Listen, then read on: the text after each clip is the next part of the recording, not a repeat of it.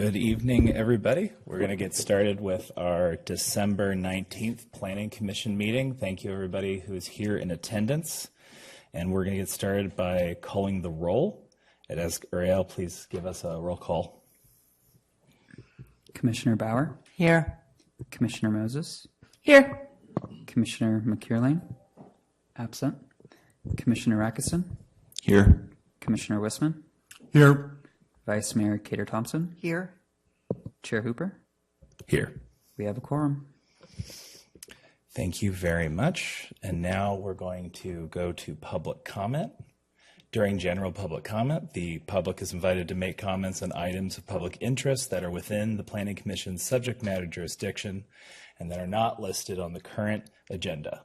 Public comments are limited to up to 3 minutes per person, depending on the number of persons wishing to address the Planning Commission.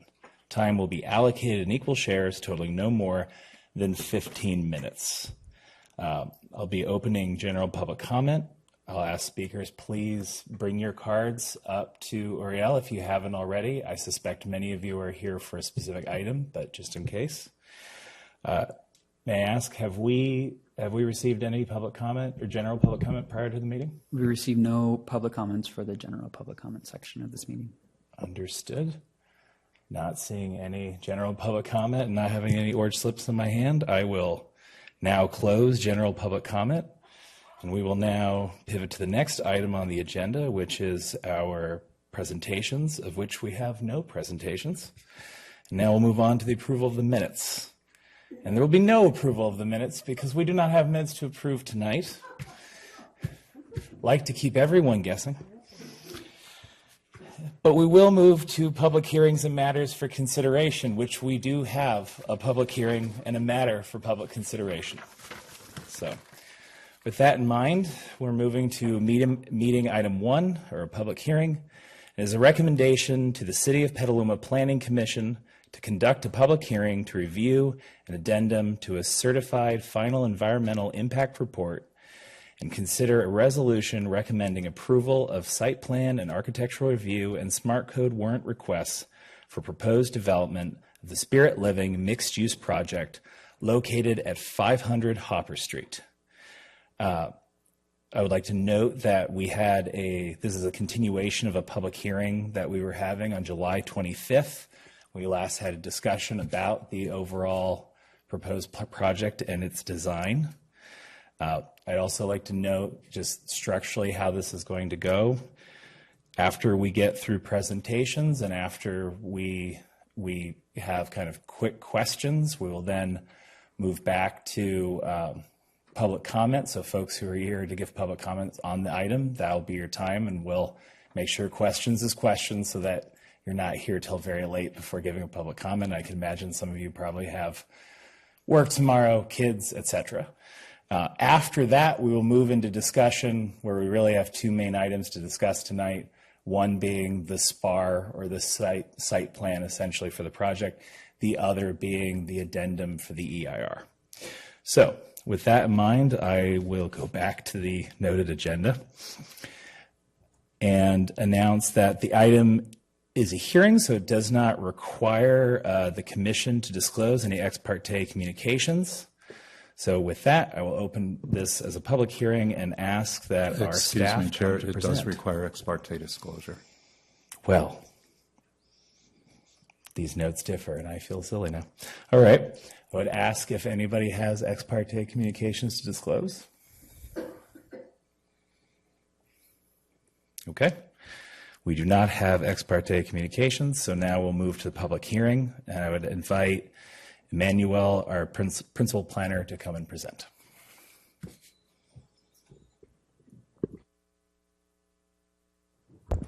Thank you, Chair Hooper, members of the Planning Commission. My name is Emmanuel Ursu. I'd like to also thank the members of the public that are here this evening and have shown interest in this project.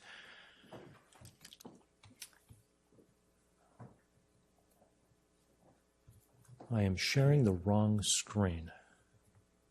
Let me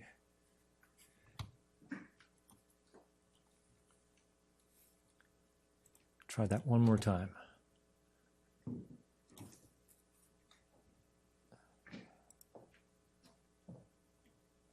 Okay, there we go. So this evening's item, as the chair mentioned, is the second public hearing on Spirit Living proposal to develop lot number 5 to the riverfront mixed-use development. The first public hearing was in July of this year. That item was continued after the commission heard public testimony, deliberated the merits of the project, and directed the applicant to address some of the commission's concerns that were indicated at that meeting. We sent out a new notice of this evening's hearing. It was renoticed as the first hearing was not continued to a date certain.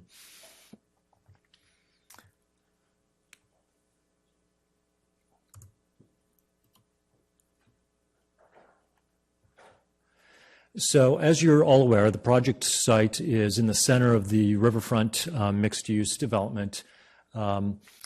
Riverfront encompasses approximately 40 acres, including the riverfront park along the river here. And Lot 5 is on the west side of the central green. This is the central green in this area here. Lot 6, which the applicant is also in contract to purchase, is on the east side of the central green. The project site, including all of the riverfront area, is designated mixed use in the general plan land use map. And it is part of the smart code area, which has transect zoning where transects from T1 to T6 are a list of zoning designations which get more dense as you go through the transect.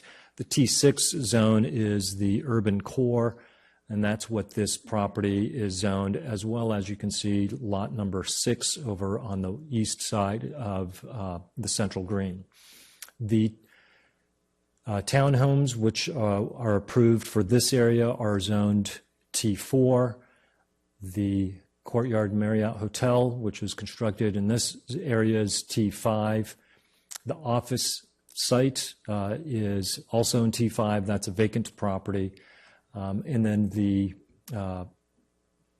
North Bank single-family homes are in the T4 zoning district.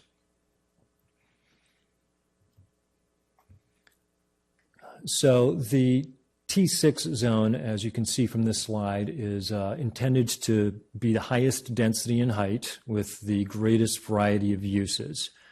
The character of buildings are to be medium to high density mixed-use buildings, and they're to be 4 stories.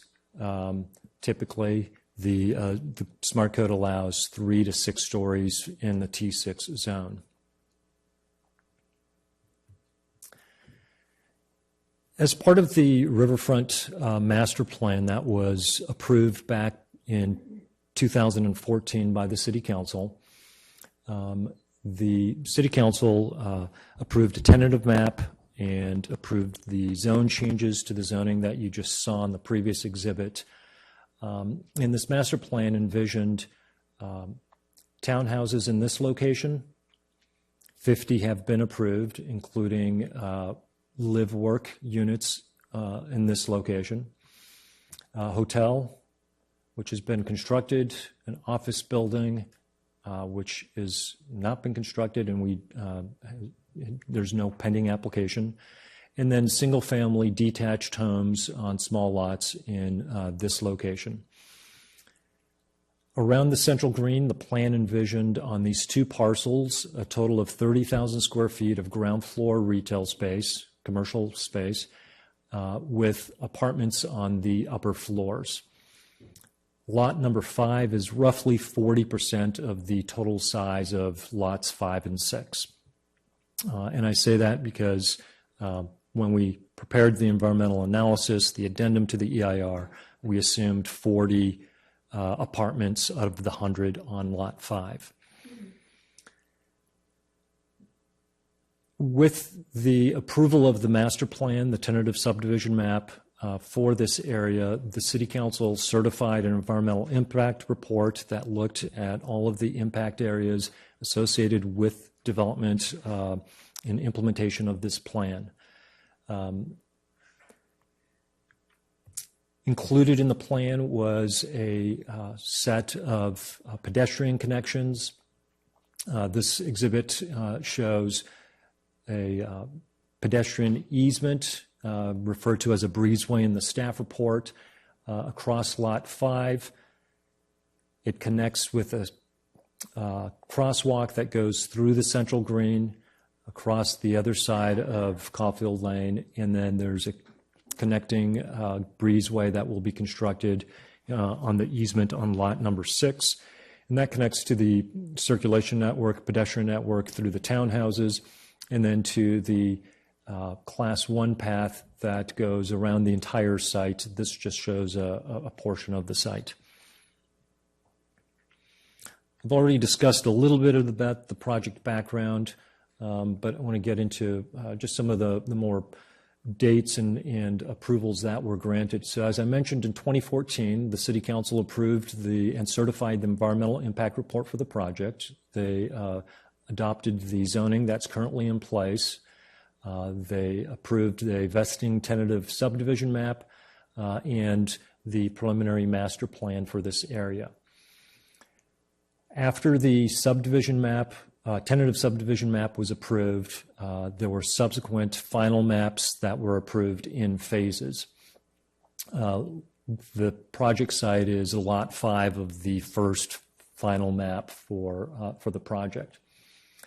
The next approval was a SPAR approval that was granted by the city in 2017, and all subsequent approvals have been for site plan and architectural review, in that the land uses have been established and approved with the approval of the master plan. The environmental review was completed for all of these uses, and only to the extent that there are deviations from what was previously approved will we look at environmental impacts. In 2017, phase 1 of the North Bank project was approved, and that's this area here. Some of these homes became the first homes constructed at North Bank, and they're the model homes. These are actually the last home sites to be developed, these ones, and then over on this side of Caulfield Lane. In January of 2018, phases 2 and 3 were approved. Again, this is the SPAR, the site plan and architectural review for the homes in these areas were approved. And then in 2022, the city approved a tentative map for creating the lots for these townhouses and approving the SPAR for the townhouses. It also should be noted that in developing the master plan for Riverfront, the southern connection over the Petaluma River had been a part of the general plan, long been a part of the general plan, and the Caulfield Lane extension through the project is aligned with the future alignment of the bridge. That bridge, as I noted in the staff report, is currently in the design process. After the design is completed, environmental review pursuant to CEQA will be completed, and then after that, construction may start, assuming all the financing is in place. So the 35.7 acre mixed-use site at Riverfront has 19 acres of residential, commercial, and office space. 13 acres of that is right-of-way. 3.7 is civic spaces. Of the 273 units, residential units, 100 apartments were approved on lots 5 and 6, and 30,000 were envisioned for 30,000 square feet of ground floor commercial envisioned for lots 5 and 6, up to 60,000 square foot of office and a hotel, and then also a location for a future community boathouse, which would be in the southeast corner of the project near the river. The project also included EVA access and the off-site riverfront park. As I previously mentioned, part of the environmental impact report looked at all of these issue areas, and the EIR includes mitigation measures, which are recommended as a condition of approval and which would apply as applicable to the development of the subject proposal before the Planning Commission. So this is actually the fourth public meeting on this project. The first two were study sessions. At the first two study sessions, the applicant presented concepts for development of both lots 5 and 6. They then submitted a formal application for development of lots 5 and 6. Subsequently, they withdrew that application, submitted a new application just for the development of lot 5, and that is what is before you this evening. Since then, more recently, at the end of October, beginning of November of this year, they submitted a new application for lot 6. We're in the early review stages of that application. And just to let you know, that is ground floor commercial, work-live units, and then I believe it's 56 units, apartments on the upper floors. So it's significantly reduced from what they had previously envisioned. Any case, at the, this says June 23, it's actually July 2023 meeting, which was the first hearing on this project. The applicant included approximately 3,400 square feet of ground floor commercial, plus about 5,000 square feet of space associated with the residential care facility. And then there were 36 memory care units on the second floor, and then 70 units, 35 per floor, on the third and fourth floor. The Planning Commission had concerns with, lingering concerns with the amount of residential care facility support amenities on the ground floor. And one of the primary instructions or directions given to the applicant was to, again, reduce the amount of space devoted to the amenities for the care facility and to increase the amount of space that is available for the general public. Oops. So these are some of the key revisions that the applicant made to the plans in response to input provided at the Planning Commission meeting in July. I'll get, as we go through the plans, I'll point them out. And so I think really primarily the changes were on the ground floor, the landscaping, and then the skin of the building, the exterior architecture around the building. So on the ground floor, in the July proposal, the areas shown in green here were devoted to the residential care facility. The areas in the purple and in lavender were open to the public. The Planning Commission still was concerned with the amount of street front that was devoted to spaces that were not open to the public. So the applicant revised the proposal to really bring some of these spaces towards the back of the building and really make it kind of a two-sided, two fronts to the building. So most of their residents, when they arrive, will come along the driveway, the alley in the back. There's a porte cochere in this location. They would be able to unload outside of the weather and go directly into the common areas of the facility. The bistro area, which was previously restricted to residents of the facility, is now open to the public. They also deepened commercial space number 3 over here, added some square footage over here. The kitchen, which was devoted to the bistro, is now part of areas that will be devoted to public use. This did result in the loss of some parking spaces. They had 24 tuck-under spaces in the prior proposal. In the current proposal, there are 17. So their request for a warrant for parking went from deficit of 1 parking space to a deficit of 8 parking spaces. As noted in the staff report, there are, I believe, 36 excess parking spaces in the areas north of the project site, not towards the residential areas in the North Bank subdivision, but along the roadway that is in front of the ball fields, the play fields, at the parking lot behind the Courtyard Marriott. Some of those spaces are actually deed restricted, have a public easement on them that allow public use.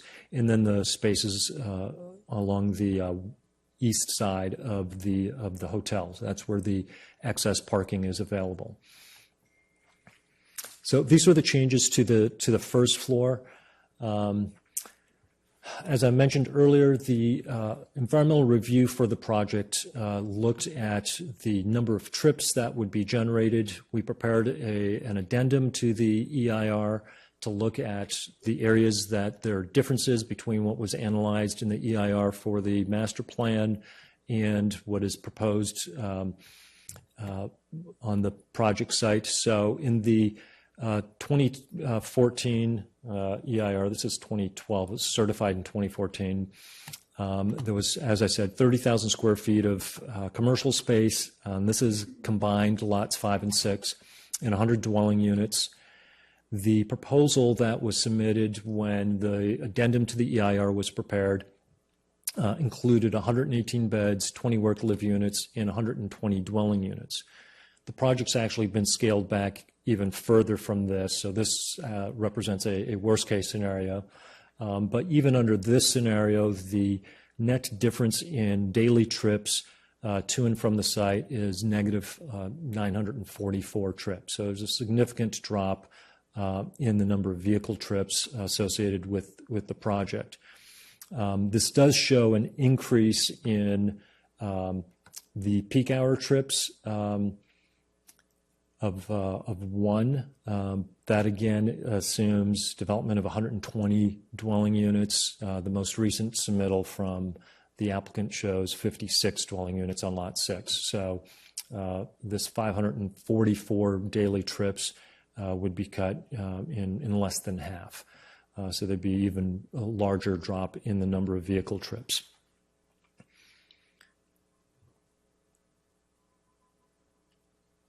This looks at just lot 5 development compared to the prior submittals. So this is where we looked at 40 dwelling units instead of 100, since it's approximately 40% of the overall lot size of both lots 5 and 6.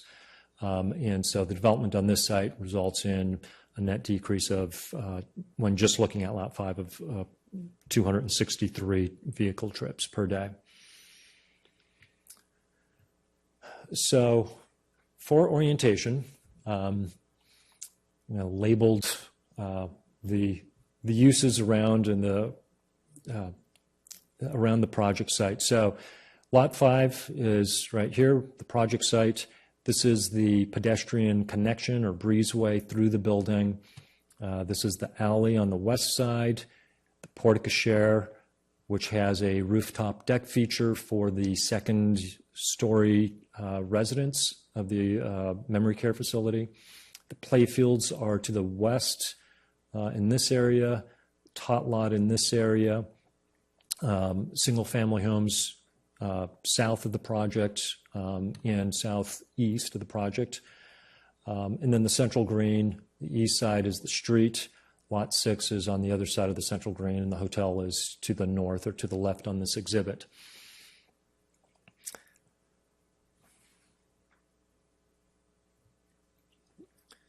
So this is the second-story deck that is over the porte cochere. This would provide an amenity for the residents of the memory care facility. It provides seating area under a shade structure, some tables and seating, along with planters and boxed trees. The applicant does not include in their preliminary landscape plan any of the species of any of the plants that are proposed. We do have a recommended condition of approval that all the plant species be subject to review and approval by the planning department. This is the rooftop lounge and terrace at the very top of the building. This would be for the residents of the third and fourth story of the project, similar to the amenity over the porte cochere. It'd have a shade structure with seating underneath it, tables, chairs, and boxed trees and shrubs. This area is a indoor lounge, and then when we look at the floor plans, you'll see this is where the circulation is, stairs and elevators.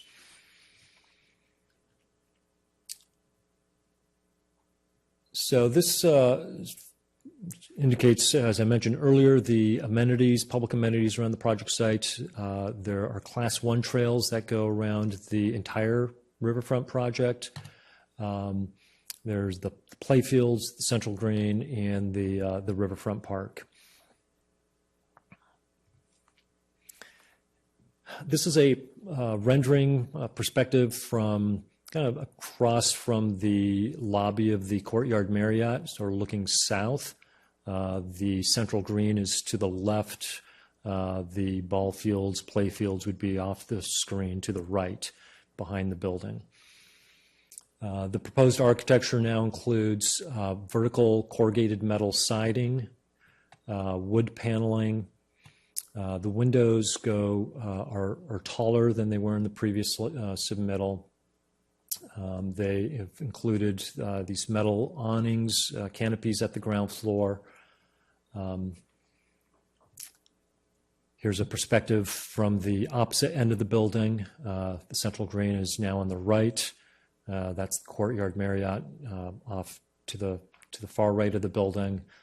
This area is covered, but it is open dining area. It's about 460 or so square feet. Next to the restaurant, it connects to the restaurant, which is enclosed. Outdoor seating is provided along the frontage of the building, along with bicycle racks for short-term bike parking. This is a kind of a closer ground view perspective. This is the entrance to the breezeway. This is that pedestrian easement connection through the building. The easement is 10 feet wide, but the breezeway is actually probably closer to 14 or so feet wide, and then even wider at either ends. Landscaping is provided in planter boxes and potted plants. Street trees have been approved as part of the Riverfront Master Plan development. These are Chinese pistache trees that were approved and would be required to be installed by the applicant.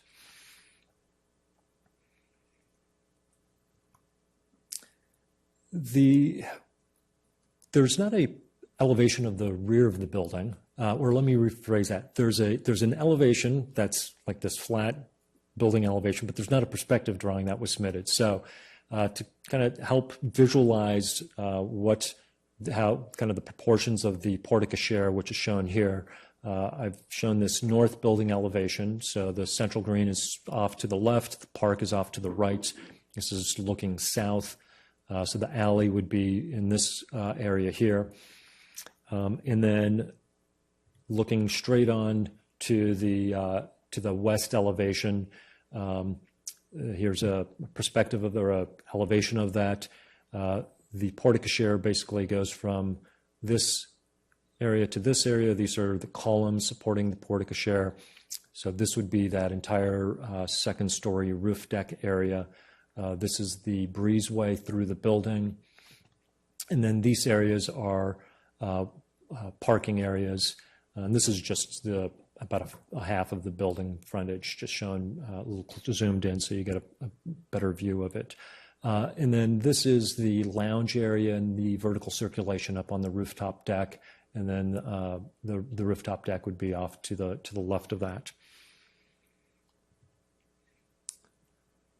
So the first floor, ground floor plan, which we've already discussed a little bit, there's a comment raised by a planning commissioner regarding access for persons with impaired mobility to the elevators and how they would get there. As I mentioned, residents arriving at the site by van or being driven by someone would unload in this location. The applicant indicated that they could put a set of doors here, so residents walking in from the alley side would not have to go all the way around the reception area to get to the elevators, and they could just go straight from the drop-off zone right to the elevators. So we could include that as a condition of approval if that is something the commission is interested in. Again, this is the bike storage room. The areas in gray back here are back of house kind of support rooms, mechanical rooms, plumbing rooms, corridors. The trash storage previously was in this location. There was a comment from a member of the public that it is directly across the alley from the tot lot. The applicant moved it over away from the tot lot over to this location. This is that outdoor kind of dining area that I mentioned that's open on these sides, enclosed on these two sides, and connects directly to the restaurant space. These spaces have these demising walls. They are not structural, so these spaces could be combined in any configuration that would make sense for prospective tenants. I think that's all I'll say about the first floor plan. It's kind of a closer in view of the north side of the first floor plan, and then the south side. The second story has changed just slightly. These two spaces here, which are dining and I believe activities, lounge and activities room, used to be across the hallway from the dining area. In this location, they've moved it over here where they have better access to the outdoor patio deck over the porte cochere.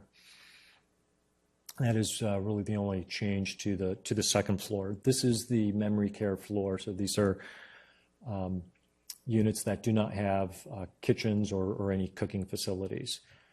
This is a typical floor plan for one of the memory care units. Bathroom in the middle, fully handicap accessible, and space for 2 beds. The third and fourth floor plan are identical. These are fully contained units. They have studios, 1 bedrooms and 2 bedrooms. There's a small viewing deck in this area. These plans have not changed from what was previously shown at the previous meeting. This is the floor plan for the studio, the 1 bedroom, and the 2 bedroom, 1 bedroom, 2 bedroom, living area, kitchen, and this unit has 2 bathrooms. They also have their own laundry facilities as well. So the project, as detailed in the staff report, is subject to compliance with the general plan policies, the Petaluma specific, central Petaluma specific plan, the requirements of the SMART code, the warrants for overall building width and parking, and then site plan and architectural review. The use is an allowed use, so there's not a conditional use permit that's before the Planning Commission this evening, and we had prepared also the addendum to the environmental impact report. This is an outline of the SPAR standards that the decision is to be based on for the SPAR application. And just remember that as you're discussing the application, if there are any conditions of approval you wish to impose on the project, we should be able to relate them back to these findings.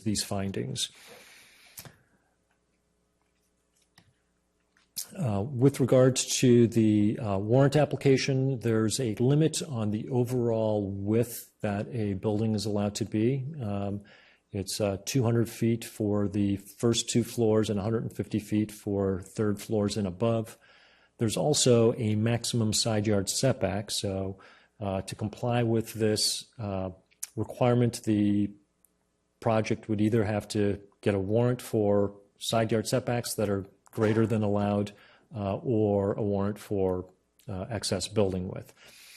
Given the curvilinear shape of the building that follows the shape of the project site, there really is not a vantage point where you see the entire overall width of the building, and the area that is visible is close to the 200 feet that is the code limits development to.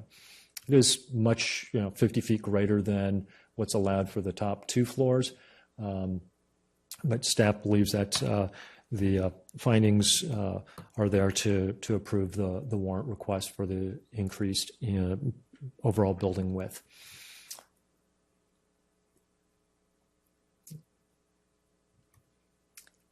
And then in terms of parking, I noted that there's a parking requirement for 41 spaces. There are 32 spaces provided. The Smart Code allows parking spaces in the public right-of-way on the street frontage to be counted towards the required parking. With the 11 spaces in the frontage, there's 32 spaces on the property. And actually, I believe there are 10 spaces in the frontage, not 11. And so there is a requirement for a approval of a warrant. There are 36 excess parking spaces in the vicinity of the project site. Again, that's north of the project, away from the single-family residences to the south. So with that, staff recommends the Planning Commission approve the resolution approving the site plan architectural review and the warrants, and also approve the resolution adopting the addendum to the EIR that was prepared for the project before you. Well, that concludes my presentation. Thank you. Thank you very much. Thank you very much. And with that, we will move into questions. We'll start with Jessica. Chair, if I might, before we do so, we realized that we hadn't included the opportunity for a staff applicant presentation. So if you would like to consider that, and they have one available, now I would be would the time love to do an that. applicant presentation. Having not seen them closer, I wondered if something was up. All right.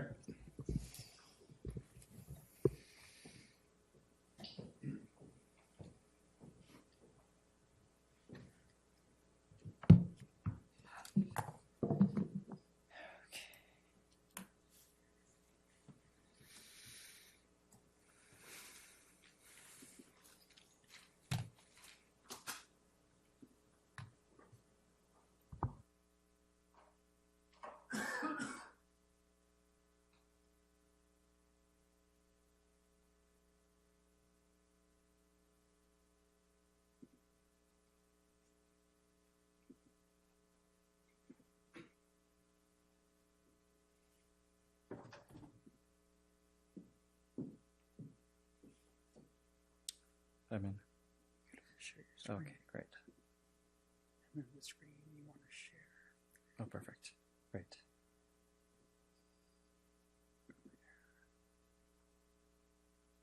Great. Thank you. Good evening, commissioners. My name is Amir Kia. I'm with Spirit Living Group, the project sponsor.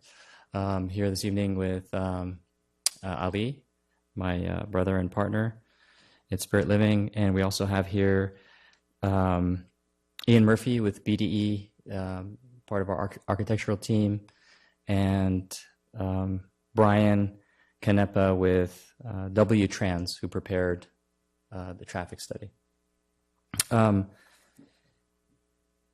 As Emmanuel had mentioned, we had a hearing before you in July, and we effectively heard three main points that you asked us to go back and consider and look at and modify and reflect your comments. And those 3 points were the architectural, the exterior of the building, the ground floor activation, and more detailing of the landscaping. We took those comments, we consolidated them, we met with our architectural team, in particular, Ian Murphy and his team, Lauren Sears, who's been spearheading the changes, John Ennis and Alex Koulouris. And we looked at various design alternatives to incorporate the various feedback that we got. We consolidated that into a couple design schematics that then we presented to planning staff, and then we worked with planning staff to further refine, just to make sure we're on the same direction and it reflected the comments that we had heard in July.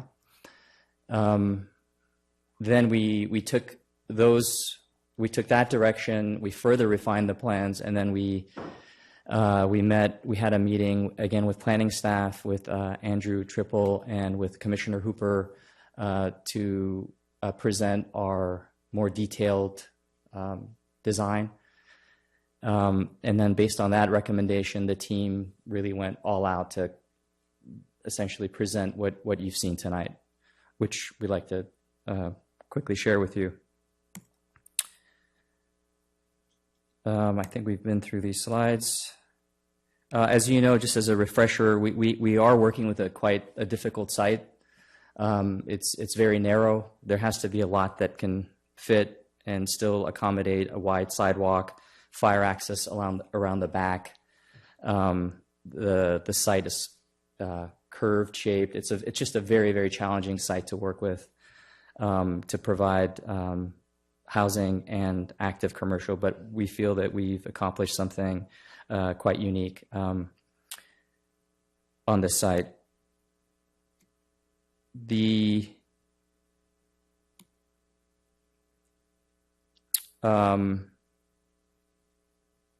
renderings that Emmanuel discussed, I think, again, there's a list of maybe 10, 15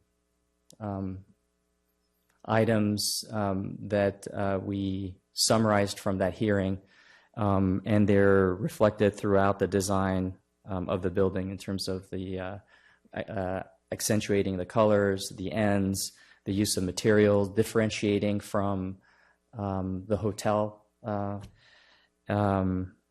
and the use of the materials. And we also then presented this design to members of Urban Chat and Know Before You Grow in a neighborhood. We combined our neighborhood meeting in November with a meeting with members of Urban Chat and Know Before You Grow. There were about 20 members, 20 participants in that meeting, 10 in person, about 10 by Zoom. And we felt that the feedback was very positive in terms of our design and our concept for the site.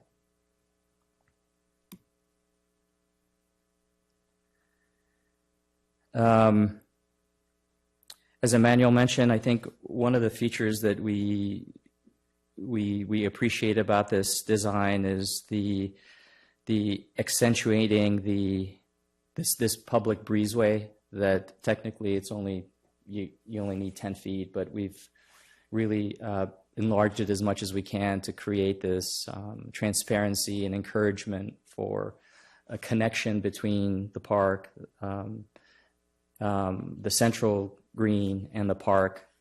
It just creates more inviting aesthetic design.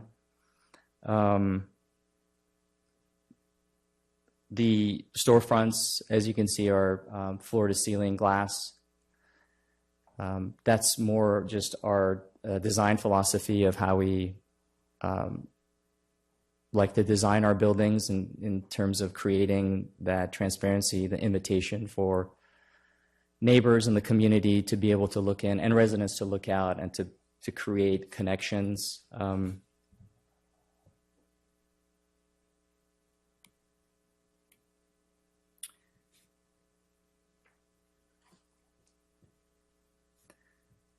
The active uses on the ground floor have, I would say, just about doubled. So we feel there's a tremendous opportunity to activate the street front.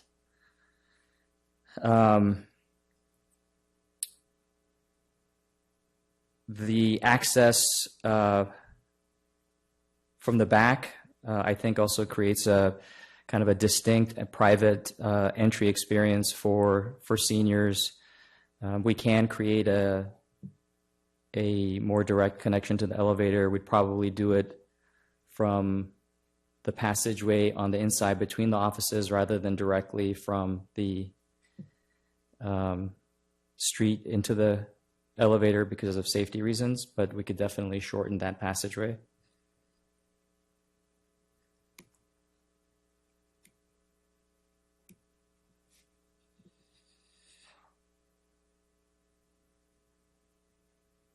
We also engaged a landscape architect to really build out and detail the landscaping plan on for the second floor, the rooftop, and the articulation around the building on the street front. We do have quite a wide sidewalk, so it does create opportunity for benches, seating, planters, and further activation.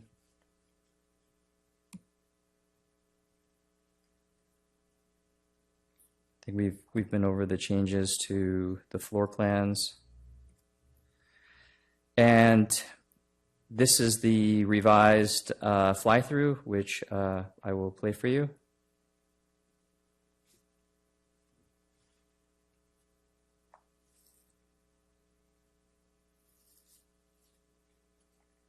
So you're passing the Marriott Hotel.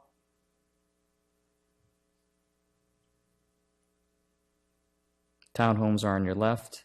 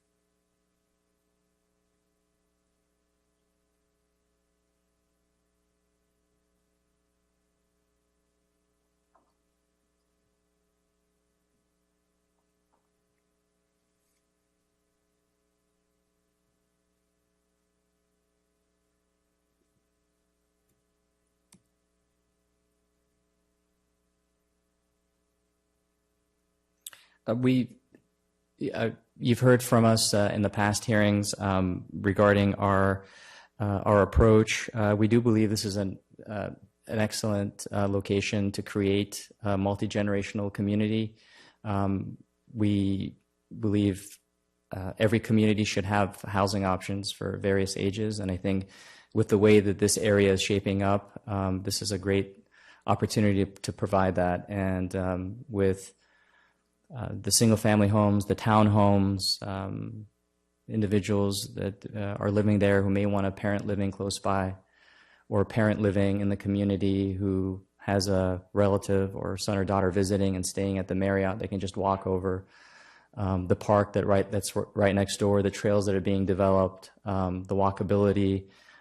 We think it's just really an excellent opportunity to create that multi-generational community in this location.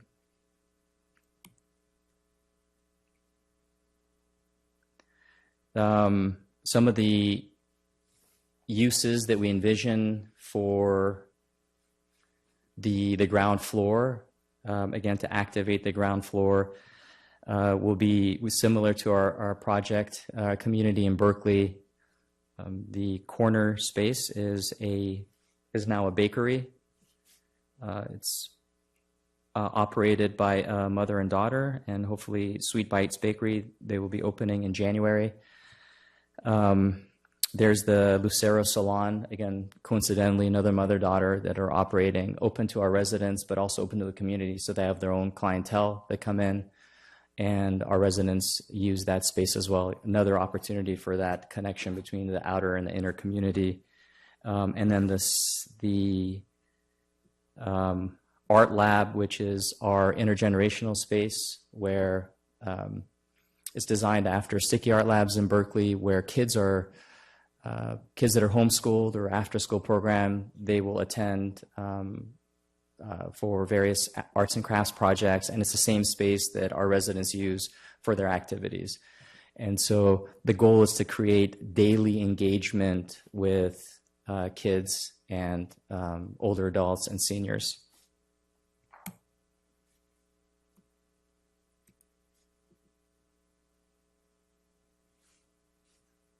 This is the actual picture of the salon and spa.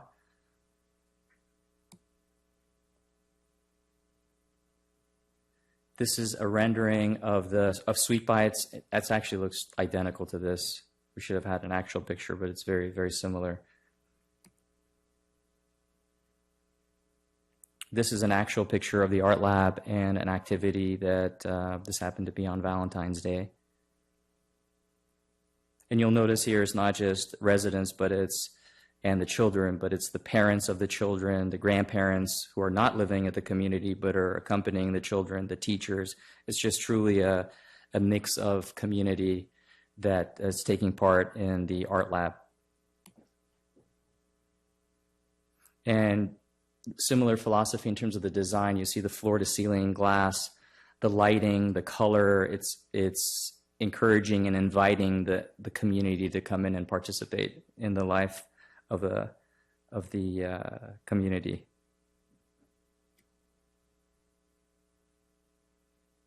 So you know our background by now. This is our third year, so hopefully you know us very well.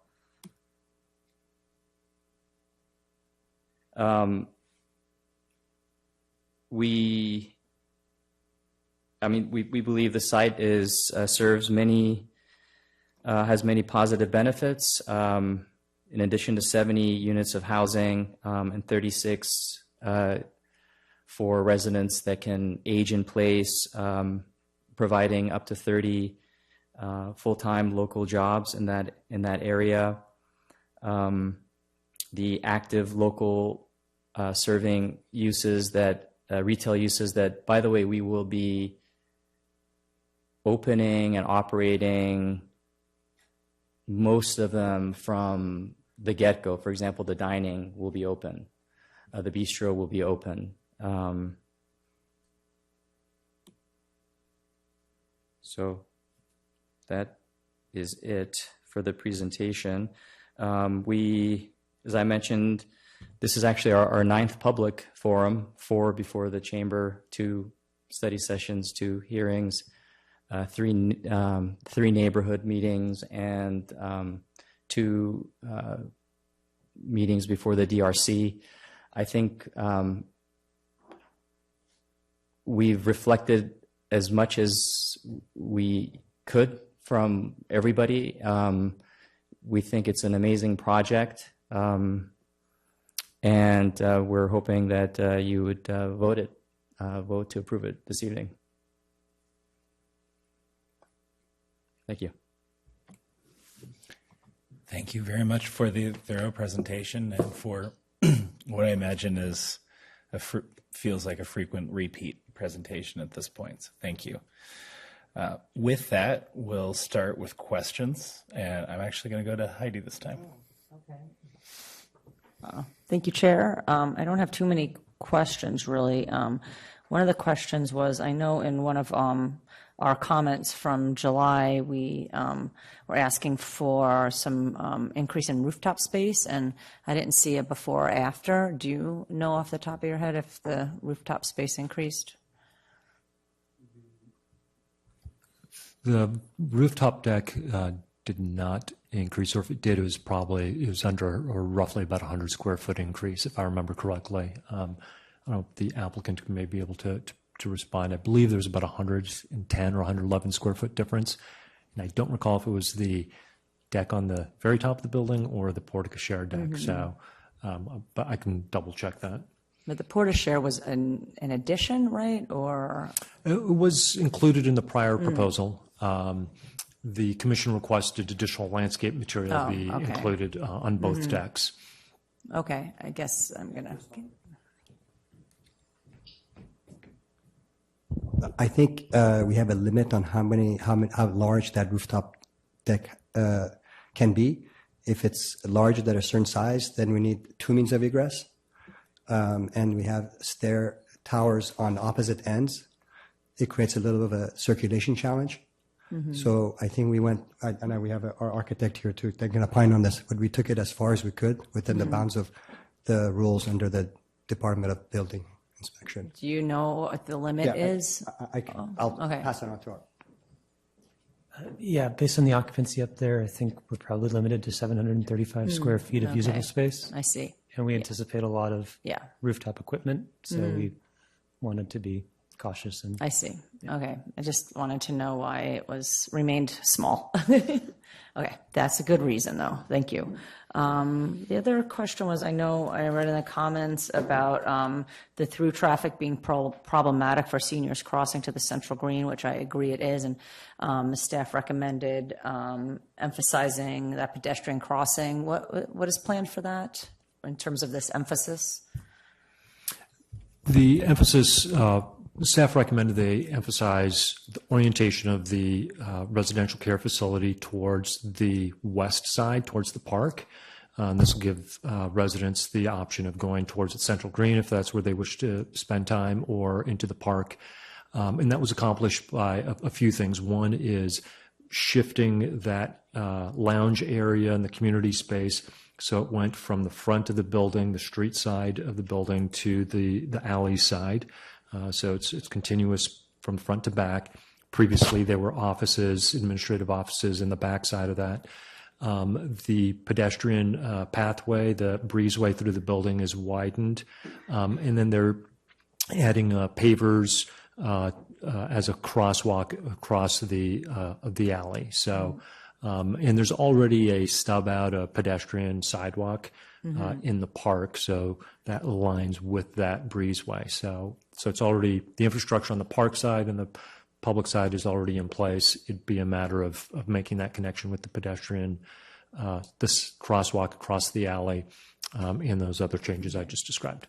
I know it's not really part of it, but I could foresee in the future when we do put the Caulfield connector in, that we'll be having increased traffic in this area, and then with seniors trying to get across to the green, then we may want to have just better crosswalk lighting and, not as necessarily a stop sign, but just to take care that people could cross safely. And is this the appropriate time to talk about this, or is when we put that connector in? So it's, I think, the latter.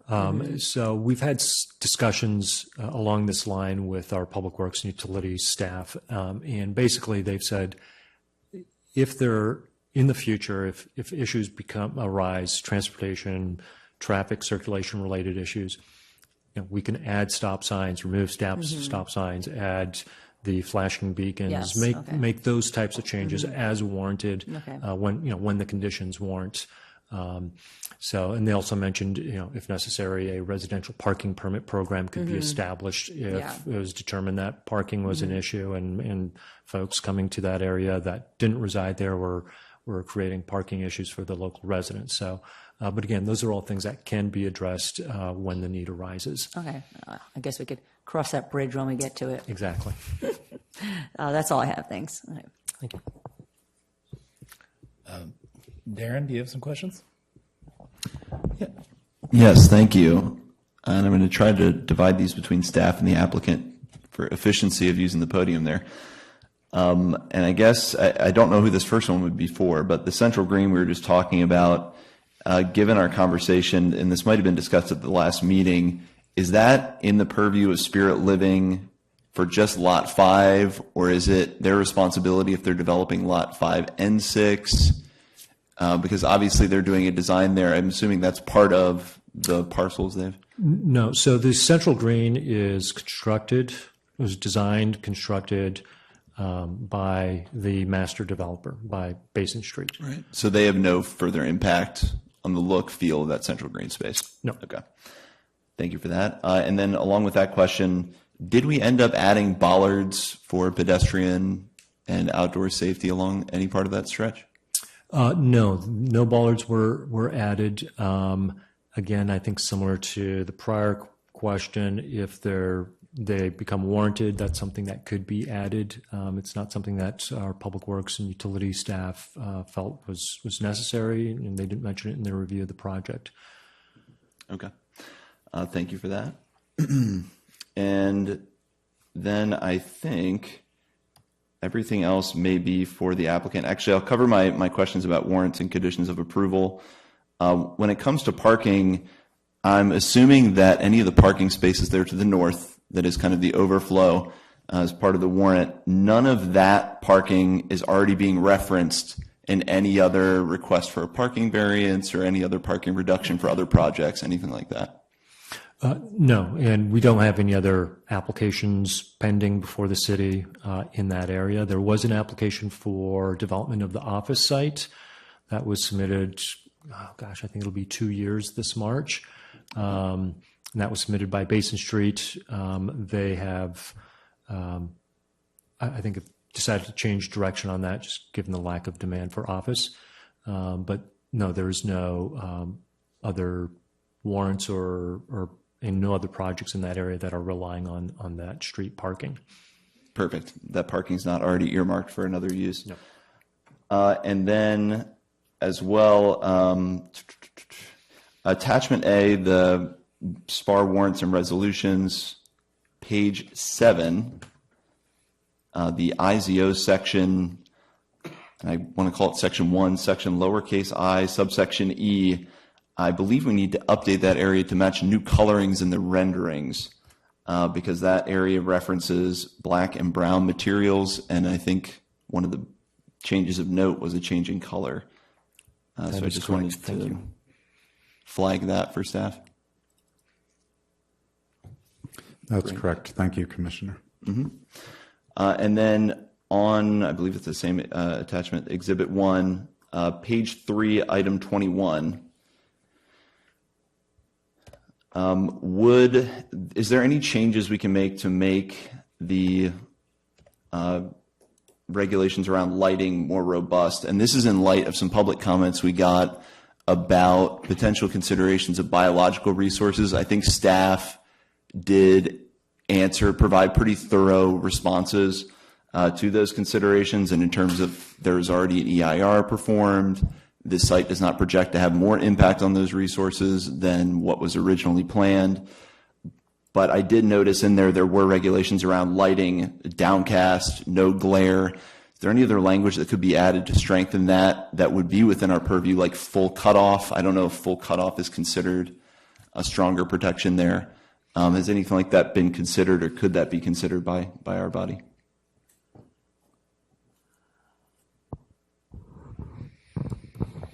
Yeah, I'll try to answer that. I don't have any recommendations, but I think that would be an appropriate condition if you and the Planning Commission are able to create one and approve it. So, yeah, we will try to work on something in the background here, too. Yeah, I don't think my language was necessarily the most elegant, so I appreciate you crafting that. But I think just adding something there to ensure that we are lowering light pollution for pedestrians, bikers, users of the site, but then we also help limit any impacts on surrounding environment. And I think everything else maybe for the applicant team.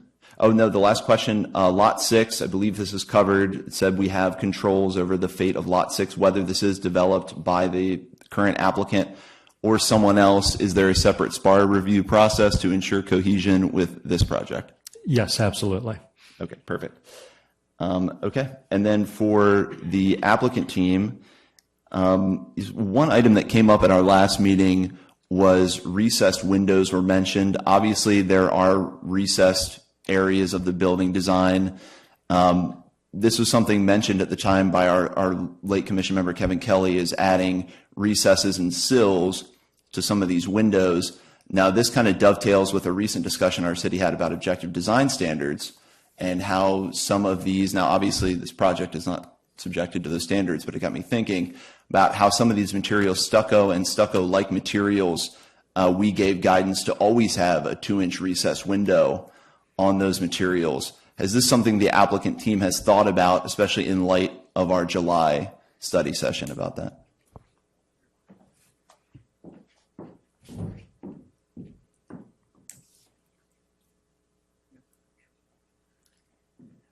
We have. So specifically the areas of most architectural importance at the corners. So those happen to be the corrugated metal and wood look siding. But individual windows as well as windows in combination are recessed that amount or more. And then there are a few areas within the plaster where you see the darker color used, where 3 windows in vertical combination are pushed back. Okay, now in some of those areas with the 3 windows in vertical combination, they're kind of flanked by individual windows. Are those windows also recessed?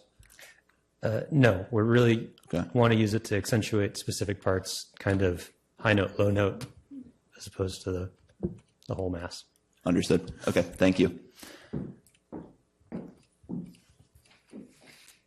And then I think some of my other questions have already been answered. Let me just do a quick scan. Oh, for the applicant team, I know we had a community meeting. You had a community meeting with the neighborhood there and with the Know Before You Go group, Know Before You Grow group. Do you have kind of a synopsis of feedback, especially from the neighborhood community that did attend that meeting? Because I know at our last meeting, that was part of the reason for a continuation, was folks had some distinct feedback and we wanted to give time for that to matriculate in those meetings to happen, which you guys did. Do you have feedback kind of from that group, that engaged community there at Riverfront?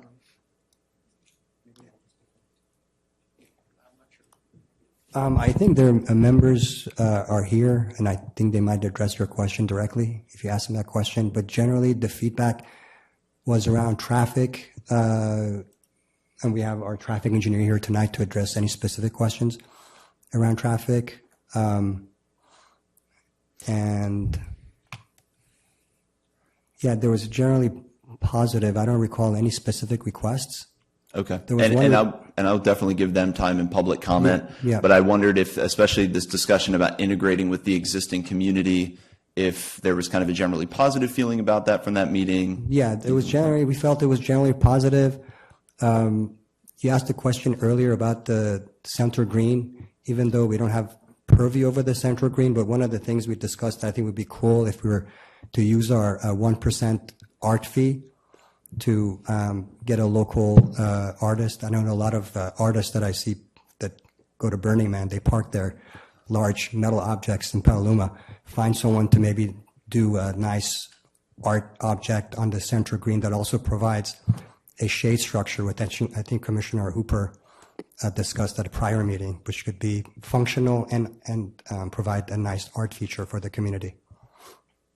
Fantastic. Well, thank you for that feedback. Yeah. And the final question, I believe, is most appropriate for the applicant's team still, potentially the architect. And this is regards to our warrant for building length. Was it ever discussed a full vertical break to, I would imagine, given the floor plan and how far we are, this is what is feasible and makes the project work. But I just wondered if that had been talked about to address this width issue. I think when we evaluated the project originally, it became pretty clear pretty fast that to have a feasible program, we were going to have to use the majority of the footprint. It wasn't going to be possible to get a cohesive program and parking and everything necessary with if by full break you mean essentially separating two buildings. Yeah. Okay. Fantastic. Well, that is all of my questions. Thank you, Chair. Excellent. Thank you very much. Commissioner Weissman? Great, thank you. Few general questions. One is we talked previously, I think this project brought to light the absence of specifically an RCFE designation in our IZO, and I think we talked about, resolving that at some point in the future. Has there been any progress in that regard that may inform us, about the discussion tonight?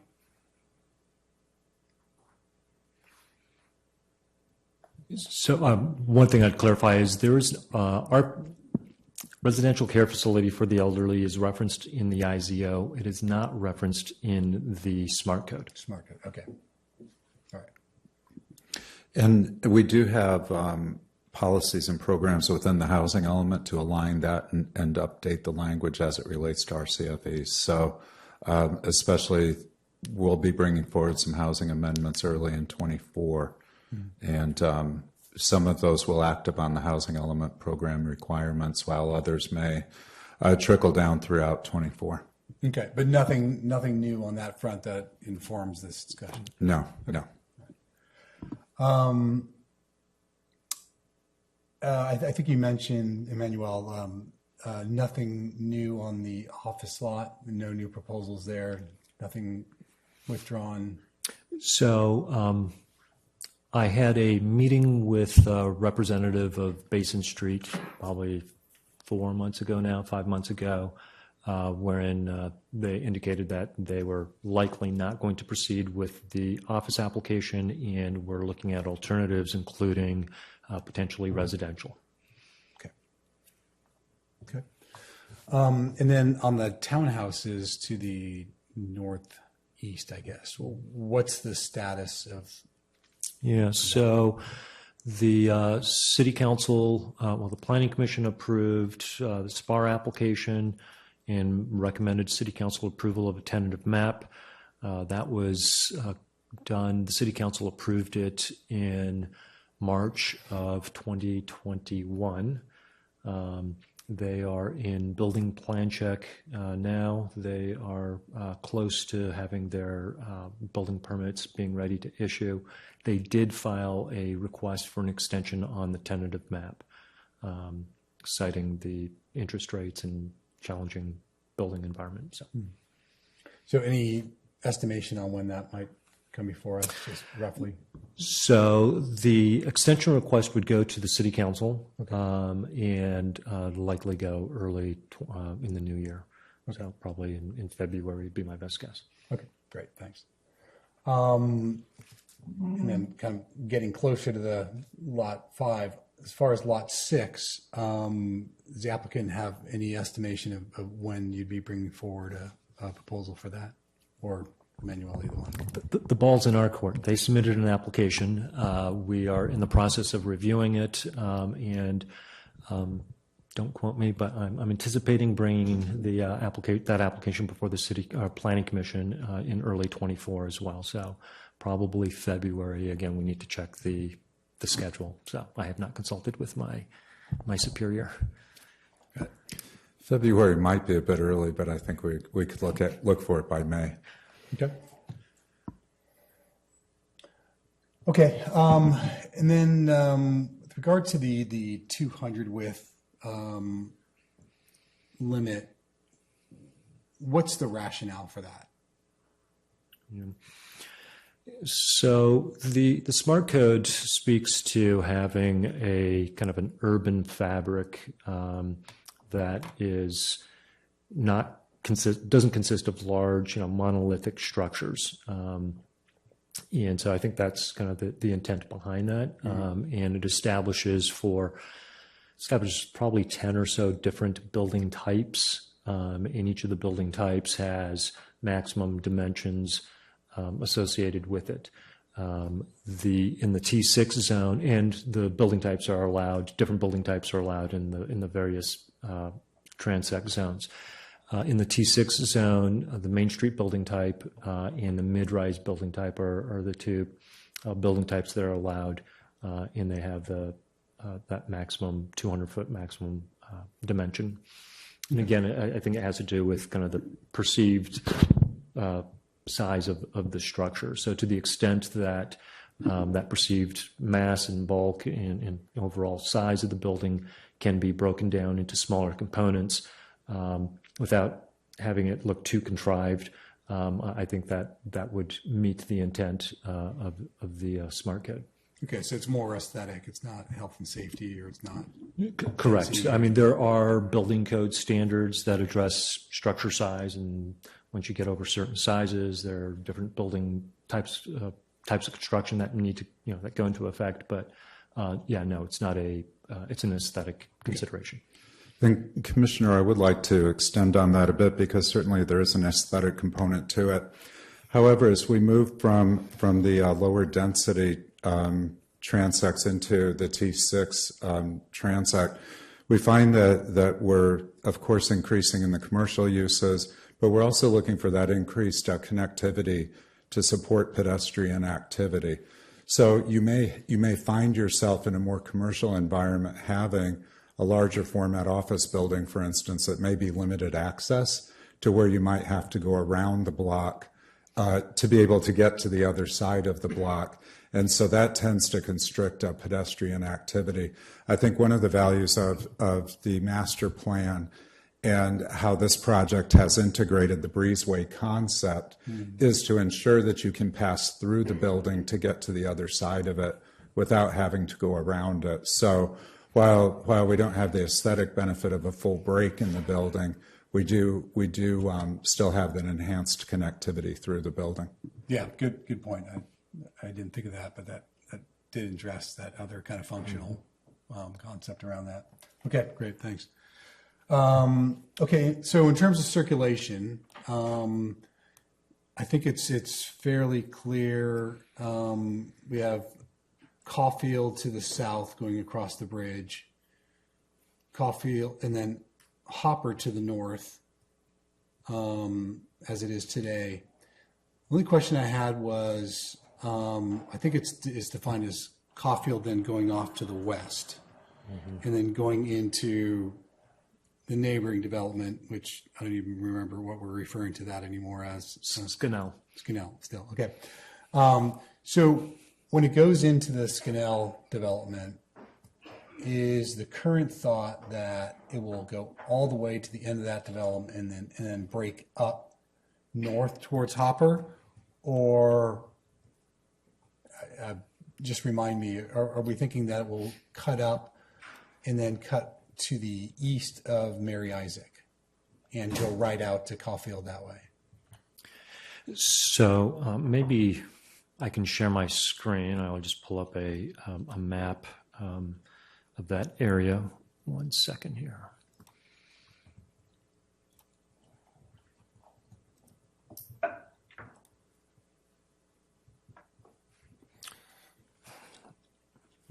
Okay, so this is the existing segment. Maybe let me go to aerial. So this is the project site right here. This is that existing segment of Caulfield Extension. This is where the fence is. This is actually EVA that was put in for the Riverfront project. So initially,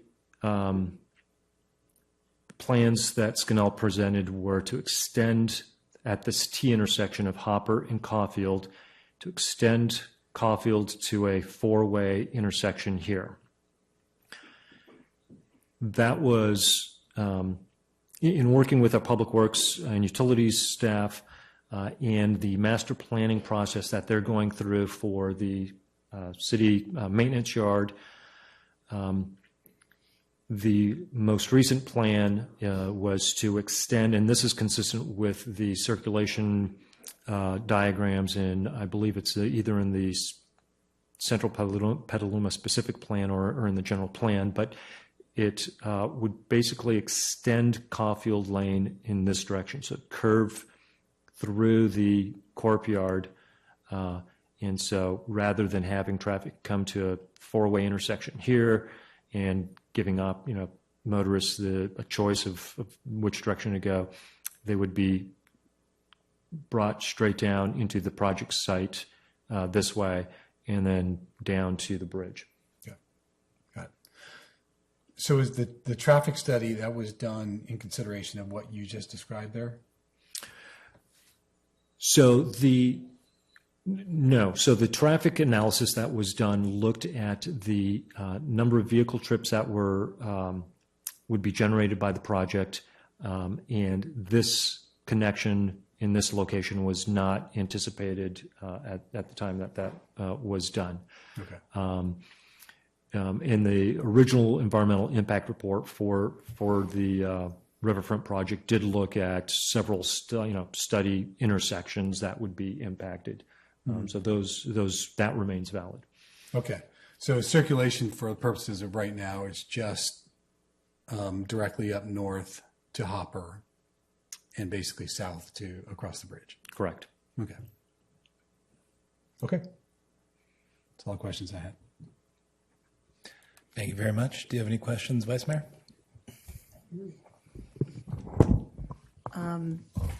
As far as, I'm just going to start with the windows. It said that the lower windows were are the upper windows vinyl? Did I read that in the report? Is that correct?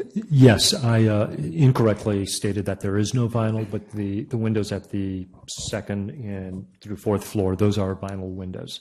Okay, because we just had this discussion about we weren't going to be doing vinyl windows anymore. So this might be a good project to start that off. Yep. Yeah. And so, Yep. As I indicated in the memo that was distributed, I believe yesterday afternoon or maybe this morning, it's all been a blur the last 24 hours. We have approved the use of vinyl windows in the other projects or applications at Riverfront, subject to review of the actual windows proposed by the applicant to ensure that they're of high quality, that they have the dimensionality and the depth to them that we're seeking when we're looking at windows. So that is a condition of approval that the commission may wish to consider imposing on this project as well. to imposing different windows? To allowing use of vinyl subject to staff review for the quality and design of the window that's being proposed. Okay, my opinion is I would like to go away from vinyl instead of having a meeting last week. And then this week we'll accept something that we were pretty adamant about. So that is one of my comments. The other one is the crossings into the center green. I think those crossings are important. And they should be part of this project. I don't think we want to wait until Caulfield comes in. Vice Mayor, I just wanted to clarify, we're doing questions for this segment. Okay. Well, then I don't have any questions. I'll wait for my comments afterwards. Gotcha. Thank you. Commissioner Moses. Thank you. I have a couple questions that deal with the inside and then a variety of questions for parking and traffic on the outside. So I'll start on the inside, and looking at the ground floor plan for the first floor here on page 9 of attachment J, if you're following along at home, I'm seeing in the gray service color restrooms sort of attached to the lobby, but no restrooms in the purple open to the public commercial area. So will there be restrooms added to the restaurant?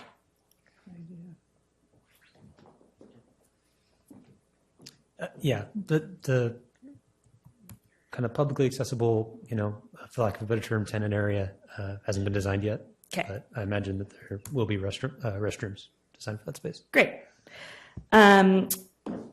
Then, still inside, looking on that ground floor, could you speak a bit more about the capability to store e-bikes? It read to me like the bike room would be electrified and have plugs, but I'm curious to understand sort of the lockability of e-bikes while charging in that bike room.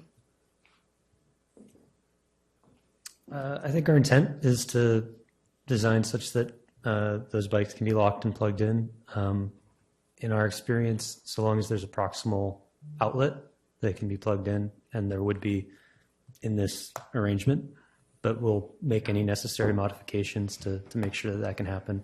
I think we did make a modification in the most recent plan to include some stipulation about that as well. Great. All right, then moving outside. Staying on the topic of electric, how many EV spaces? 1 second. Sure.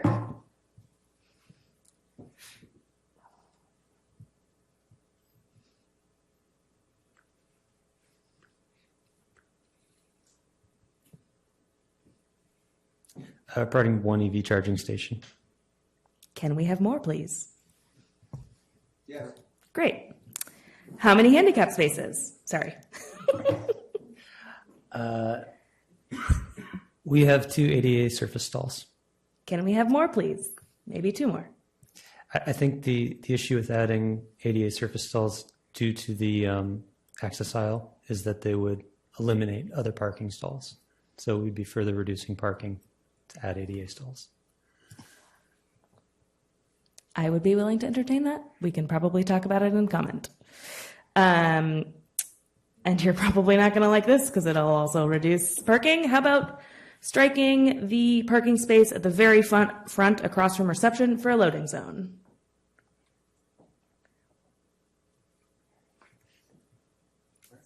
Which one is that? So I'm talking about the area right in front of the building. I understand that we've got folks hopefully coming around the alley side, but you are still going to have Ubers and family members coming up to that front door on the Central Green side across from reception, and I don't want them double parked on Caulfield. Oh, so in front of the building? Yes. Like a yellow? The frontage. So you've got 10 frontage spots. I'm saying strike 2 for a loading zone. Would you be okay with the white zone? I'll look to staff to give me an explanation of the difference. They're both temporary. One is would allow folks to drop off, not just. I think. Right. One is more a passenger. I think, if I recall correctly, the white zone allows for package drop off, passenger drop off. Sure, It's sort I of could a go with the white zone, multi-use yeah. zone. So, yeah. I got it right here on the DMV website if we trust them. It says white is stop only long enough to pick up or drop off passengers. Green is parked for a limited time. The time limit may be posted on signs that are painted on the curb. Yellow is load and unload passengers and freight. Do not stop longer than the time posted if you drive a non-commercial vehicle. They sound very similar to me. But yes, the point remains striking 1 to 2 parking spaces at the very front of the building to have loading and no double parking on that Central Green. Great. Thank you. Double checking. Oh, where's the van going to park? Where is the shuttle van going to park? There's one. It's will people parked in one of our parking spaces. Okay. So we'll allocate one specifically. I would, this came up by email. It looks very tempting to take that one EV spot for the shuttle van. So we definitely need more EVs. I would get yourself an electric van, park the van there, and then give us a couple more EVs to the left of that stair 4. We love EVs. Great. We drive Us too. EVs. Yeah. I think that was the extent of my questions. Thank you. Thank you very much. I am recovering from what's starting to feel like a forever bug now, so my voice has been pretty gone, which is why I was very glad to be able to go last and hopefully have a whole lot of questions cleared out. And thankfully, especially most recently, many of my questions have been asked, but I do still have a few. You talked about the community meetings you've had so far, and I recognize that we can speak to individuals directly, and we received many public comments from them. But one question I did have was, what was the biggest change you made to the design based on the feedback you've had, specifically the neighbors?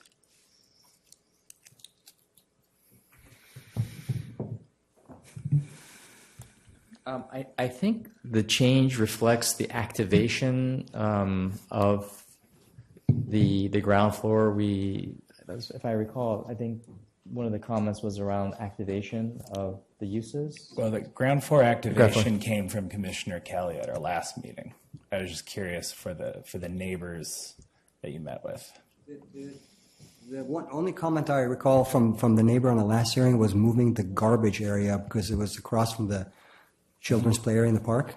And that's the only comment that I recall specifically. And then we moved that to the opposite end of the building, away. Yeah. Okay.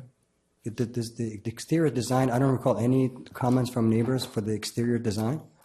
They mostly came from the last hearing from the commissioners. Thank you. And that leads into another question I had with regards to where you moved the trash. I appreciate it moving it away from the tot lot. Having spent a bit of Sunday walking that area fairly repeatedly, you kind of moved it right up against a whole chunk of homes. So I did have a question about, one, how's that trash contained? And then two, is pickup going to be where it's stored, or will it be moved for pickup? Well, that area is enclosed, and so it'll only be moved out. So all the trash is self-contained. There's passageways, service corridors inside, but there's going to be, just at the time when it's empty, there will be something that will be, I'm not sure how the garbage trucks work here, but I imagine to have the things that go in there, they pull it out, they dump it, and then they put it back in. It'll be adjacent to that area. So they'll be driving up effectively right up to that spot. Okay. Yeah. Thank you. Let's see. I know a few folks have probably already reached out to you about this. I know we've gotten comments on it. Have you considered the inclusion of a senior activation or exercise park by the tot lot? Yes, we have. That was actually a comment, not from a neighbor, but from someone else that reached out to us. We would love to entertain the idea of putting exercise machines where seniors can use near the tot lot. And we have a meeting set up tomorrow with the gentleman that's in charge of that area, for the city official, I think Drew. And we're going to be talking about how we can improve that park, including adding benches so it can be a little more usable. Right now it's just a grass field and a tot lot. All right, so there's a long-term intention to get there. Will you be reaching out to our senior commission and our parks department as well, just to include them in that process? Of course, we'll bring them in the communication loop. If you let us know who that person is. Thank you. Yeah. For the senior commission, that one of those people is right behind you. Her name is Nicola. Okay. I didn't make the connection immediately. Yes, we're already in contact. Thank you. This question might be for either the applicant or staff. I'm not sure who has this handy for display. I had missed, while going through this, I had just missed any kind of a visual layout to show what this activation is going to look like. I saw the exact number of chairs and tables. You talk a lot about it in the staff report, but I just wanted to see, what is that going to look like on the first floor? Do you have a layout in mind already? The outside engagement, not the retail. In the park, you mean? You mean outdoor dining? Mm-hmm. Oh, The outdoor dining. Well, and part of my question too is listed as outside activation, which I assume is in direct reference to what Commissioner Kelly brought up of having these activated spaces where people can engage. So I saw the list of, I believe it was 13 tables, 13 chairs and benches. Right. Is that all for just dining? Is it going to be general engagement around the kind of first floor, the frontage area towards the town green, or is it going to be all in the back?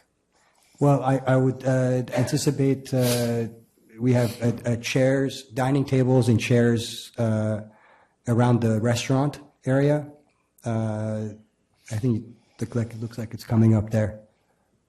So it would be sort of managed by restaurant staff, and people could sit outside and have a drink, have food. Okay, so that activation will be entirely dependent on the restaurant. Yes. All right.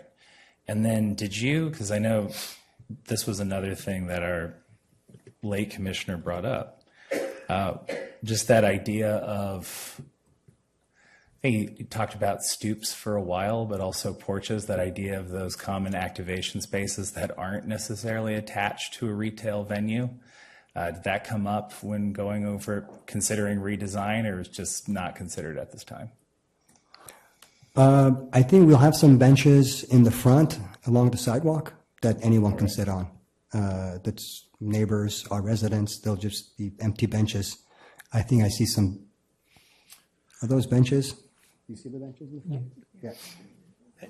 Yeah, I think we've added quite a bit of seating opportunities within the new landscape design. In terms of stoops, if that was what the question was around, it's not super feasible for the active retail space, given the size of it and the accessibility concerns. We don't have residential on the first floor that has an accessible interior access point, where that might be a more appropriate option.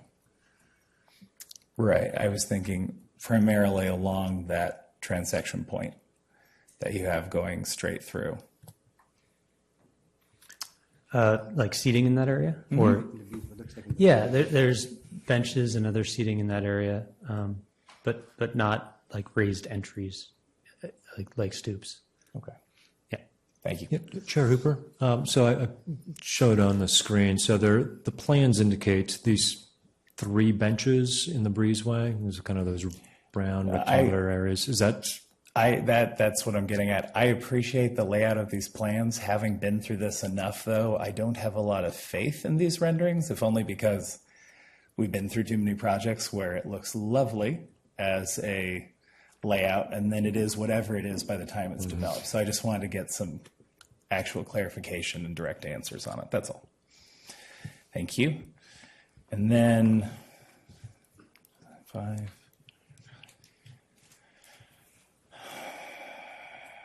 Trying to make sure most of what I wanted to cover already came up. Just scanning one more time.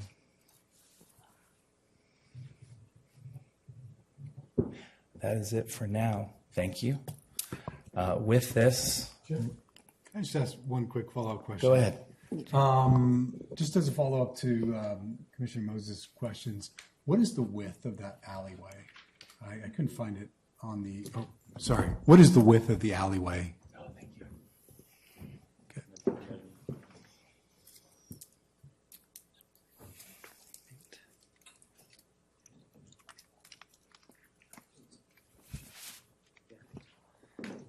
I believe it's 14. I'm going to 14. measure it while we're sitting here, but I believe it's 14. Would it be permissible, I don't know who this might be directed at, to have deliveries in the alleyway in addition or instead of in front? We could do it, although maybe in the back would be less intrusive. If you're okay with that, from the because everything's oriented towards the back. Yeah. No, I'm just asking if that would be permissible by. Oh, just in general? Yeah. Yeah. Just in general. I don't know. Okay. That's all I wanted to clarify. I just want to go back to the EV bikes.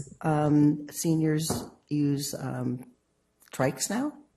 And so we need to make sure that space actually provides enough space for larger bikes, because the way it was set up, it's just kind of stacked. And so I'm wondering if the stacking, is that electric? And how do the bikes get on the racks that were shown? And what size is that storage area for bikes? Because more seniors are using trikes, EV ones, or just, people powered. So is that, have you looked at that? Not just two-wheel bikes? Right now, the layout accommodates standard two-wheel bikes and EV two-wheel bikes. We probably could fit the one or two longer trikes in what we have there, or the recumbent bicycles or other options. I think there's also some flexibility with some of the back of house and the line with the purple area, where we might be able to shift slightly if it was important to get more space in there. Okay, I think that's really important, because that's kind of the new trend, and it's only going to get more and more. So, and two-wheel bikes don't seem to accommodate everybody in a senior living. So, and as far as the handicap, I think we need a lot more handicap, space. I mean, this is a senior area. And so not to have just so few doesn't seem to make any sense. Our residents are not expected to have cars here. We're going to have a full-time driver with the car that will take them around to wherever they want to go.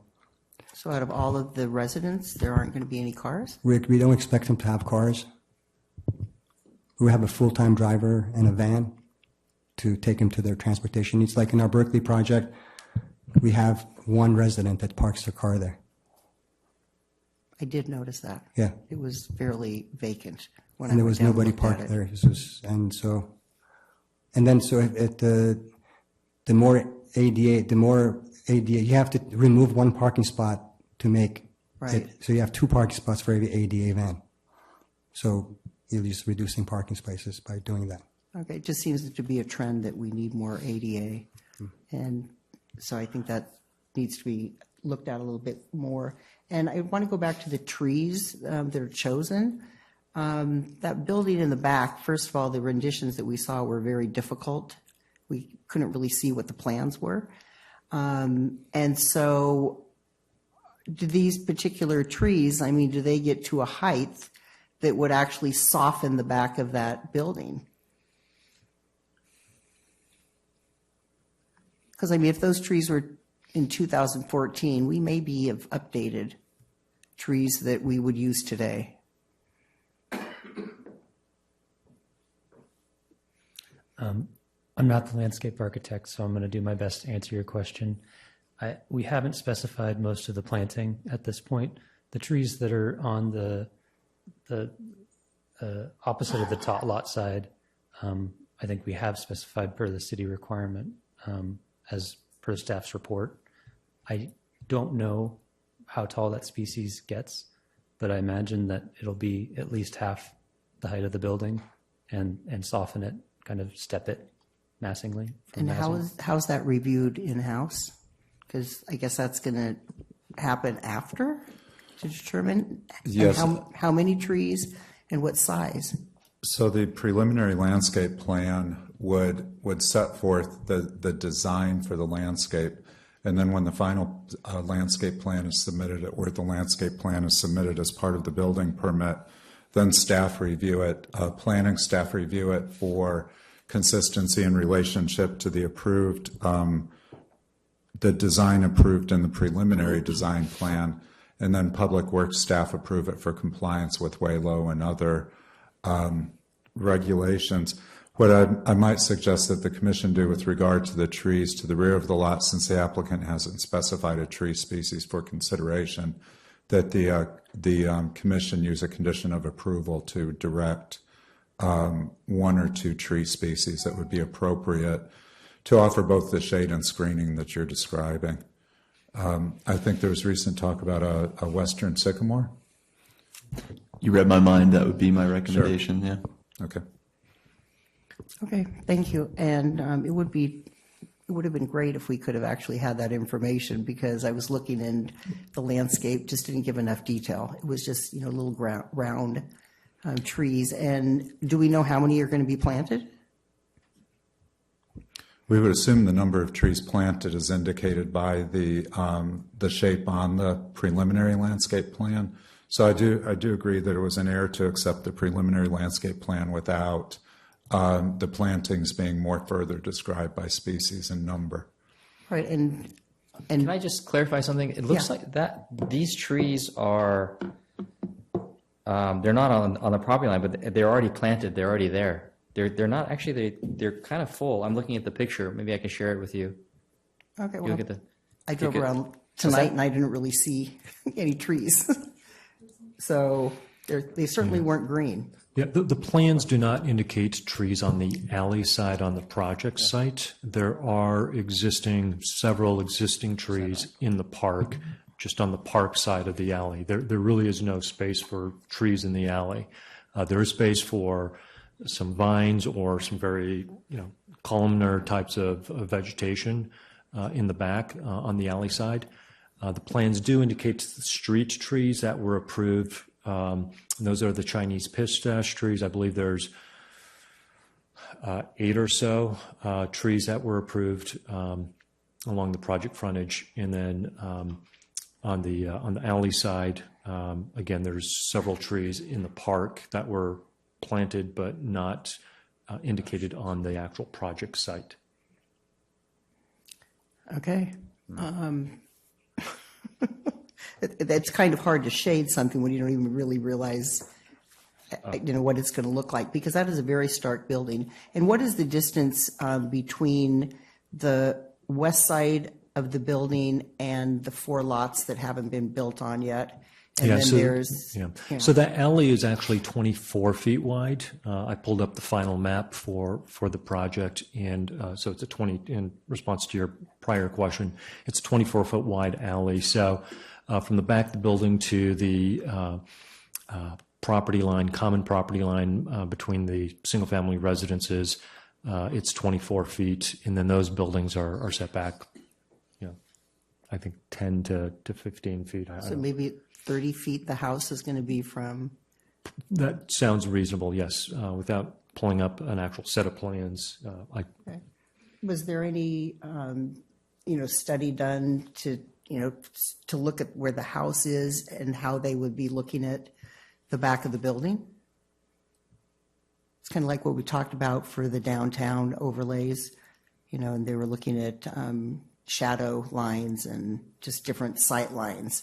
Yeah. That would have been really nice to have seen in this plan, because that's very close, those residential homes, to a very tall building, and 24 or 30 feet is not very far.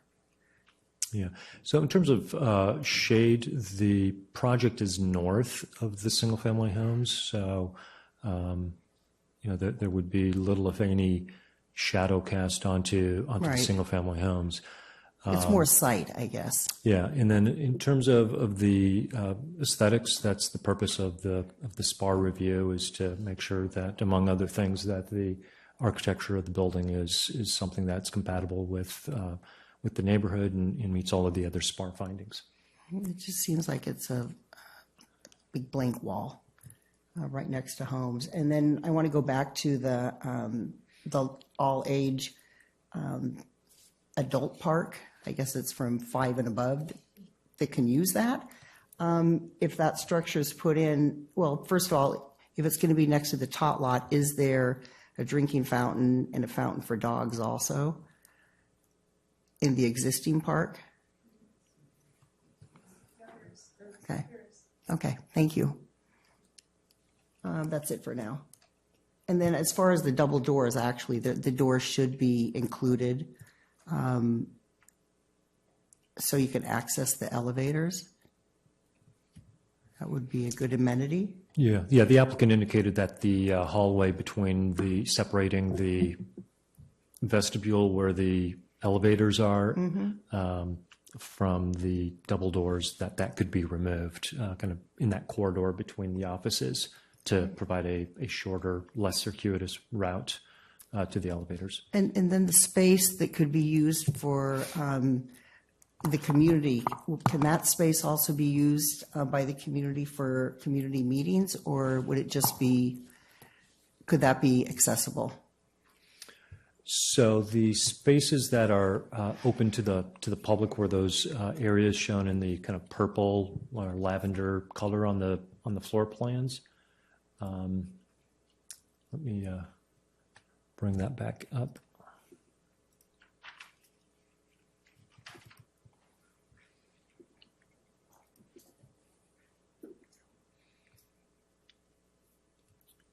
So all of these areas are accessible to the public, as well as these spaces over on this side, and then obviously the breezeway. I'm thinking specifically of the one that it's kind of like the art room that they have in Berkeley.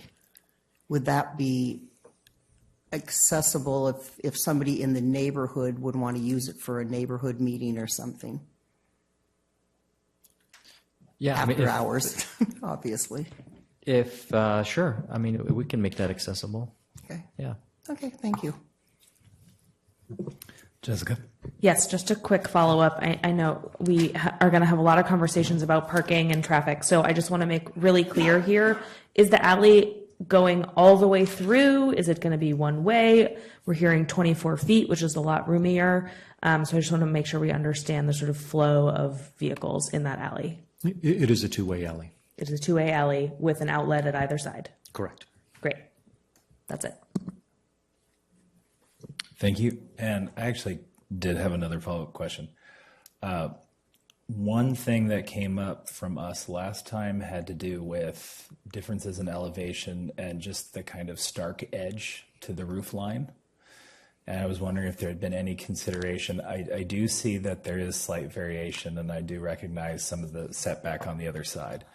But primarily from the vantage point of the central green, is there any discussion about possibly adjusting that a little bit, or at least softening it so it looks a little more in line with the residential areas surrounding it?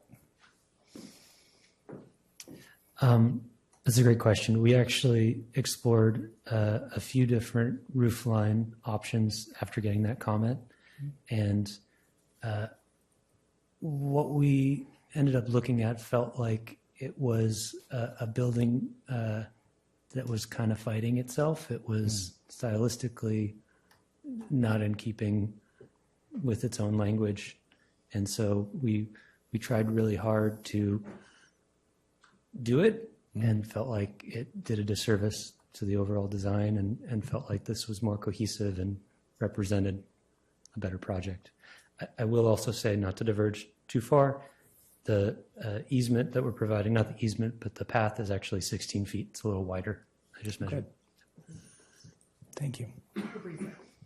Pardon me? That's the breezeway? 16? All right. Thank you. That was my follow-up. And if there are no other questions, we will go to public comment on the... As I accidentally turned my own mic off, I am doing very well tonight. So I'd like to ask the clerk if we've received any comments about this item prior to the meeting. Yes, we received 6 public comments prior to the meeting, all of which are online on the city website, and they're also in the back for community members to view. Excellent. Thank you very much. And with that, we're going to go into public comment. I'm going to start reading cards as they came in order, but I'm going to invite folks who have yet to provide a yellow card. If you would like to give a public comment and you haven't already, please grab a card. They're in the back, and drop it off with our clerk. We'll go from there. Let me know. Are we ready to go? Excellent. With that, our first speaker is Dave Alden.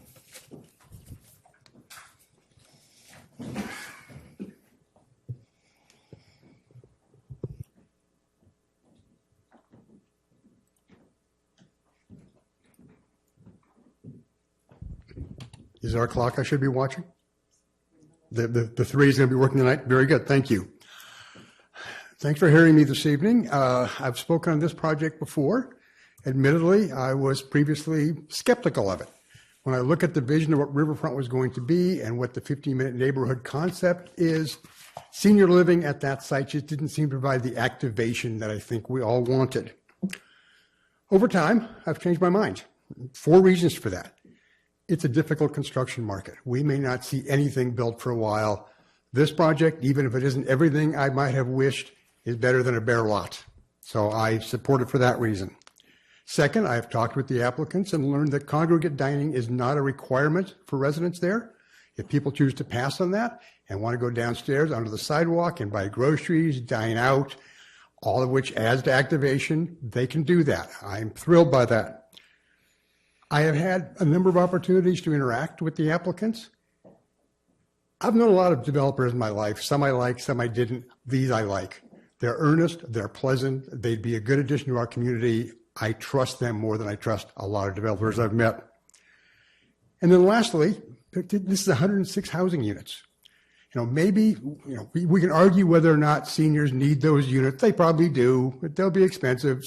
But everybody who moves into one of those units is leaving behind a home somewhere else in Petaluma that becomes available for a family, workers. These are housing units that do address. Maybe they don't count against RHNA, but they should, because they do free up other units, which is a great thing. So I support the project, but with 3 concerns still. You've heard some conversation tonight about park and rec amenities. I would really like to see the park and rec facilities, the central green, the tot lot, the play field, modified in ways so that seniors can make good use of it. It becomes part of the intergenerational mode. Fortunately, the applicant's meeting tomorrow with Drew Halter to have exactly that conversation. The van going downtown. You've probably heard me say before, I would prefer to see downtown transit integrated between the senior living and the residents there, Riverfront, 500 Hopper, Oyster Cove. Luckily, fortunately, the applicant's meeting tomorrow with Jared Hall to have that exact conversation. Sort of goes back to my comments earlier about this is a better developer than we sometimes see. And then lastly, and this is a sore point for me, how we handle traffic in front of the building. I know it's not the developer's problem in this case. When that project originally came forth, there were 6 different crosswalks to the central green. 4 of those were taken out for traffic safety, for pedestrian safety, which I think is completely backwards. The more crosswalks you have, the more they're raised. You slow traffic. You make it feel like a place for pedestrians, not cars. I would love to have us have the conversation about getting back to the vision of 10 years ago. Sorry, your time's up. Thank you very much. And next we have, I believe it's Chris. And after that, we will have Ashmi. Good evening, everyone. Chris Rebelo. I am one of the champions of age-friendly Petaluma here in town, but I am here as an individual. I also support this project with some considerations. I love the intergenerational aspect of it. That's like one of my passions, and if they can really pull it off and engage the whole neighborhood, I think that could be a great model. I'm not a design expert. I really appreciate your attention to that. So I like the idea of combining the tot park with adult equipment. Nicola here has already done some research. There is equipment that is specifically for seniors that would mix really well in or near a tot park. I've talked to the developers and I've shared my worst fears with them about the development.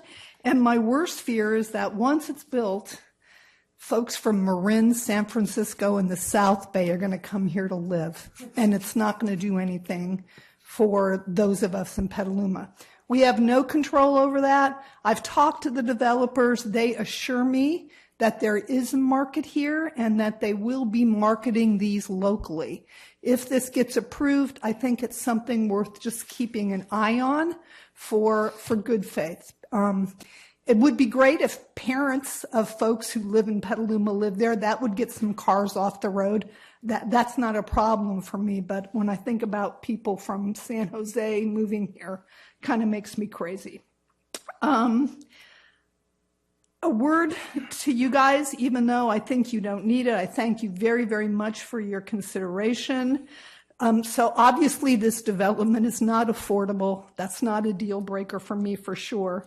But especially considering the fact that no one else has stepped up to develop this property. But just be aware, and this is for the public, that approving this project does nothing to address the critical need for affordable and accessible housing for older adults in this community. Seniors are becoming the larger percentage of those who are unhoused in our community, and I really urge you to do whatever you can to address that critical need. Thank you. Thank you very much. I will have Ashmi, followed by Alexis. Hello, commissioners. Thank you for continuing to entertain our comments and take our feedback. Thank you for incorporating what you can. First of all, I want to note that there is not a central green. For those of you who have not visited us, please come visit. It is a traffic circle with trees and benches. There is not a park. It's supposed to be, or at least what we're told, is a bunch of soccer fields. So we're basing assumptions here. And, at this point, I don't know if this discussion is about Lot 5 and 6, but from the documents that Mr. Ursu has shared very kindly with us, we're going from 100 total approved units and over 230 or so required parking spaces by code between 5 and 6 to approving over 220 units or so with less than 150 or so parking spaces. Something for us to consider. I have 3 questions and 3 comments since we don't get time for questions. One, can we confirm that the residents on Lot 5, the senior independent senior living, will not have cars? Because in attachment B, table 4, there's a parking demand analysis, which is what the 8 parking spots gap is talked about. That is based on parking demand, which has 0 or no line for resident parking in there. There's only about, I forget the ratio, but parking for employees included. So let's please confirm that. Second, 944 reduced trips, what is that based on? Because 6.65 trips for 40 units and 2.6 for 70 units seems a little strange. And third, there is currently a future bus stops supposed to be there. There's a sign already. Where will that be going? My 3 comments, again, Lot 5 parking, that is the elephant in the room for us. I understand this group does not want too much parking, and I don't like it, I accept it, but can we please at least have some demand for residents included in that parking? Second, Spirit Living, can they extend the shuttle, the smart shuttle that is being planned to residents of the overall area because they're to reduce the parking congestion? I don't know what the peer-to-peer parking was all about because there seemed to be assuming there's no resident parking, but it would be great to understand what this peer-to-peer parking that is mentioned as reducing car congestion, traffic, parking needs, etc. is. And lastly, my comment, can we increase the commercial and reduce the building width, even by T6? This is very broad. And you've asked for 30,000 square feet of commercial across Lot 5 and 6. There is currently 5,800 square feet. So something to consider. Lastly, I would like to request the City Planning Commission to please have a meeting that has holistic discussion across Scannell, Caulfield, Spirit, townhomes, etc. at some point. We're piecemealing the discussion here. Thank you so much. Thank you very much. Next, Alexis, followed by Danielle. Hi, Commissioners. I'm Alexis Meredith. I also live in Riverfront. I'm also a member of the Riverfront Homeowners Association. I wanted to talk about parking, obviously. Again, if the residents are expected to park, I would like to have residential parking permits. I would like the parking spaces reserved for people who are using the park and are customers of the commercial spaces that are going to be put in the building. If you're proposing to extend Caulfield and then cut over and go right down the road you now are saying all these people are going to park on. At the recent public hearing that you had around the Caulfield Bridge, you're estimating 13,000 cars a day going through that intersection. That translates to 13 cars a minute. It is not going to be safe for anyone to walk across that green with that number of cars. And if you have older residents trying to cross the road, we are going to get road rage in our neighborhood of people who are going to be so frustrated going through that intersection. They're then going to cut through our neighborhood as they go over the bridge. We really need to make sure that that area is safe. All the renderings of the drawing, which are beautiful, by the way, have 1 or 2 cars in them. You're going to have 13 cars a minute if your own staff's estimates are correct of the number of vehicles that are going to be going over that bridge. So we need to balance. We can't be having people going across that intersection to go to their car if the parking is on lot 6 for lot 5. So it's only going to work if the residents don't have parking. And I'd like to understand how many employees are now expected to be working at the facility with the commercial and the senior living. If you're going to build that extension of Caulfield to go in, can there be employee parking over there? We also, rather than having the employees competing for spaces of customers and potentially residents. Also, we had a meeting recently with the hotel. The hotel is starting to struggle because of the homeless situation in the neighborhood. They are getting customers not coming to the hotel and getting complaints online. We do thank you for all the work that you've done recently to help with that situation, but I want to be very careful that nothing that we're putting in now takes business further away from the hotel. There is a restaurant or bistro already in the hotel, and there already is a conference room that is open to the public.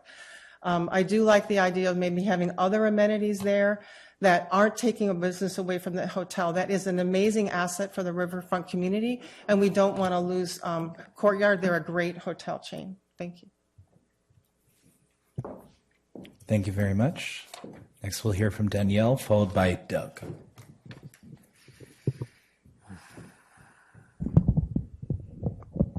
Okay. Hi.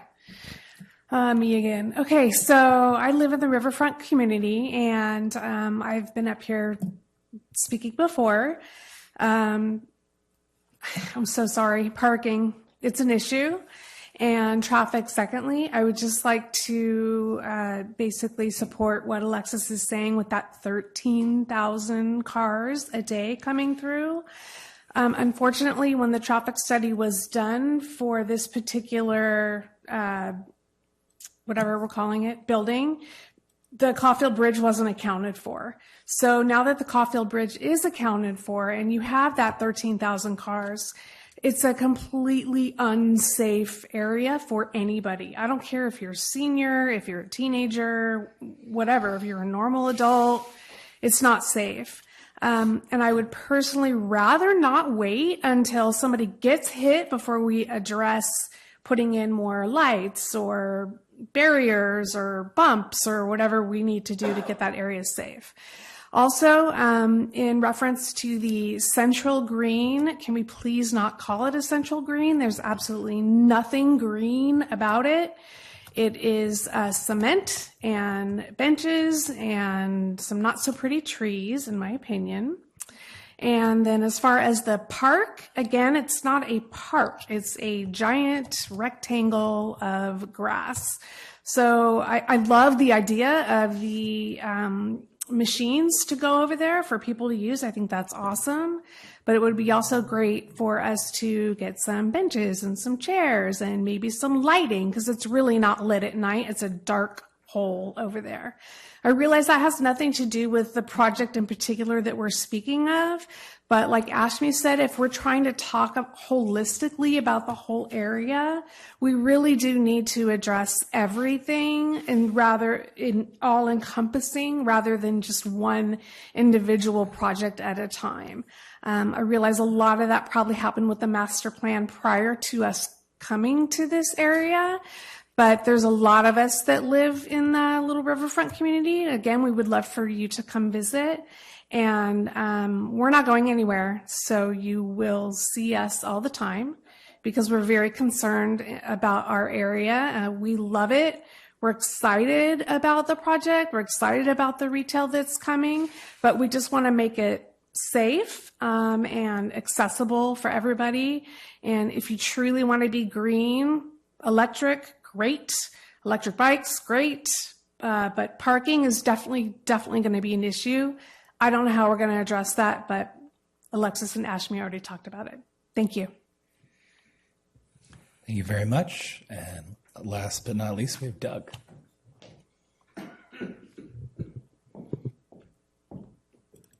Hello, good evening. My name is Doug Elliott. I had the pleasure of having my office here in Petaluma between 2000 and 2010 at Foundry Wharf. My company was Workforce Housing Associates. And during that time frame, there was a great deal of citizen and community engagement in the general plan update, which this project is a part of. And I was a participant in that. I was also a director at EH Housing for 30 years, where we created about 25,000 units of affordable housing. And this project, when you look at what we looked at in the general plan, what our goals and objectives were, was to create strong neighborhoods and to have a balance of use. And this project is exactly what we envisioned during that process. From a macro standpoint, there's a lot of local issues that have been discussed, many of which are community-wide issues, not the project's issues. But this project reaches an optimal balance rather than maximizing the use. And it's really exemplary of what we worked so hard for in the general plan and meets it. Another issue is I did a lot of senior housing with Transamerica, senior housing in various infill sites with much more traffic, much more trip units. And the concern about safety and accidents is a valid one, but that's really one that flows to the operations. And these developers I've known are people who operate their projects with integrity and are quality operators. And that's what will make the difference in this project. And the last thing is about the park that's been discussed. The most important aspect to try to get a civic space created and used is to activate the space, is to have more stakeholders. And projects like this create additional stakeholders, because this is always done between public and private. The city can't solve all the problems, and each private developer can't solve them. But the more stakeholders you create, the greater number of contributors you have to solve these problems. So I am in wholehearted support of this project. And one other thing, I've watched the projects these developers have done over the years, and they're one of the few group I know that their projects are equal to or better than their renderings. So thank you very much. Thank you very much, Doug. Seeing that we don't have any further public comment, I am going to actually ask, before we move into the discussion, I think enough was raised in public comment to at least have staff and the applicant answer a few of those questions. I took a brief bit down. Central Green has come up a few times. Emmanuel, could you just cover briefly again as a reminder what the long-term plan for that is? Having just been there Sunday, I can agree with them. It's really just stone, some benches. The idea is that it was a plaza area, gathering area, with seating and trees around the perimeter. It is, the trees have been planted, the seating is in, the pavement is in, it's complete. So there's no further improvements that are proposed or planned for that location.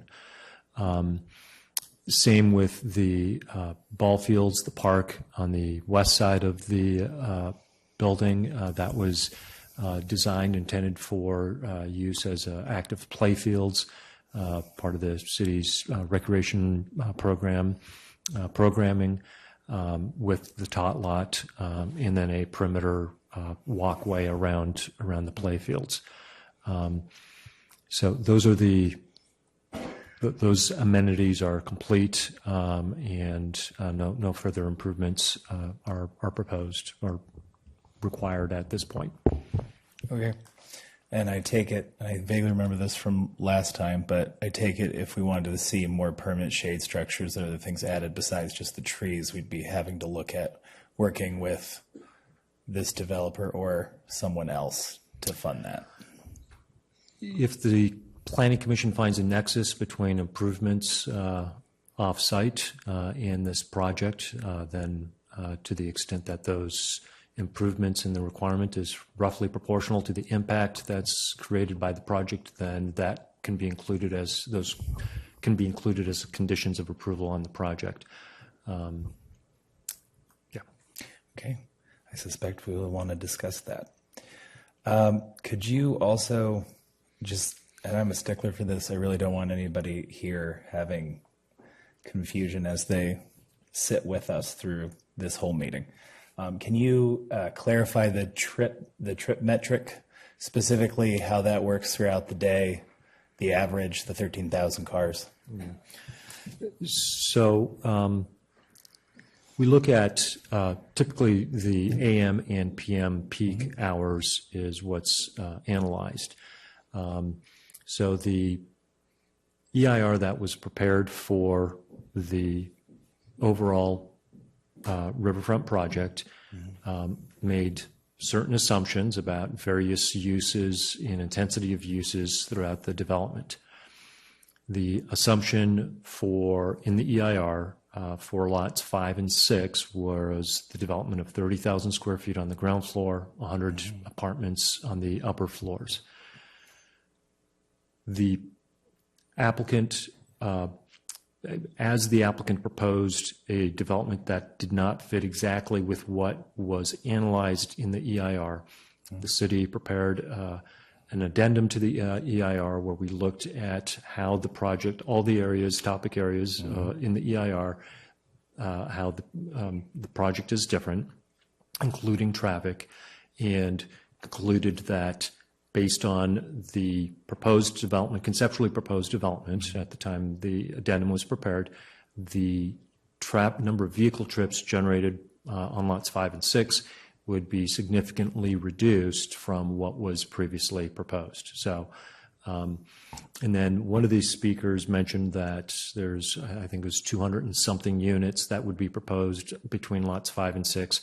That is not the case. That was what was included in the conceptual proposal that was analyzed in the addendum to the EIR, but not what is being proposed. And even at that level, because they're senior housing units, a residential care facility, the traffic numbers are significantly lower than non-age restricted apartments.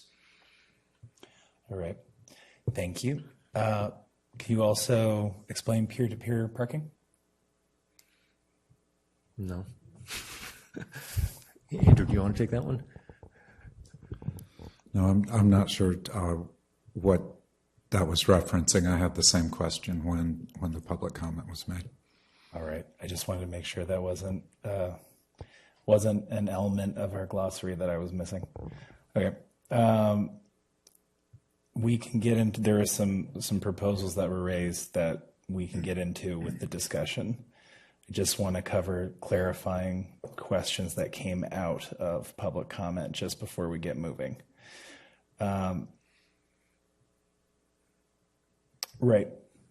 And then, the last bit, and we've covered this on,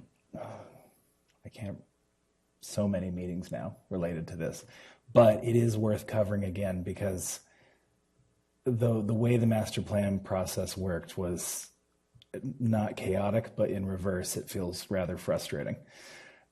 Could you clarify how Caulfield was originally factored into the traffic flow when the 9 lots were effectively created? My understanding is that the Riverfront Master Plan always envisioned that there would be a bridge at the southern crossing, at the Caulfield, crossing. That was always planned for, and so the Riverfront Master Plan was designed with every intention of that traffic being primarily local traffic that would traverse through the riverfront plan development and connect between Caulfield and then further down to Petaluma Boulevard South. All right, thank you. So realistically then, most of the traffic layout, most of what has happened thus far really had the Caulfield extender in mind. Correct, that's correct. All right. And then I did want to make one clarifying comment, and then I will stop hogging this part of the meeting. which is we have talked about having you were talking about a comprehensive meeting. We have talked about having it'd probably be a review study session or just a basic informational hearing on the river master plan and where these projects are thus far.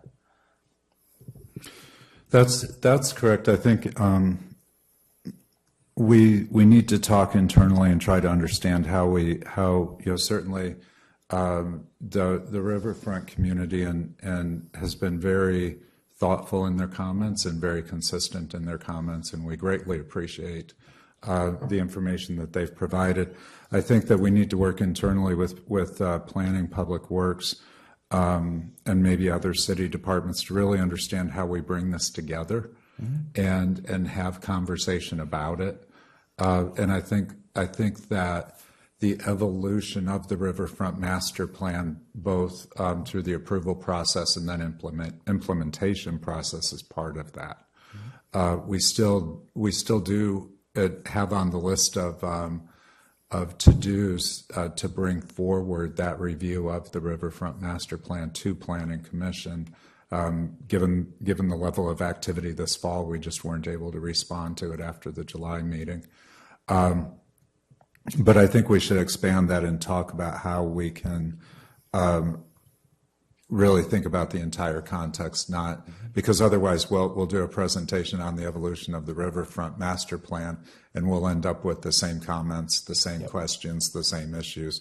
So I think we need to, city staff need to identify some opportunities or alternatives to move us beyond that and begin to address those questions. Thank you. And if there's a way to build in a community engagement portion, so the folks who are now living in this vibrant community that's sprung up since then have an opportunity to provide feedback, both big and small, about how intentions of the plan are going. Sure. When I was making my comments, I didn't envision that it would be a private meeting with staff or with the commission. So certainly there would be full opportunity for engagement. And thank you, everybody, for your indulgence. I just wanted to make sure we covered this, having gotten feedback before that in past meetings, folks have specific questions. We go through the whole process, and then they've had to go home because who knows how long a meeting might go. So, well, and just to build off Mr. Tripple's comments there, how are we building that into our findings? Are we assuming that this master plan process will happen and kind of the appropriate right changes would be made to the master plan in terms of traffic, pedestrian, bikeability? I mean, because we're kind of saying it's not the responsibility on a per project basis and we envision a broader process, but then how do we make findings for the per project basis? Where does that fit in? Well, I think that when we look at traffic and circulation, the master plan is being executed as it was designed. We're reflecting upon it and perhaps thinking that it was an inadequate design. So that is, I think to Emmanuel's point, we find that we have to have nexus for off-site improvements, that we have to make those connections between individual projects, and then perhaps test the findings to see if we can find that nexus to require off-site improvements. It's a challenge. I think all of your comments this evening have identified that challenge. Well, and to be clear, part of why I brought up the meeting, one, we had kind of individually talked about this before, because I think this is literally the fifth aspect of this project we've looked at and we've had back and forth on, and I don't think there's many of us left who remember 3 projects back at this point. So there is catching us up to speed, but also allowing for feedback, because we really don't have authority to decertify a plan that a previous council had passed. Hopefully, out of having that meeting to get us brought back up to speed to allow the public to share how it's been going for them, questions answered, etc., that then gives feedback for council and feedback for others to talk about maybe reassessing that. But for us, it's mostly about making sure we're all on the same page. And so there's a challenge in not holding these individual applicants to account for a potential oversight in that master plan. Because Right. it's not. We can't. We can't. Yeah. Yeah. And with that in mind, thank you for going along with me on this brief little tangent. We will go back to discussion. We have 2 items to look at effectively as part of this component. One is the EIR addendum, and the other is actually proving the SPAR for this. Normally, I'm a big fan of splitting everything up. I'm not going to do that in this case because of how interconnected these items are, the addendum literally being related to the design that we're talking about. So instead, I'm going to let people indicate who wants to go, because I sometimes can be a little bit of a pain about calling on people when they're not ready. I don't want to do that to anybody this time. So, Chair, if I could, before we start discussion, I want to note that staff have identified 9 additional conditions of approval based upon comments from the commission. So we're happy to share those with you when you're ready for them. And then second, I wanted to clarify a comment that Emmanuel made earlier. The addendum does not require a separate resolution. The addendum is an extension of the EIR, and so when you make the CEQA findings as part of the SPAR resolution, you're in effect acknowledging that the addendum, that the EIR is the essential CEQA document. Thank you. Thank you very much for the clarification. And actually, if you don't mind, could you read off the 9 you've identified, if only so that we... And I can share them on the screen as well. That would be great. Thank you.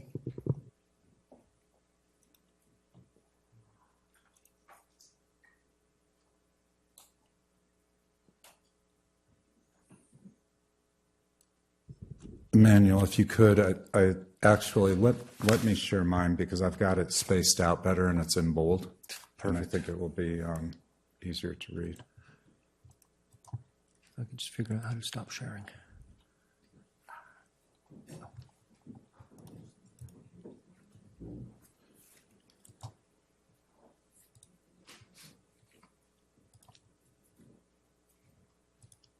I was sort of anticipating this.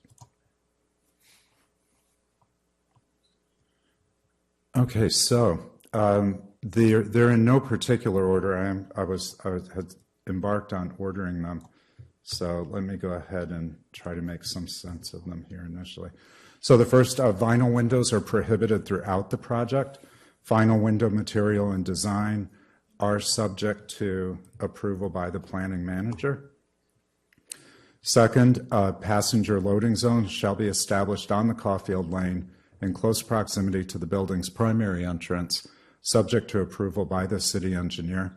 The reason for this is because we do have design regulations related to passenger loading zones that are contained in the municipal code, and the city engineer implements that section of the municipal code.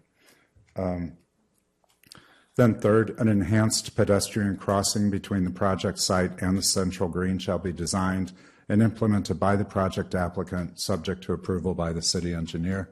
Again, this is action within the public right-of-way, so it's appropriate for the city engineer to review such a proposal. Fourth, bicycle storage shall be adequate for bicycle alternatives such as tricycles, subject to review and approval by the planning manager. And we may want to have some discussion about what adequacy looks like for this. Fifth, all exterior lighting shall be full cutoff lighting such that no light is emitted at or above an angle of 90 degrees from the nadir or horizontal plane. All other applicable lighting regulations shall be applied. This condition would actually strengthen and build upon our existing lighting regulations that require downcast lighting and so forth. Then sixth, the project shall exceed the minimum required EV parking spaces by X%. So similar for both 6 and 7, 6 refers to EV parking spaces, 7 refers to ADA parking spaces. the building code establishes the number of each space is based upon the total number of parking spaces designed into the project. And so rather than, I think, look at a specific number of spaces, we may want to look at a percent to exceed building code requirement by. Then 8, all commercial delivery activities shall take place in the rear of the building utilizing alleyway access. 9, additional rear access shall be added to the rear of the building by designing and installing, and that was my first one, except I think I need to revise that. I think what we wanted to revise it is to say that interior circulation from the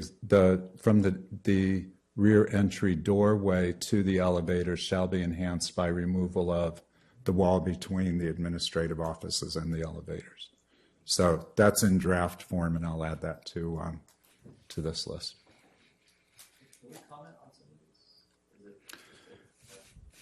That's at the pleasure of the chair, depending on when he wants to take applicant comment and response. Chair Hooper? Yes.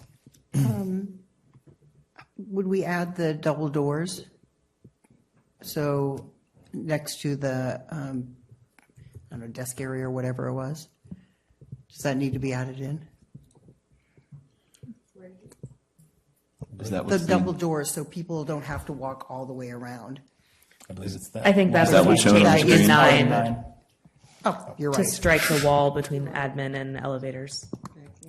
I understood that the applicant would prefer to improve with the internal circulation rather than to add another set of doors. So, I think that's fair for security reasons. If only because I assume we will probably end up using this as a baseline, add and subtract from there. If they do have comments, I think it's worth taking the applicant comments now before we start to get into it. So if you'd like to come up to respond. We are doing this out of order as per usual. So, Thank you. We would like to address the first two conditions. The first one, we'd like to give opportunity to our architect to discuss around the window quality, because I understand that there's window manufacturers that are producing quality vinyl windows that are aesthetically very pleasing, and they're using a combination of recycled materials versus being stuck with just like you eliminate that, then there are other window types that might be very inferior quality. So we like to have the permission to work through that with planning staff and bring samples and talk about different options. That's our preference. So maybe more flexibility on number one. And number two, if the loading zone can be either white or yellow. Just two more words on the windows. My experience designing mixed-use buildings of this size and larger scale, many of them all through the Bay, the vast majority of them utilize vinyl windows. And the reason is that technology has improved extensively over the last few years. Vinyl windows can be made to not be recognizable from any other type of window that you see. They can be made to much larger sizes than they used to be, and they can be made to weather for much longer lifespans. So they're a very high quality material compared to what many of us think of them as from the past or see in older buildings. So we just want the opportunity to work with staff and show what we can do with that. Thanks. The comment around the accessing a more efficient way to the elevator, which we 100% support, maybe with the caveat that if it is acceptable by the fire marshal, because those elevator things are quite specific, whether you open into them and how you have to contain fire. So, I mean, if we want easy, efficient access, it would be ideal, but we just don't want to be stuck with having an entry in an area where all of a sudden then the building department or the fire marshal says you can't have that, if you're okay with that. I don't have a problem with that. That's reasonable. And Andrew, for number 2, correct me if I'm wrong, but you worded that specifically because the city engineer deals with the implementation for loading zone, correct? Right. I was trying to understand the applicant's comment about a white or a yellow zone because based upon my review, we would want to do a white zone, which is for passenger loading and unloading. So is that what you would? White is preferable. Yellow, I recall, is only for commercial license plates, whereas white, anyone can park there momentarily. Right, and that's why I specifically called it a passenger loading zone, so that then we can sync up with what the code color requirement would be for that. Yeah, I think passenger loading zone, not exclusive to commercial, pending city engineer's confirmation of color, likely white. Right.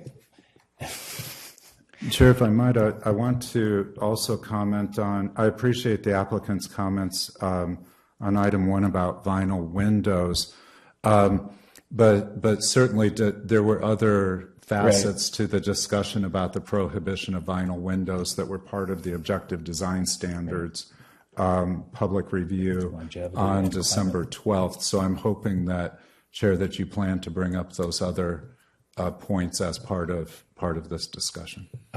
In fact, I was just going to throw that aspect out now because I suspect we have a lot more to discuss, and we had nearly 2 meetings, I think 40% of which was on vinyl windows, give or take.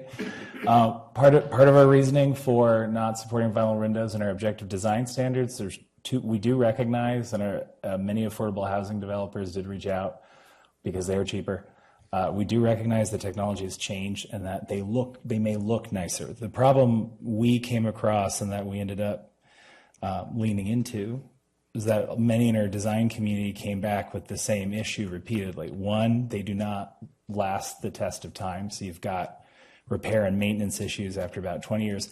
And 2, and it varies across the board which issue is more important and why, but another issue with this has to do with the horribly toxic pollutant produced in the making of vinyl windows. So as a city, or at least for our objective design standards, we moved away from that. It's very hard for us to not appear hypocritical to then say, well, for this senior living facility, sure, we'll have vinyl windows. So there's a certain amount of this where we need to be following the kind of principles and guidelines that we set forward. And I'd say there was a 2B on the environmental concern for if there were to be, God forbid, a fire, the toxins emitted by burning vinyl can be quite dangerous, as provided by public comment at last week's meeting. So I'm not sure how you guys dealt with that, but just another environmental concern that's been raised on vinyl windows. Mm-hmm. It is both production and, if burned, the destruction of the material. And as a quick point on that, obviously that discussion was for objective design standards, only select streamlined residential projects, so it wouldn't necessarily apply citywide yet. But I think the impression after a lot of that discussion was that's the direction we are moving more broadly than just objective design standards. So, right. And not to harp, but one last point on that, because we did spend so much time on vinyl windows. A big goal that we had with our objective design standards was not to create a scenario where our more affordable housing projects were treated differently from the rest of the projects we have in the city. We do not want people to drive by and know on site, just based on materials or look or design, whether or not a unit is market rate, above market rate, affordable, extremely low income, et cetera. So as part of that moving forward citywide is the idea of making sure that we have kind of a shared uniformity for these standards. Okay.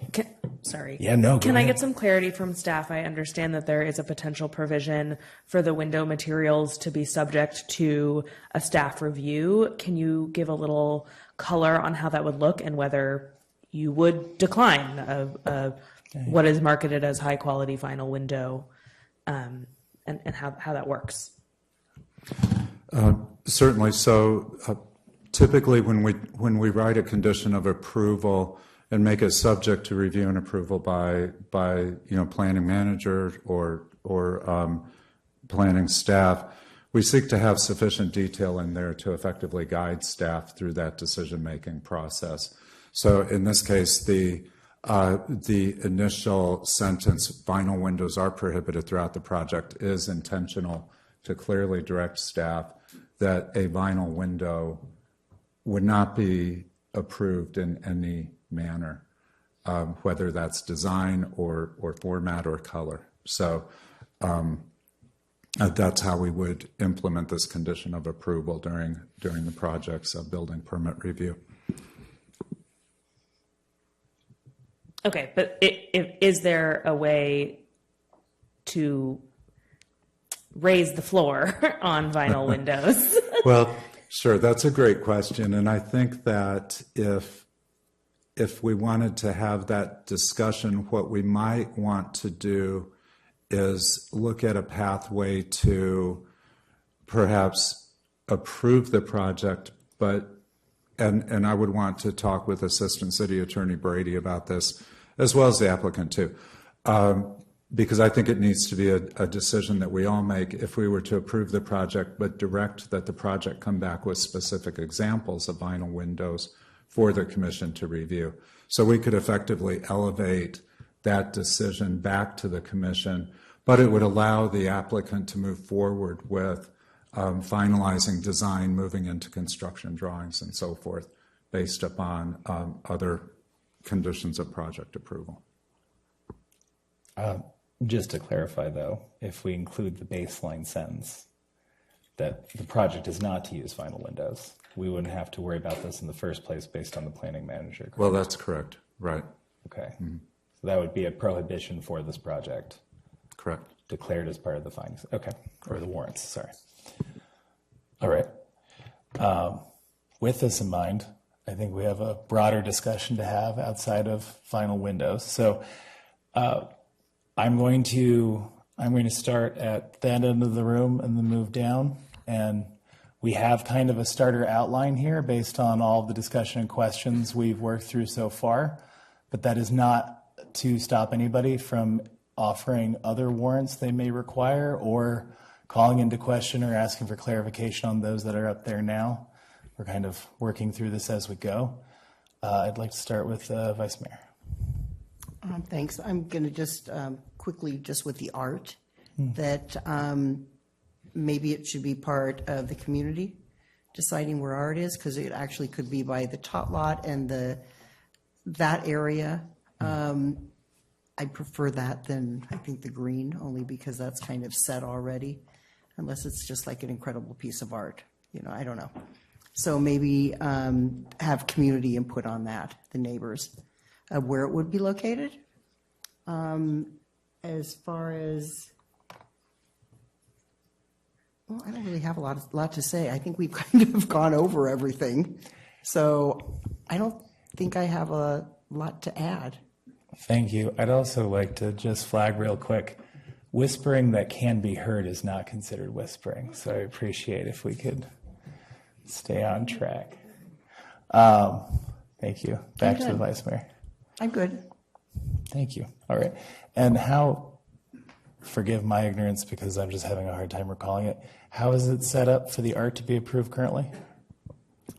Usually doesn't it go to the Art Commission, and then they have, percentage of art that they can create, and sometimes, or it could go, it usually would just go to the Art Commission. Isn't that correct? That's correct. Assistant City Attorney Brady and I were discussing, we think that the project would have to agree to implement its public art requirement, but would request to do that off-site. And so because it would be off-site in public right-of-way, then it would need to go to the Public Art Commission, which I believe it would too anyway. But I don't think what we would want to do is have them pay the public art in lieu fee into the city public art fund, because then we would lose the ability to direct that to a specific location. So we should decide on a location? So I think the applicant would agree to implement its public art requirement as opposed to pay the in lieu fee. Okay. Would be how we want to handle that. But do we have to choose the actual spot, or just say your public art fee will be implemented within this nexus of the community you're building? I think I would not, I would recommend against identifying a specific location, but maybe put some parameters that it needs to benefit the community or be in a highly visible area within the riverfront development.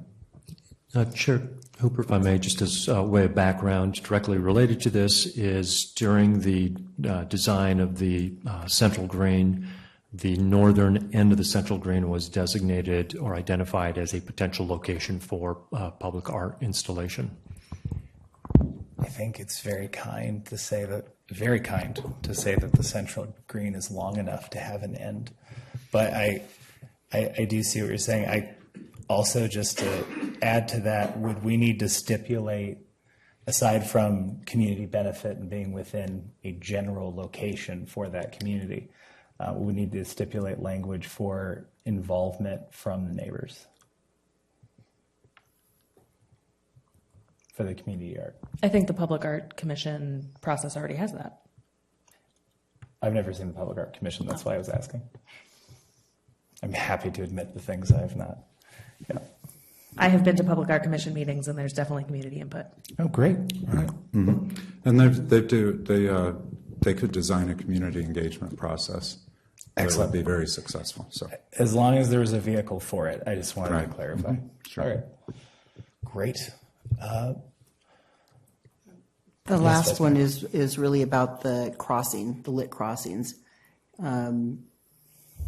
I guess I'd like to be updated in case staff decides that it's not appropriate because the way it's written. Not staff, but engineering. I don't see why there would be a problem, and I just want to make sure that there's not a problem and that it's actually done. Yeah, because they've had experience in the past. What number? The crossing, number 3. It says implement the project applicant subject to approval by the city engineer. And that's fine. Just want to make sure the engineer follows through. It doesn't come up with a reason not to do it, because I've seen that. Sure. Yeah. Well, we have a great working relationship with the city engineer, Yeah. and I think that they will fully understand the intent, and if we're unable to execute on that condition of approval, we'll come back to the commission. That would be good. Thank you. Excellent. Rick. All righty. Okay, starting from I think the most general, just comment that the updated renderings and also flyover I thought was really helpful to gain a better understanding of both the architecture and aesthetics. So I just want to make that note for future applications as well. So I appreciate those updated renderings. As far as the warrants are concerned, after considering in the question and answer about the frontage and the 200-foot limit, I feel comfortable granting that warrant. I think there's plenty of exterior contour and also the facade achieves enough of a breakup of that massing that I think that warrant is warranted. Same on the parking warrant. I think the entire neighborhood and city should think more in terms of how it was presented here. In that we go away from requirements for each individual development having their own stipulated parking, and rather look at it in more of an area wide and opportunities for sharing parking based on time of use, the usage of the building, the occupants of the building. So I think that was well done in this regard, and I think also lends itself to approving of that warrant. It certainly appears that there will be sufficient overflow parking in the other areas that were identified. The activation of the street level, the breezeway and the availability of the public access spaces expansion, I think, was a really good enhancement from what we'd seen before.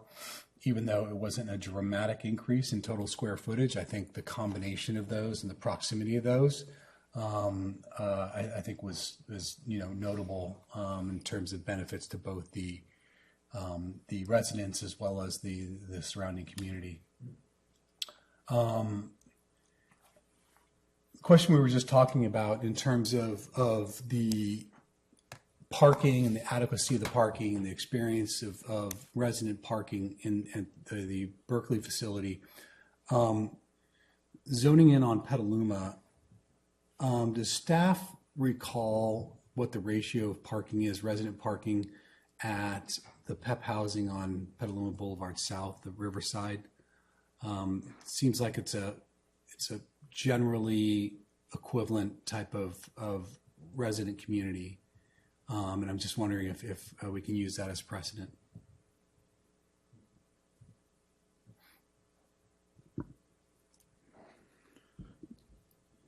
I believe we could. Yeah. Let me circle back around. It's about equivalent. Mm-hmm. Yes. Okay. All right.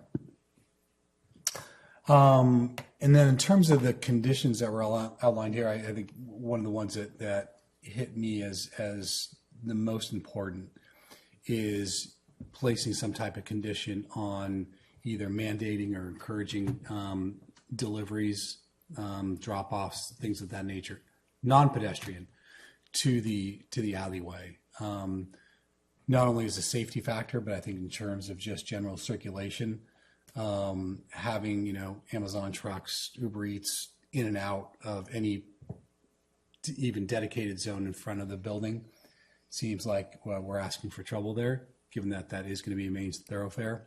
So given that we have substantial width, substantial dimension there in the back, I think that seems to be a pretty reasonable requirement for approval. So definitely endorse that one. I think that's it for me. Thank you. Darren? Thank you, Chair. The first question that I had is regarding parking.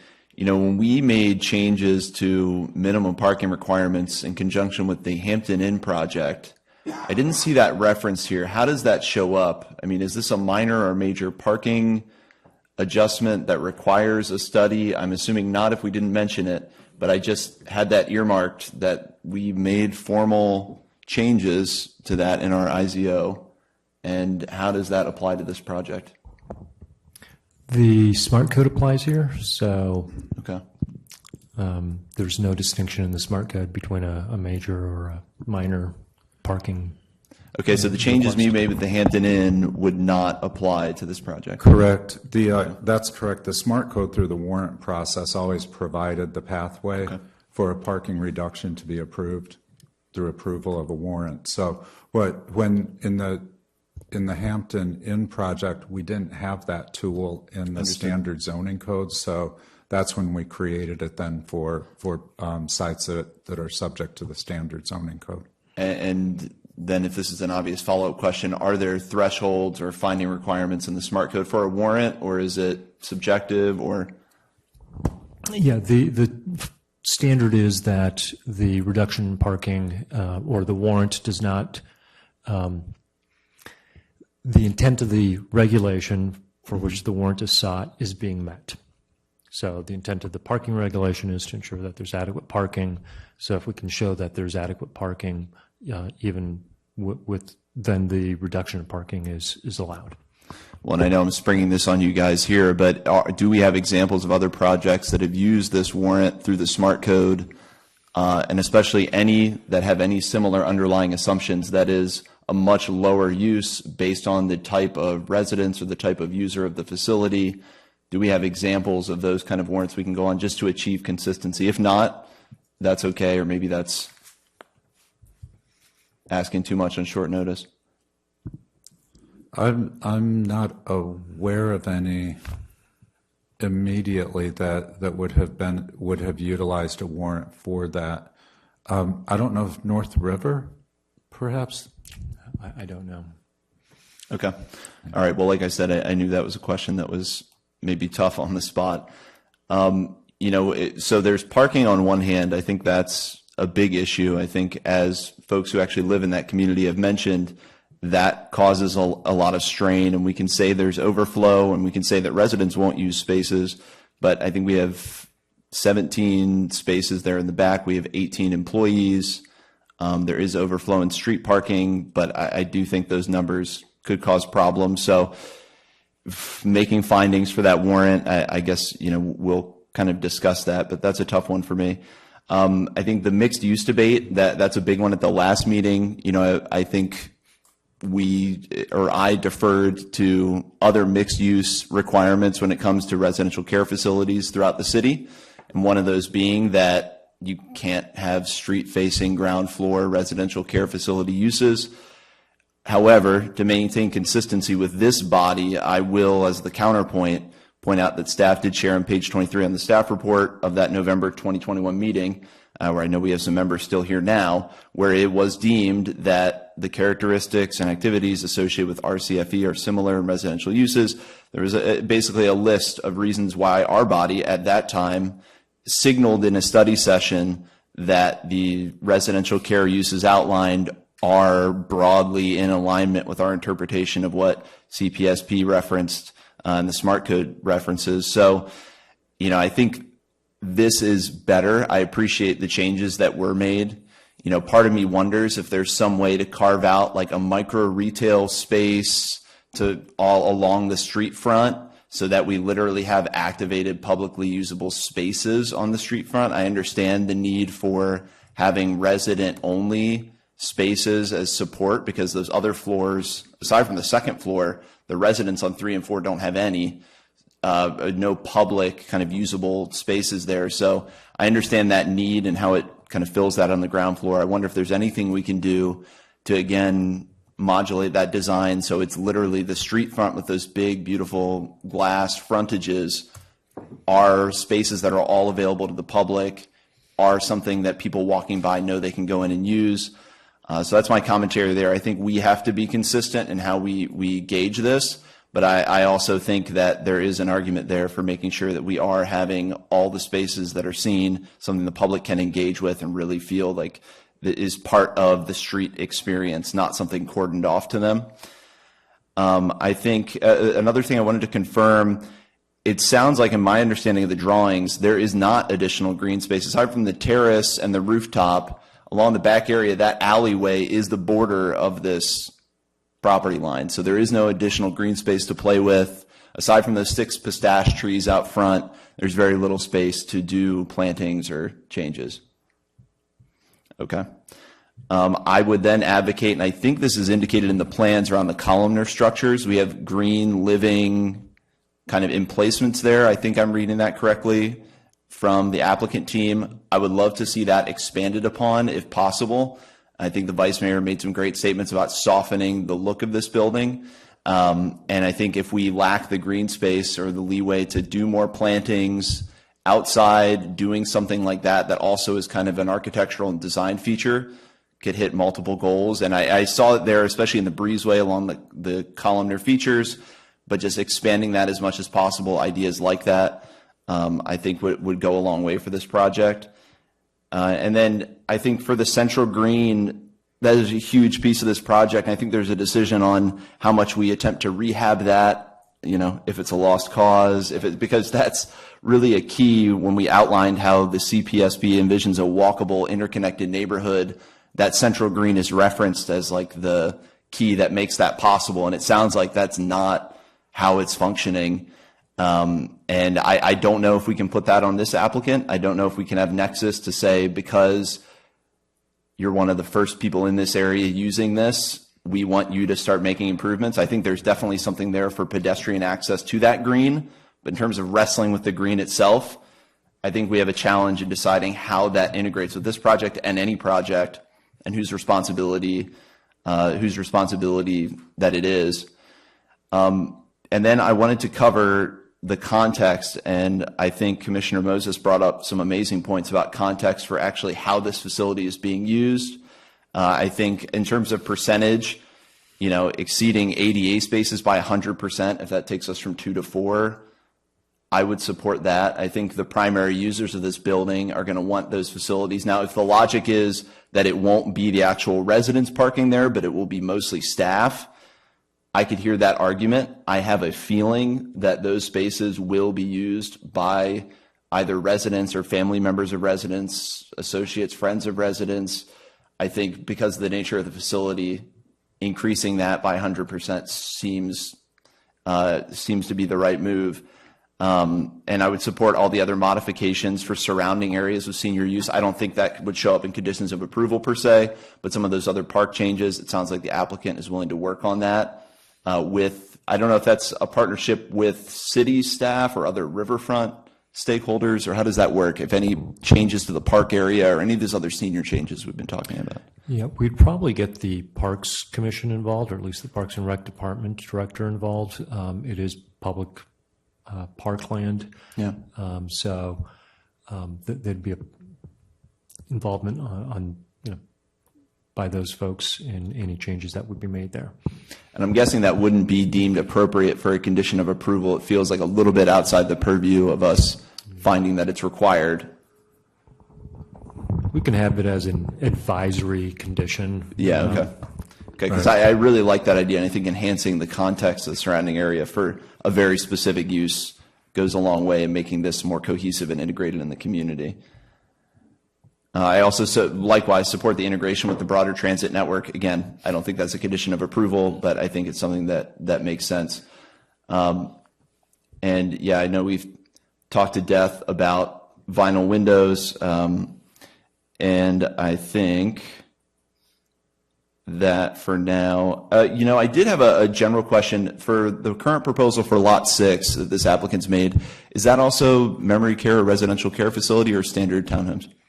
No, it is 56 apartments on the upper floors, and then a mix of work-live units and just straight commercial units on the ground floor. Okay. Okay, yeah, so those are my comments. I think broadly in terms of the warrants, I think parking is an issue. I'm really curious to hear what the rest of the commissioners have to say about parking. I think right now, if we make changes to ADA, yes, and changes to the loading zone, I think that's a no-brainer. Again, a really important piece to add. I think I'm generally supportive of that, even if I'm wary that that is going to cause problems. I don't know if we have an objective tool that we can use to say when a threshold is enough or when there is enough parking. So I'm struggling a little bit with that one. When it comes to the building length, I think there is enough kind of articulation on the front. I think there is enough movement in the building. And based on the applicant's kind of feasibility of their project, I don't think splitting the building, I envisioned we see a breezeway. I think a full vertical split breaking this up might get us there. But if that's not feasible and there are other parts of the project that have merit, I think I can be comfortable with that warrant. So that's all I have. Thanks. Thank you.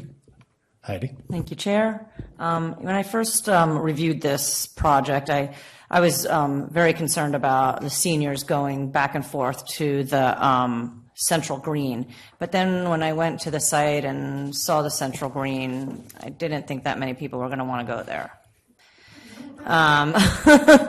So I have less of that worry. But if the Central Green was ever made into some place that somebody wanted to go, now that would change things a little bit, and that would make me want to have more crosswalks and have the crosswalks be more lit up and be safer and have other traffic calming things around this area like speed bumps and things like that. So I don't know what comes first. Do those the traffic calming and the safe crosswalks come first, or the improvement of the park? That's maybe a conversation for another day, but those are my concerns and thoughts for that. But I am just wondering, because this Central Green is not, I don't think, what anybody here would really want, did they do what previous commissioners wanted? Is this what it was supposed to look like? It's been constructed to the approved plan. Oh, okay. All right. Moving on from that then. And I was just curious about the bus stop. Where is that going to go? So that will be decided by our transit folks, but the conceptual plans or the master plan envisioned a bus stop in front of the project site, so closer to the restaurant side, the southern end of the building, and then one on the other side of the central green in front of Lot 5 for Okay. the opposite direction. Is that going to take up parking spots that are counted? No, Okay. no, there are no parking spots there. There could be, if there's not a bus stop there, there could be additional parking, street Okay. parking. But All right, great. Okay, thank you. Which segues into my main topic, which is the parking.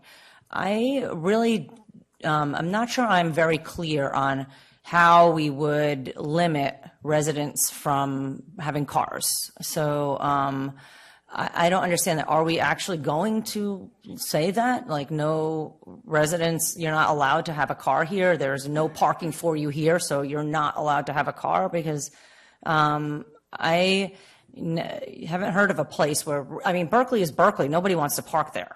You know, you don't want to park there.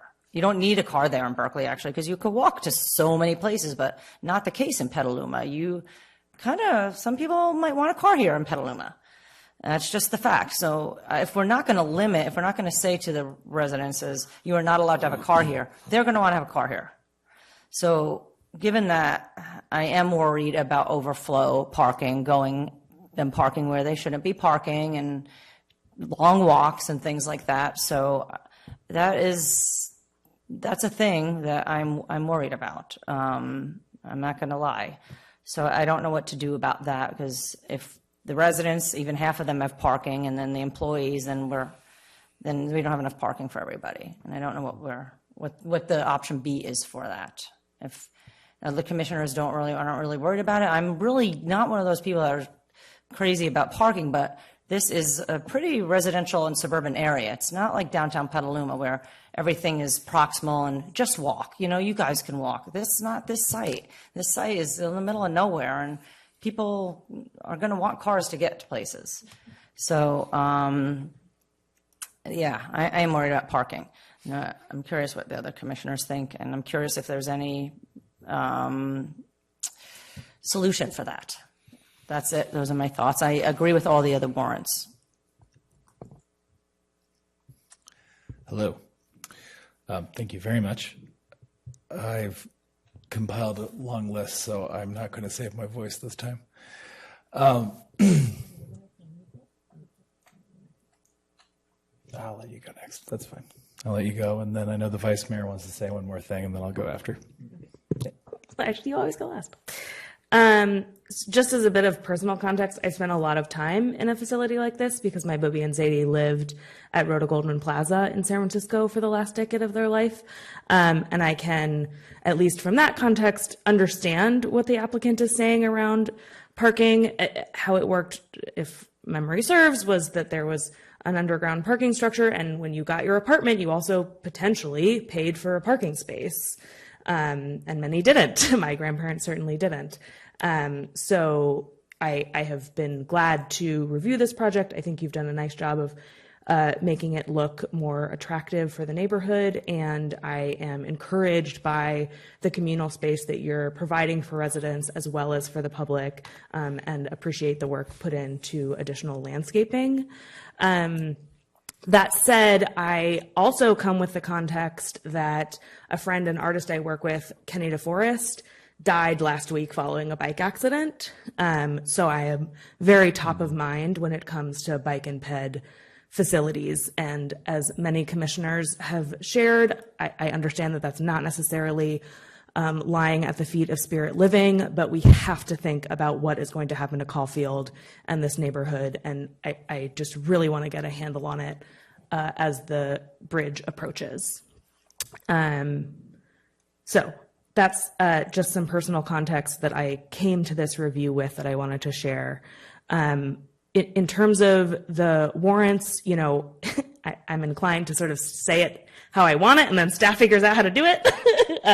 So I want 4 handicap spots. If that means we're increasing by 100%, that works for me. I want the parking to the left of stair 4 to all be EV chargers. You've got 3 spots on that north end of the building that I think would be good candidates for EV chargers, and I think it is worth admitting that the shuttle van will command a permanent spot, and it should have the EV spot to the right of the stair 4. So if that means that we need to adjust the warrants to say that there's actually 16 tuck under spots in play, let's do that. But yeah, I will leave it to staff and the applicant to sort of figure out how to reflect that end goal. Thanks. Janice, I believe you wanted to say. Quickly, I just want to kind of talk about the central green. I don't really see people sitting in the central green. I see people walking their dog across the street and then, walking into another area. So I would agree with you. I think it's just a decorative area, and that's basically all it is. I don't know why anybody would want to sit in that specific area, but I do think it's important that we have the pass-through, and it's more for people walking their dogs, whatever they're going to do, and that's why I think that a lit crossing is important, because we need to plan for the future with Caulfield. And I have talked with the neighbors about, Caulfield and impacts, and we'll be working with them, as the project, comes forward, because when you talked about ballards, or I think you said ballards, there are areas for ballards that are going to be needed when Caulfield is completed, because the way the houses are set up, the ones that are really close, and so for safety. And then I am curious, how many parking spaces do you have at the Berkeley?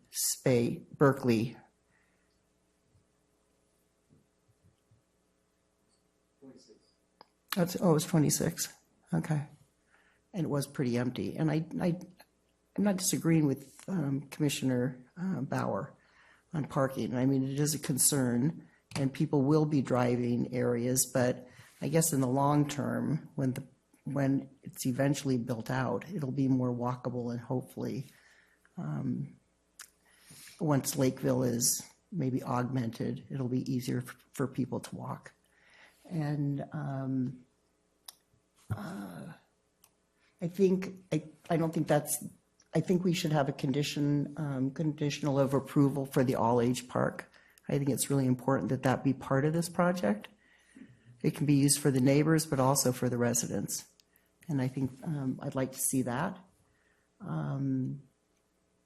And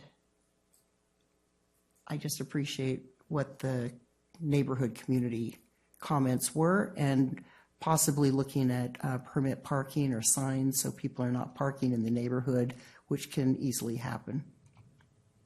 That's it.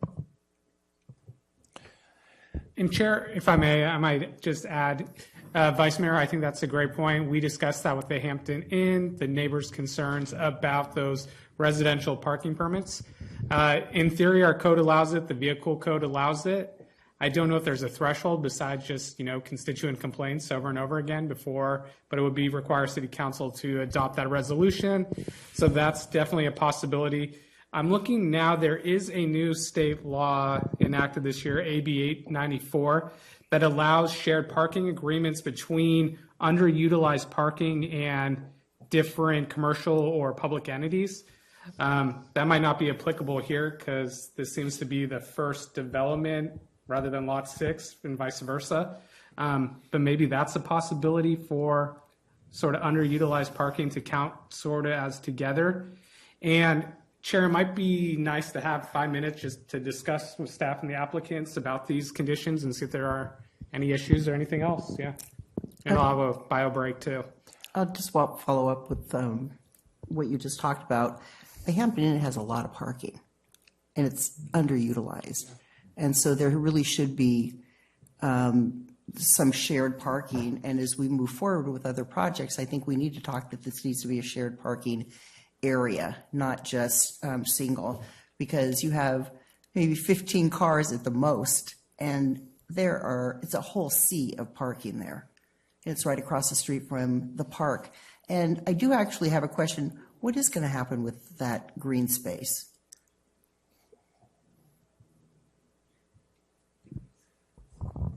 Well, the big soccer field or whatever that field is. So that is a public park, and it is, I think, up to the Parks and Rec Department to get programming of those fields. Okay. Okay. Well, I guess we need to ask. So,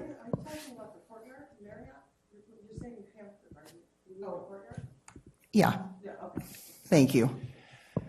So before we go on break, these are all very good comments. Before we go on break, I'm going to make my comments because I have a feeling if we go on break and come back, something else will happen. One quick thing with the bus stop. I want to make sure that its location is specifically keeps ADA accessibility in mind. I believe that all bus stops have to be ADA accessible. They all have to be ADA accessible, but I mean the runway up to the location.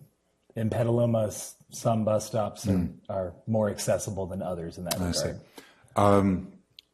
We'll make a note of that, but I'm certain that all new construction is going to be fully accessible, ramps up to sidewalks and so forth. So okay, good. Sure. I just want to make sure we're not potentially putting a large senior community right by a transit center, and then that community can't access it if they're in a chair or have any kind of assistance.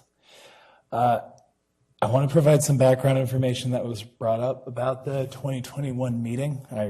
I remember that meeting, and I remember how heated those meetings got. We were having issues because we were in the middle of COVID, and commercial was dying on the vine in just about every project. And so nearly everything we discussed had a tinge of, yes, we know we love mixed use, but that was always coming up in our discussions. The first floor activation discussion, it was, yes, there was a technical agreement that if nothing else works, yes, we want to use these spaces, we want to have community engagement. But at no point was there at no point do we come to any kind of formal agreement that these spaces did need to have a mixture of uses, even if it's not necessarily commercial. And so we started discussing other community opportunities without doing first floor residential just because of the type of project it was. And if I recall that meeting correctly, we got off subject multiple times. But linking that back to the discussion that came from our public comment, I would say I think it is reasonable to look for uses that aren't going to hurt the hotel that's on the site and aren't going to hurt the residential spot. I know there are issues with our current zoning code that makes this difficult, but I'm sure a bodega would be great, or a small grocery store. I doubt anybody wants to walk all the way over to Lucky's and go through the Mary Isaac Center and get past that. I understand. And then you're still driving to go to a grocery store that should be walkable but really isn't. I understand it's a small square footage. That's why I harp on the concept of bodega. Is that something that's really restrictive in our code? Is there an opportunity for something like that? That's a permitted use on the ground floor of this proposal. Absolutely. Okay. And I apologize. I have a habit of wanting to just be inclusive for folks that are here, but then I'm always reminded after that I'm supposed to keep that separation. But thank you, though. Okay. I just want to flag that for the applicant, if only because I appreciate the examples you gave us and the 3D rendering of the example from Berkeley of some of those spots, but you have an entire endless barrage of residential units there. So I imagine even a very small grocery store would do incredibly well in that spot. And I certainly can't imagine that would hurt the hotel. I don't think we could ever make that a warrant because it's a business use type, but I just wanted to stress that. Going back to one of the comments that was made during public comment on this, yes, some of the issues that have been raised are community issues, but I would like to remind folks that community issues and planning issues are intertwined. We are doing all of this for the community. We are not doing this for the sake of planning. Going back to the flyover animation, I do not mean to disagree with a fellow commissioner. It reminded me a lot of the last time we saw it. I think one issue I would just like to bring up, and this is not necessarily for the applicant, but also I'm sure during staff discussions too, without having, and I realize it's more expensive, I'm sure, without having the context of what that really looks like, I was there on Sunday and white blob still meant very little to me. Having even the faintest graphical representation makes it work because, of course, by context, that one well-rendered building is going to look great. Moving through this on the Central Greenway, I did actually sit in it. I think somebody here said they would never take a seat there. I did take a seat. I had a goose show up and I think laughed at me and then flew away. It was the weirdest, flew to a flock over there. It was incredibly mean. But I bring this up to say it was raining. There was no cover. I understand that trees have been planted. I understand that's probably meant to create a fair amount of noise cancellation as well, but there's still fundamentally no cover for that space to be used. I did have a question about the nexus related to this. So is it the same applicants working with a different developer for Lot 6, correct? My understanding is there are different investors or partners on Lot 6, but I believe they're the primary applicant or developer of that parcel. The reason I bring this up is because I do think we have a justification to include this as a nexus for a warrant, to have at least have either directly through this project or shared through this project and then Lot 6, some kind of investment in creating some shade and further activation of the Central Green. I say that because I remember going back to when I got appointed, and this was around 2020, and I think we were looking at the riverfront plan. They talked about the Central Green. It was concrete and some pipes that were sticking out at the time, as I recall, and it kept being hyped, the Central Green, the Central Green. We're going to have a Central Green. It's going to be great. Every subsequent approval, we're going to have a Central Green. It's going to be lovely. I promise you. Don't worry. And unless we're willing to sit and wait, I mean, conservatively, 10 years for the trees, maybe, to create really the canopy you're hoping for, we're going to need something else. And a lot of these projects have been conditioned with the idea that there's going to be this central access point. And I do realize I am just throwing out a warrant that implies a financial burden, so I'm not trying to do that flippantly. But I do think if we're going to approve a SPAR on senior living that has a green activation site that can't really be activated, that ends up being problematic. And then inevitably we're going to have what I'm guessing are apartments. We're also going to reference that there's a Central Green in that report. I'm sure it will come up in like the third paragraph.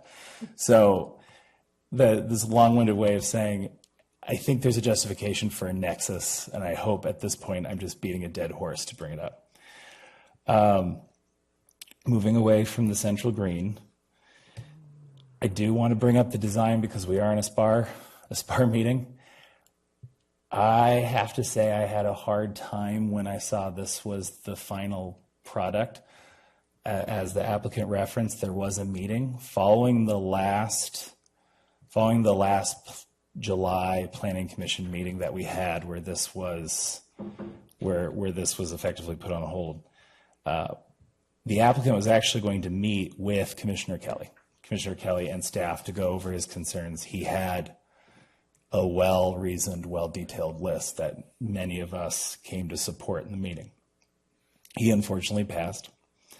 So I kind of got swapped in, having prepared from that meeting, plus, frankly, rewatching a lot of that meeting just to make sure I had a lot of his points down. I did see a version of this design there. I'm not saying this looks substantially different, but my understanding was that that was the starting point, not where it was kind of going to ultimately end. I am not the person who tries to just tank a project just because they don't agree with the design aesthetic. I do see where you've created more variation in the frontages. I do see where you've really inset the windows, and you have increased the size of the windows, that's for sure, and added some of the shade structures to them. That being said, there was one point that Commissioner brought up that stuck with me, and I've been referencing as been going through the project, which is his idea of altogether artwork. It should look like it belongs in the place that it is. I don't necessarily think this looks like it belongs in the area that it's in, and that's not really your fault. I think it's because we have a flawed river master plan, and we're in this situation because of decisions made well before all of us. To that point, though, while I'm not going to let that flip my vote necessarily, I do want to stress, as you're going through this process, there's got to be more ways to really soften this design. I understand the argument that you were making, that sorry, I keep saying you, and I realize for the recording they can't see who I'm pointing at or why, that the architect for the applicant made earlier, that they tried effectively different roofs, different edges to it to see what they could do to soften it. It didn't quite look like itself. I can understand that, but maybe having some options would have been nice just to see, if only because it looks like a softer version of this design we had before with a few changes added on, but not really a kind of fundamental look back that I think we were hoping for. Okay. Further on, and then I will finish. I can feel the eyes now. I did see that community had brought up the idea of the shuttle, for the smart shuttle, extending for maybe more than just the residents. I can't imagine that's financially feasible. I did want to ask the applicant, is there any way that would be doable, or is that would that defeat the purpose of the shuttle? Just wanted to check. We can't do it by ourselves. We need at least a city's number buy-in. of other stakeholders that could chip in to make it financially feasible. That's what But if you have a critical mass of stakeholders there that were willing to chip in, we'd be totally open to it. Understood. Okay. And then going back to the parking, I've been trying to save that for last because I feel like that's been the most heated subject so far. I did want to ask some questions before I got into that, which is, one, how frequent will the senior shuttle be? We have a full-time driver and a full-time shuttle. Is it a booking system? Are people just coming out at a set time when they want to? They can reserve, the shuttle's always there. They make reservations to their whatever appointment they have, doctor's appointment, or they want to go here or there. And sometimes we aggregate the outings. So more than one person goes on the shuttle, but sometimes there's one person that needs to go. And, if there's no other reservations at that time, we'll take the resident to, say, a doctor's appointment, for example. Okay. And then same thing for the full-time driver? Is this Yeah, full-time driver. Appointments? Yeah. Full-time driver is there responding to the appointments. Okay. The reason I ask is because I can understand that the facility in Berkeley doesn't have a great demand. I wish as a city we were in the position Berkeley is in terms of the culture that's there. What I want to know is how realistic these mechanisms are for, because if we do end up getting residents that are actually from Petaluma, if that goal is met, they're likely to get residents who are attached to their car. So keeping that in mind, I just want to understand how realistic it is to expect that this shuttle, which is going to be at the beck and call of all of the residents, and I realize probably the extra care rooms, that's a little less, but still, this one shuttle is going to be able to take care of that. How frequent are trips in Berkeley? Is the shuttle out all day? Or do they find that people kind of do their errands on a certain day? Like what ends up being the rub there? Amir, do you want to, let me just address one thing, and then Amir, I think, is more in operations. we had a traffic study that was done. We have a traffic engineer here. There are 66 surplus parking spots. And I just want to say that for the benefit of Commissioner Rakiston and Commissioner Bauer, who brought up this issue as well. And those parking spaces around the Central Green, around the hotel, and if you've been there, nobody parks there. So the traffic study basically says there's like plenty of surplus parking there. I don't know if this answers your question, but my question was more about what you're offering. I understand that the traffic study says there's surplus parking. I am very much a huge fan of less parking is more in most things, but I'm trying to verify that what you're offering will be able to meet the demand. That's all. So that's why I'm asking about the service.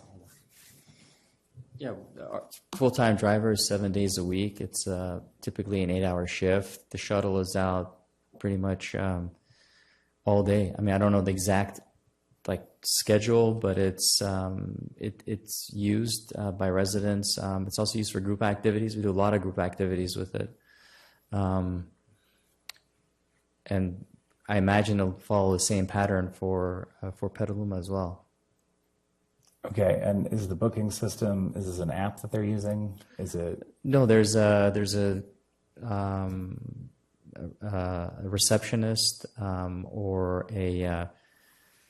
another staff member. There's usually also, if it's an activity related, there's somebody that's in charge of activities. Activities director arranges activities, posts a notice, people sign up for it. They want to go to the park, the movies, etc. And when the shuttle is leaving, if it's a doctor's appointment, it's the care manager that will book it and coordinate it. It depends what the nature of the visit is or the use of the transportation. Okay, it's good to know that there's somebody who's effectively in charge of sequencing that. Yeah. The thing I was worried about is you've got a whole bunch of people with competing needs and no one actually managing that, just ending up as effectively a spreadsheet somewhere. Yeah. That is good to know. Have you had situations in the Berkeley facility where you had competing needs and you had to find alternative means of transit for these folks? Not yet. Not yet. Yeah. How long has the facility been operational? About a year, over a year. All right. Thank you. Sure. Thank you. That answers a lot of questions. And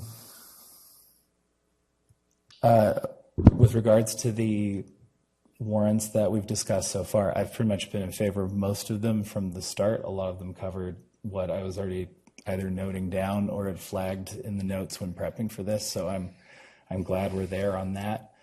I think we probably want to have a longer discussion about parking because I think that's the thing we might have the most disagreement on. So I'm going to say we should do a bio break now for about, I'm going to give everybody 10 minutes and then let staff also discuss about the feasibility of some of the warrants. Thank you, everybody.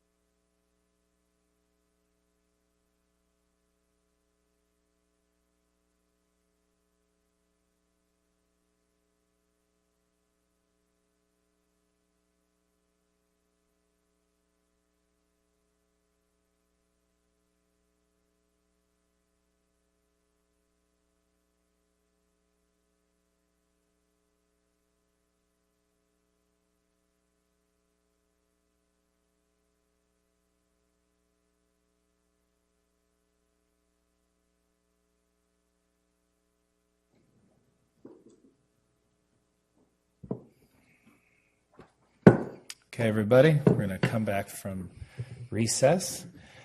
Now, the first question I wanted to ask was just to staff if anything came out of the deliberation that you had on the current warrants we have, just before moving on. Sorry, I know you just got to your computer. Right, and I was thinking about, could you repeat that, please? Was there anything that we should keep in mind that came out of the discussion you had on warrants? Yes, we do want to revisit the required improvements to the Central Green and Tot Lot. Okay. So that was one item. We want to go back and revisit the slides on the parking analysis, bring those back up for consideration and review by the commission, and then also the applicant team would like to discuss the vinyl window prohibition with the commission. And then finally, we would like to discuss some ideas for improvements to the crosswalks. I think one thing we talked about was as Assistant City Attorney Brady is going to discuss, many of these public improvements are part of the CFD. They're funded through a shared approach of all of the various projects that are paid into it as they evolve and continue to maintain them. So we're trying to understand, we understand what the commission wants. We're trying to figure out and work with the commission on how best to achieve that, given that this is one of several projects that have come forward, and then we still have at least one more project to come forward. So, of course. So I'll just add, like Andrew said, these projects or properties are subject to the Community Facilities District, CFD, and how CFDs work is depending on the size of the properties and depending on those uses, whether they're commercial, office, residential, they are all required to pay a specific percentage based on what the CFD, which was approved back in 2017. So in these CFDs, they are the funding mechanism for the improvements, for the maintenance of these improvements, which includes the lot, the Central Green. So that is where the nexus and proportion for these improvements are. They're specifically from the CFD. So I don't believe we would be able to add additional conditions for public improvements that are in addition besides the CFD, because the CFD is directly proportional for what those improvements are. But staff were thinking of there is the public art requirement, and it might be possible if the commission entertains it, is to have sort of the public art requirements be sort of a functional shading that occurs in the town or the Central Green or the Tot Lot. So, Andrew, anything else you wanted to add on that, or? I don't have anything else to add, but if the commission has questions, we're happy to dialogue. Well, so you're saying that for most of the site improvements we might wanted to have warranted, I'm assuming like the crosswalk improvements, this would be through the CFD? Well, then how is that being managed? I think the crosswalk improvements, because we're looking at through the Caulfield Bridge project, we're looking at the design of that entire corridor, and I want to be conscious of the work that Public Works is doing on design and not write the condition in the way that we can't collaborate effectively with them, both in terms of achieving the goals of the commission, which are to enhance pedestrian safety in those crosswalk areas, but then also the timing of that, because it may be more advantageous to time it with the evolution of the bridge project rather than the timing of the Spirit Living project. So I think it's. I don't think the applicant team is. I think everybody's supportive of the goals of the commission. Right. But there's some moving pieces there that we need to. Right, and I can see where for example, warrant for raised crosswalks, etc. that you'd want to have the qualification for public works and qualification for ongoing process and that sort of thing. That makes total sense to me. But I just, for the CFD component, because I have a sneaking suspicion that it becomes, we reference CFD as the active partner in this, or as the activating mechanism in this, but then we don't explain what that means, and then there's no. So I guess what I'm trying to understand, would it then be Central Green that would be held under CFD? Like, which improvements that we're talking about would actually be handled that way? I believe that we would want to distinguish between the crosswalk improvements and then the Central Green plus tot lot improvements. I think those are two separate improvements. And what we would like to propose is that the applicant implement their public art requirement by providing functional art in the Central Green area. And then we discussed, well, could the public implementation of the public art requirement also include providing the active adult facilities in the tot lot area? I'm less sure how that looks. I think I can envision how implementation of a functional art project in the Central Green that would provide shading would look. But then also we have the city parks division and partnerships there to improve the facilities in the public park areas. So, but I can't speak for Parks Division on the ability to fund those or implement them. All right. So then really, because I very much got focused on the CFD of it all, or at least that joint funding mechanism of it all. For the items that you've listed from the warrants we were discussing, really we need to go through and discuss realistically, is it happening directly through our own warrant? Are we asking to work with some other aspect of the city and kind of go through each one of these, right? I think that would be best, yes. Okay. Yeah. With that in mind, we were on parking before we went on a break, so I was thinking we would go back to the parking discussion. I was going to ask them to bring up the parking slides again as they suggested their parking analysis to go through. That would be great. And if the applicant, their parking person is here, that would be great. Can answer a lot of the questions, because I got a lot of good information on parking, and it made a lot of sense, and I think we'll calm everybody down on the parking. That would be lovely. Could we start with the parking analysis? Absolutely. So the demand for the project, parking demand, is a total of 41 spaces. On site, there are 22 spaces available. 17 are tuck-under parking spaces, plus the 5 open parking spaces that are on the park side of the alley. And then the 10 spaces on the east side, the street side. So there's a total of 32 parking spaces that are available. On the roadway to the north of the project site in front of the hotel, there are 43 street parking spaces. On the roadway between the play fields, the active ball fields, and the Courtyard Marriott parking, there are 20 parking spaces. So a total of 63 street parking spaces on those 2 street segments.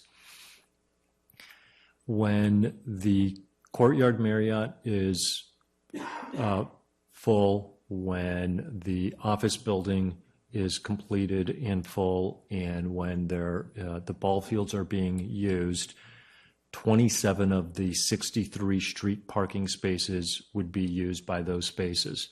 That leaves 36 unused parking spaces when all of the surrounding uses are at full occupancy. So we have an excess of 36 parking spaces. The project would need 9 of those spaces. So there's plenty of excess parking spaces on the public streets west and north of the project site. To drive some of those points home, could someone please pull up attachment D, the Focus Transportation Study, page 7?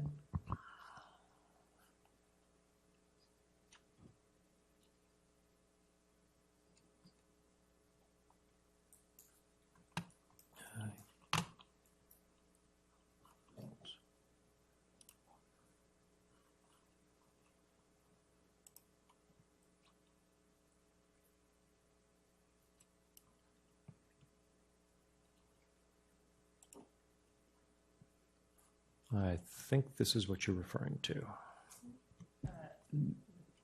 No, attachment D, page 7, has a good graphic outlining those areas you were talking about. Whoops. Sorry. D as in dog.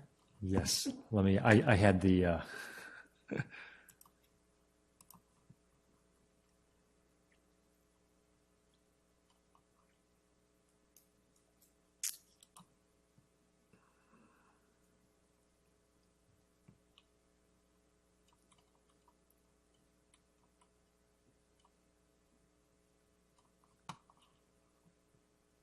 it's taking a minute to load.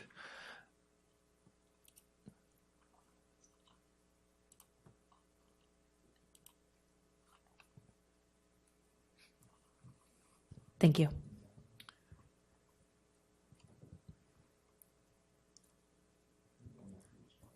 Oh, it's still loading. I zoomed in. One of the other points while this loads is as part of the approval of the Riverfront project, the city required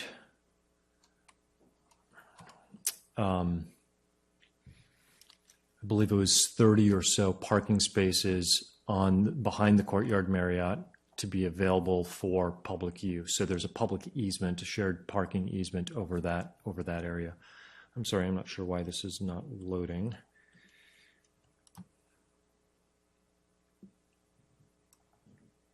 Oh, there we go. So the 20 parking spaces are on this segment of Caulfield Lane. There are 43 parking spaces along this segment of Hopper. When the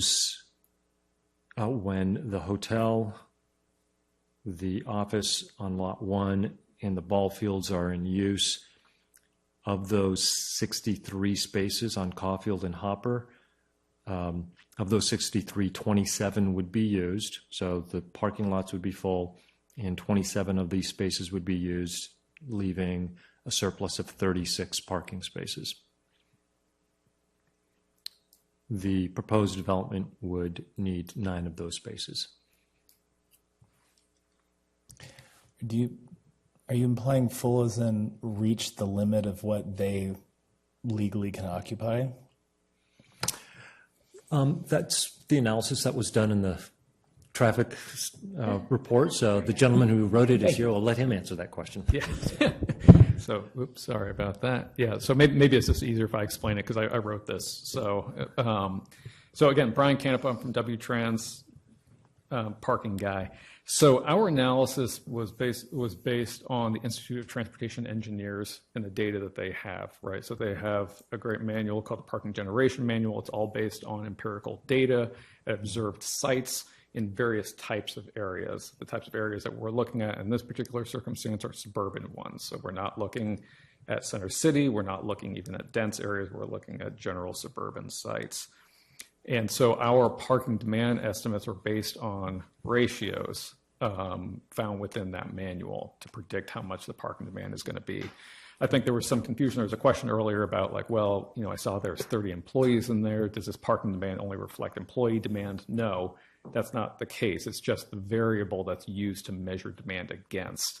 So similarly, you could do it for square footage and so forth. So this demand that we're coming up with is a peak demand for the whole site, for everything that's being used here for this particular use. I'll just say in this context here, the trends in parking demand, because I've seen these different manuals and the demands. I've been doing this for like 20 years. I sit on the national board that came up with the latest ITE manual, the sixth edition in there. The trends in parking demand have gone down virtually every year. Not hugely, but they continue to go down. There's a definite shift away, quite rightly, from properties providing their own set of reserved parking on site. We've seen this as kind of the standard model in the US over the second half of the 20th century into today.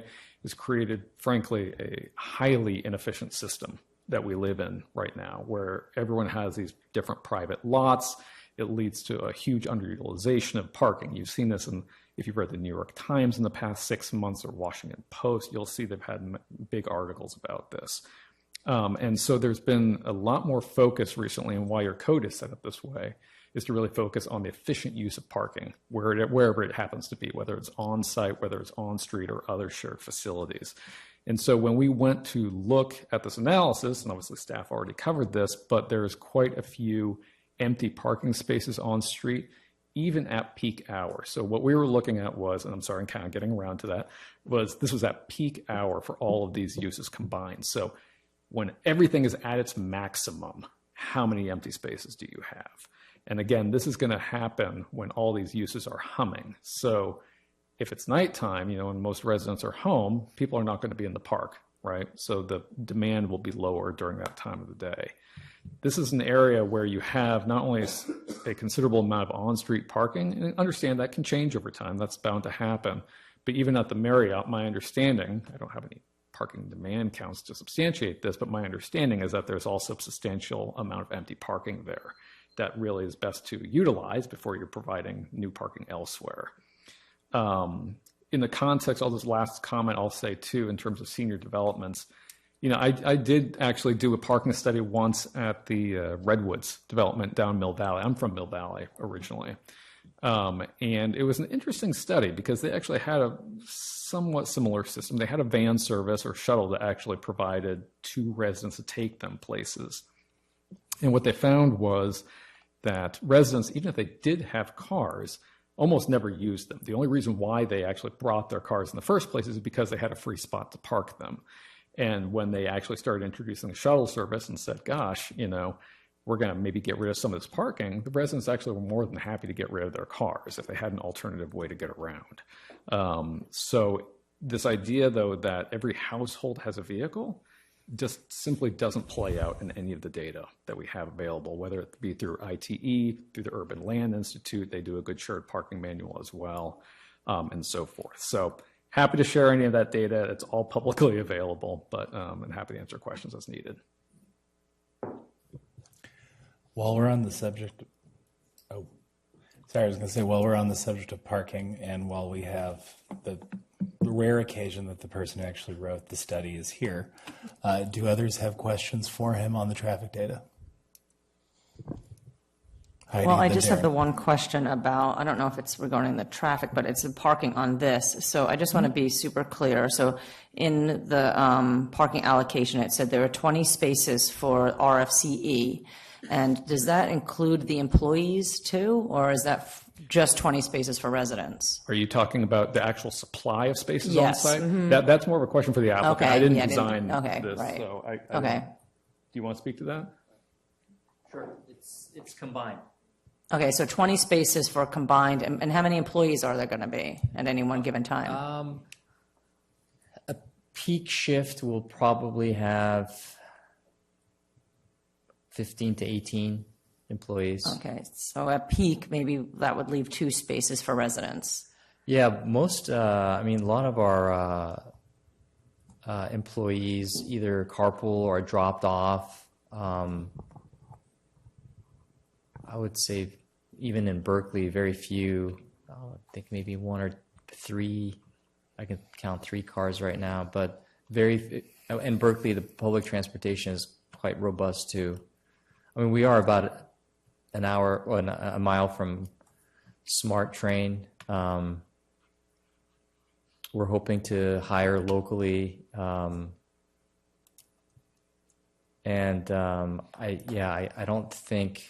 I think the majority, my sense is it'll probably follow the same pattern a majority of our staff is not going to be relying on those on-site parking spaces. Okay, yeah, I think we're a very different beast here in Petaluma than in Berkeley. Yeah. In terms of people being able to take public transportation to this site or actually doing it. Just to add a little bit more background on this actual local data, because I'm also local here. I work and live here in Sonoma County. I mean, the drive alone rate for most employees here tends to fluctuate around 3/4. Tends to be about the average for the county. So it's not 100%, it's not 0. 3/4 is what? The number is 75%. So if you look at how employees within the county travel to work, the drive alone rate tends to hover between 75 to 80%. Right. Mm-hmm. So that is kind of what you might expect in a situation like this. Now, again, that will vary based on income level, your access to transit, and so forth. So I can't obviously guarantee it in this particular case. Generally, on work sites, if you're going to say you're going to have 18 employees, you figure maybe 3/4 of them drive alone.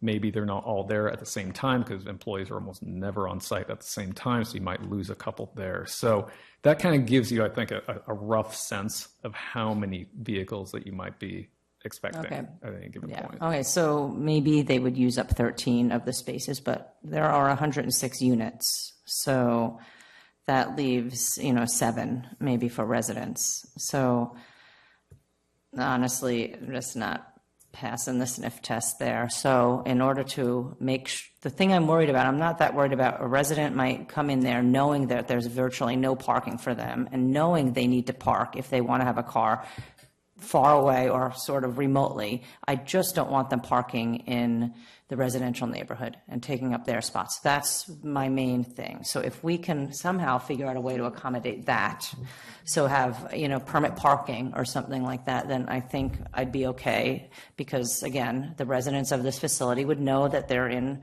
for a world of pain if they want to have a car there. So I just, that would be my way of approving this project, to have some sort of accommodation for the community so that they can know that they can park in front of their house. Darren? I think this builds off that directly. In your experience, is it atypical to budget in 0 additional spaces for residents at a nursing home facility? Because I see the 0.67 rate for the 30 employees. That tracks with what you're saying.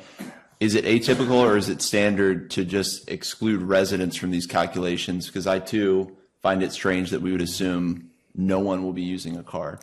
So it depends on the type of facility. If you're talking for senior facilities, for example, if you're talking about general developments that are 55 and over, where people are more mobile and capable of getting themselves around, no, that's not the case at all. So this analysis assumed, through conversations with the applicant, that most, if not all, the residents would not be driving, that for a variety of circumstances. And there are absolutely places that it plays out that way. This data that we have here, the 0.67 per employee, that comes from ITE, from actual sites around the country. I didn't come up with that. And so and again, this is in a suburban setting. This is not downtown San Francisco. This is not Berkeley. These are in relatively, auto-oriented places. And for the applicant to build on that for the 3rd and 4th floors, because we know the 2nd floor is memory care, for the 3rd and 4th floors, can you just give us again that quick profile of the resident who's going to be living there, just to track with what he just shared? It would be very similar to Berkeley, and in Berkeley we have 1 resident that has a car and is increasing and basically using it less and less. Is it age restricted at all, or could there be 55-year-olds who are active who could potentially be mobile? Is there any stipulation on who would be living on those 3rd and 4th floors, or could it be a more active senior? What's that dynamic, do you think? Typically in communities the communities that we design, just by nature of that being a continuing care, we're having a higher acuity floor where somebody can age in place, they'll typically move in when they need some assistance with activities of daily living, where they may not want to wash their own laundry or do their own linens, or they need housekeeping.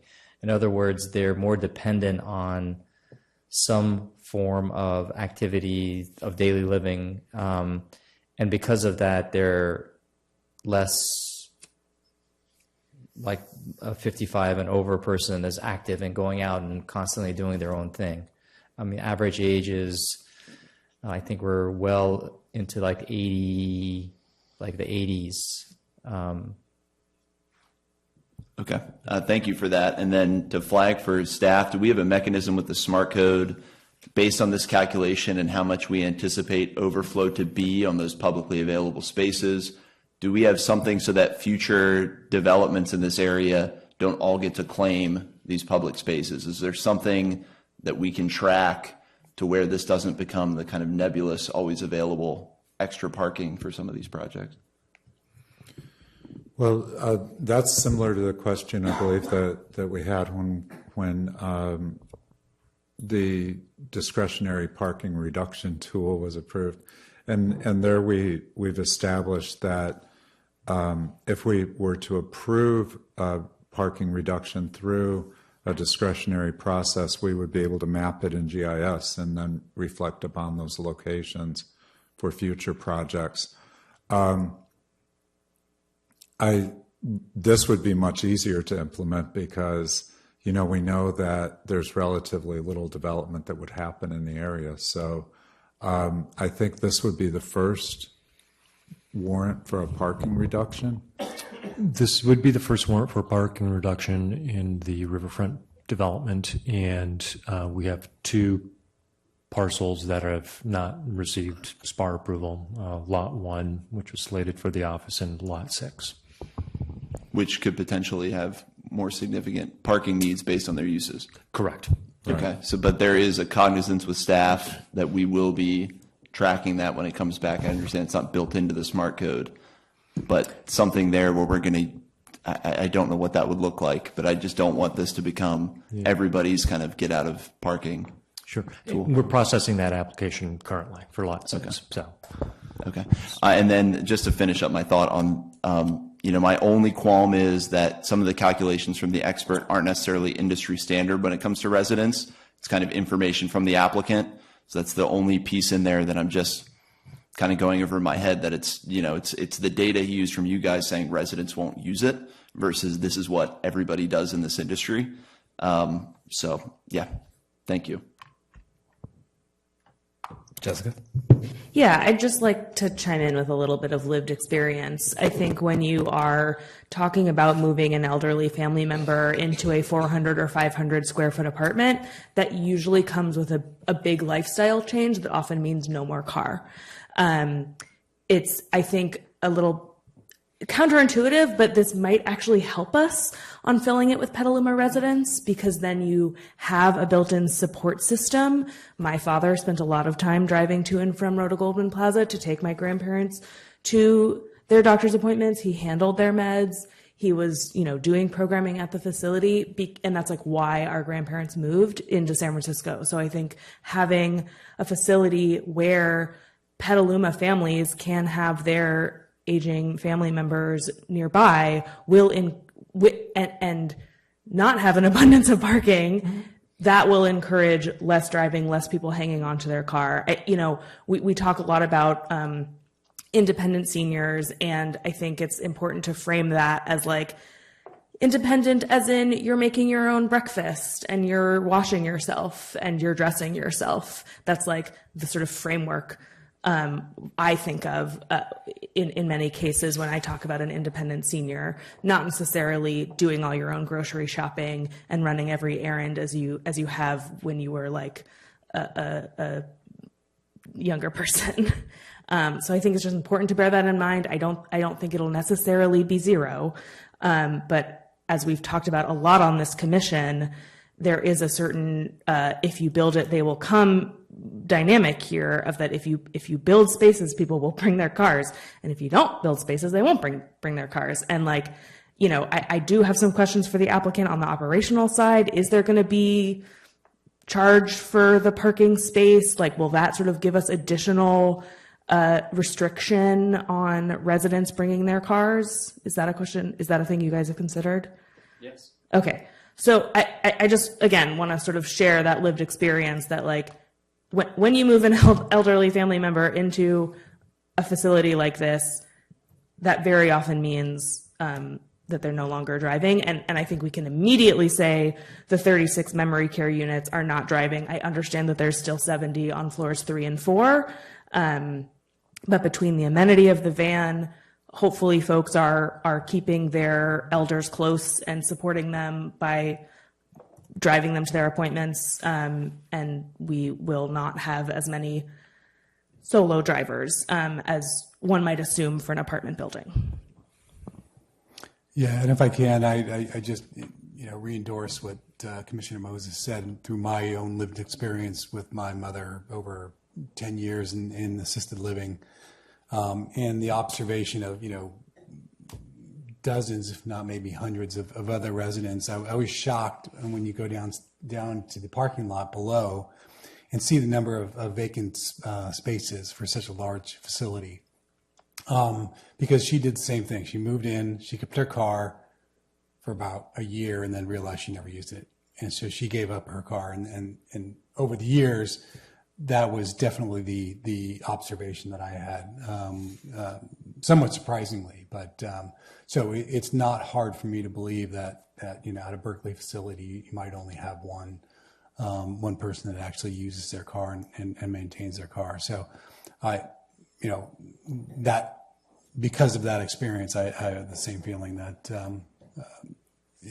either that would be the outcome anyway, or the lack of additional abundant parking would drive a behavior that would rely on a shuttle or something, some other alternative mode of transportation.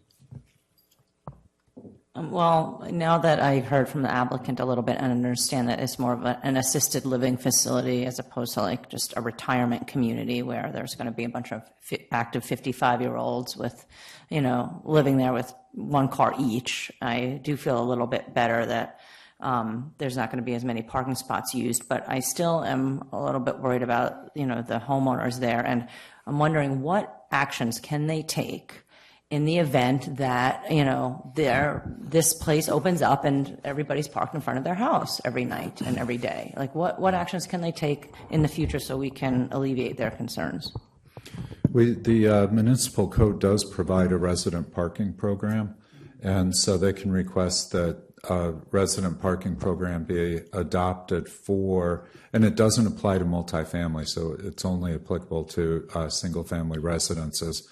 But they could establish a resident parking program, which would be permitted and restricted then to provide for on-street parking within the single-family detached residential area.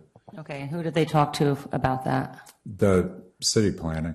City planning? We could take the lead on that, yeah. Okay, so if there's a problem, there's a way out. Sure, absolutely. Okay, thank you. Okay, thank you. Which is, I did want to note, was interesting because, part of the conversation was about what is the demand that the project might create for parking, and is there enough parking to satisfy that demand? But then I think the other part of the conversation was how do we protect existing residents of the lower density single-family residential neighborhoods from potential parking impacts from these new uses that are anticipated in the riverfront area. So. And I'll just add on top of that, that was a concern when the Planning Commission approved and City Council, the Hampton Inn, the zoning flexibility to reduce parking. And Andrew, I'm not aware, and we let the neighbors know that it is ability for council to approve those parking permits for the residential in the neighborhood. I haven't heard of any complaints from the neighbors, so yeah. But that mechanism is available in the future. I'll pivot, but I just wanted to ask one quick follow-up to that. Should the problem, let's say it's not the ideal scenario, and overflow parking should occur, and let's say we happen to have the seniors who hold on to their cars. What breadth or what depth of evidence is required for the residents to then be able to start not just pushing for a residential parking program, but further enforcement if that becomes a problem? So when I look at the code and it doesn't provide any findings or requirements, I think it's just if city council approves of it. So I don't think there would need to be any more evidence than, complaint driven. It's a simple request. Right. And then enforcement would be an issue. I don't know how that would work. Maybe it'd be complaint driven. I don't know what our parking requirements look like or meter maid sort of. But enforcement is through ticket writing. So, right, of course. I was right. wondering, is that built into that program already, or is that Yes. something that would have to be subsequently No, done? that's built into the program. Okay, so if council requests could be made, if council so deemed, initiate the program, and then there'd be a full enforcement mechanism for excess parking outside of. Correct, yeah. Okay, just want to check. I understand. No, sorry, is it assisted living or is it independent? Because some of the slides said it's independent, which is very different from assisted. Sorry, I shouldn't have. No, it's okay. That's actually that's a great question, because that has kind of flipped around a little bit in this presentation. No, that's not normally the process, but I gave up on being a process jerk a long time ago. If the applicant could answer, how would you qualify the actual facility? It's licensed as a residential care facility for the elderly, so you can come in more independent, needing less care, but you can age in place. So if you need additional care, you don't have to be relocated from your unit. So it's a flexibility, a sliding scale then, in terms of need. All right. Thank you for your patience, Vice Mayor Thompson. I just want to say that the city will be looking and updating our parking ordinance in 2024. And, so there's going to be some good things happening. And when you're looking at parking permits, because I've talked to a lot of different people about problems, on east side, different areas, yours is a little bit unique compared to other areas that people have asked for parking permits, and it really doesn't work that well. And it's really that the city has to update their parking ordinance. But in your case, I think it's very different, and probably parking permits are appropriate for your areas. And I really appreciated the conversation, because, I've dealt with elderly also, who have an aunt that was in assisted living, and once she got there in San Francisco, everything was taken care of and she didn't have her car anymore. And it is usually older people, because people just don't decide at 55 you want to live in an area like this type of facility. It's more really aging in place. And so I don't believe there's going to be a parking crisis there, but we'll find out. I do have another couple comments though. For the applicants, like if you're the people that work there, if they use the Smart Train, which is not inexpensive, would you pick them up with your shuttle? Yes. So you could make arrangements? Absolutely. Okay, and you work with them to give them parking or passes for Smart? Yeah, because otherwise it can be a chunk of money, but it's certainly nice because it's just right on the line. And so okay, that's great. And I just want to go back to the art. I kind of like to let the art flow instead of us determining where it really should go, and maybe have the community be part of that, because the art could also be interactive. So it's not just a piece of art sitting there. It could be something that part of a space where kids can play on. So there's all kinds of different opportunities, and I just don't feel like I want to make a determination where the art would go, because we know we have the 1%, but it would be nice if it obviously went into the area and have the community also participate in that. So I don't want to get too hung up on where the art's going to go, because I have to say, we'll call it the roundabout, it is weird. And I just don't see people really sitting there. And I just, let the trees grow, get some, shade that way, make it maybe more natural. Because every time you put something in, you have to maintain it also. So I'm kind of looking at the other aspect of determining what we put it in areas. So the art, I just kind of like to free flow a little bit. On that point, could staff clarify what the I believe it was public art to be implemented as opposed to going into the fund? Is that sort of how it gets structured, to say your public art requirement is to be a benefit of this actual neighborhood, but not dictating the actual location specifically on the green or on the tot lot? I think that would be the correct way to approach it. Is the applicant would agree and through a condition of approval that they would implement their public art requirement, because applicants have the choice. They can either implement it and typically implement it on site, because that's just what the practice has been. But what they could also do is implement it within the community as part of a community enhancement program. But I think that's preferable to contributing the 1% to the public art fund and then asking public art committee to then dedicate it back to the neighborhood. Yeah. I think there gets to be too much pull on public art funds at that point. For sure. I'm trying to sort of bridge the gap here, because I agree with the vice mayor that we don't want to be too prescriptive in the art requirement, but I also want to show some good faith to the neighborhood that we're going to work on beautifying that neighborhood with this development. So if there's a way that staff can construct that sort of art implementation without being so prescriptive that it's gonna be a shade structure or whatever, that would be great.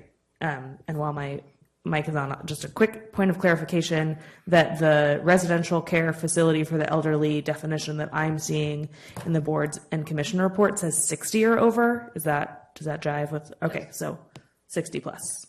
Great. For the art discussion, couldn't this just be as simple as the recommendation that comes out of this is that the work and deliberation done by the art committee is over a project of a specific geographical location, much like we would with any other project in the city? Can't we cite the Riverfront Master Plan as that location and go from there? Sure. I had drafted the public art requirement shall be implemented within the riverfront community, subject to applicable regulations governing review and approval by the Public Art Committee. I think that gives us the flexibility that you're seeking, but it also ensures, number one, that the project implements their public art requirement rather than paying the 1% in lieu fee, and then number two, constrains it to the riverfront. Quick interruption. It's 10:30. Do we need to have a motion to extend? So 10:30 is if we had additional items, which thankfully we don't. If we go past 11, we will need a motion. Okay, well, let's hope we can keep this under. Okay. Well, all right. Some people dare to dream. Okay, we've been talking about the parking for a little bit now. There's several other items. So one thing I do want to check in on, do we think we have consensus as far as this warrant item goes to allow for the requested, right? The warrant is stated. Mm-hmm. Yeah. So long as it includes the loading zone, the EV increase, the ADA increase. Right. Well, the other conditions of approval. And, okay. Well, I'm talking specifically about the reduction. Sorry, let me rephrase. Right. The warrant for the reduction of parking. Waiving element, the minimum, yes. Okay. Because I want to make sure we get through these items that we may have to figure out how we're actually going to do them, since we seem to have consensus on the rest of it. Okay. I'm not going to... Thank you for sticking with us, and have a good night.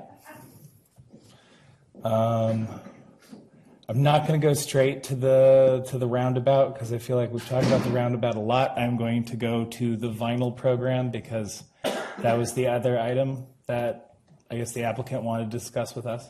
Yeah, I just would like to know if you're open to a little more flexibility around the language that leaves some room for us to work with planning staff and show them environmentally conscious, high quality products that may include vinyl. We went through this in Berkeley. All our windows on the residential floors are vinyl. They're very high quality. They are made of recycled material. They're very environmentally conscious. We got a gold rating, like 10 points above the required gold level. So we want to have a beautiful building. We want it to be environmentally friendly. We're not going to be putting in, and I know, we don't want you to take our word for it, but we just outright saying no vinyl just limits us, limits some really some potential opportunities for us. And also the vinyl windows that we are using in Berkeley, they're high quality, but they're also quite lightweight. They're very easy to operate.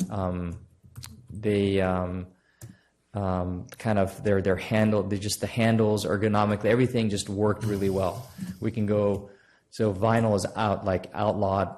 Then we start looking at other things like maybe fiberglass, and that could be even more toxic and problematic. I mean, the intention is to have a really high quality product that's environmentally conscious as well. So just maybe some flexibility that doesn't outright say no way, especially since the 50 townhomes were approved all vinyl, all the homes have vinyl windows, the hotel has all vinyl. We do have the natural problem of shifting standards because this is a plan that goes back to 2014. But I do, just on that point, when we approved our objective standards, or at least when we sent them to council, the recommendation, our primary focus on vinyl was the toxic pollutants produced when making it, the pollutants produced when it's destroyed, for example, in a fire, and then also longevity. Longevity was the other big component. I don't know how the rest of the commission feels. I could see a flexibility, but you'd have to meet all of those requirements. I mean, we would just want to be your stakeholders too. And I don't think you've adopted your ordinance yet, have you? So requiring vinyl hasn't been adopted yet. We haven't adopted it yet, but the objective design ordinance would not apply to you to begin with. What we're trying to do is follow a standard that we're hoping to essentially roll out citywide, or at least see citywide. Maybe give us the opportunity to try to at least be part of the discussion as a stakeholder and discuss those issues when the time comes to make that decision. But going back to what I asked earlier, would you be able to realistically come back to us with a vinyl window design that didn't have the problem in production, its accidental destruction, or longevity? I think we're going to do our best. I mean, we're not window experts. I don't know what to say. Yeah, but I guess when you look at comparable products, right? So we'll be measuring. Let's say we have a vinyl product has recycled materials. We compare that with, let's say, and there's no ban here on, let's say, fiberglass or other materials, and you look at the resources used in the manufacture of that product and the destruction that comes from that product, let's say it's fiberglass, and you look at equivalence, we will pick the better one. We will, you know what I mean? Right. Yeah. And I appreciate what you're trying to say. My question, though, goes back to, if we were going to talk about adjusting what we just discussed in terms of vinyl, we had three primary concerns. I suspect, and again, I'm not speaking for the commission, I'm just going to make this point and let the rest go.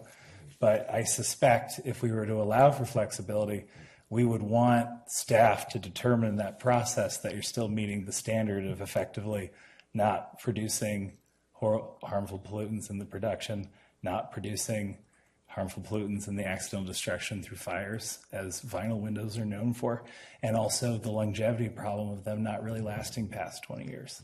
Absolutely. The only caveat is that I don't think there's any single window product on earth that will meet those requirements. All right.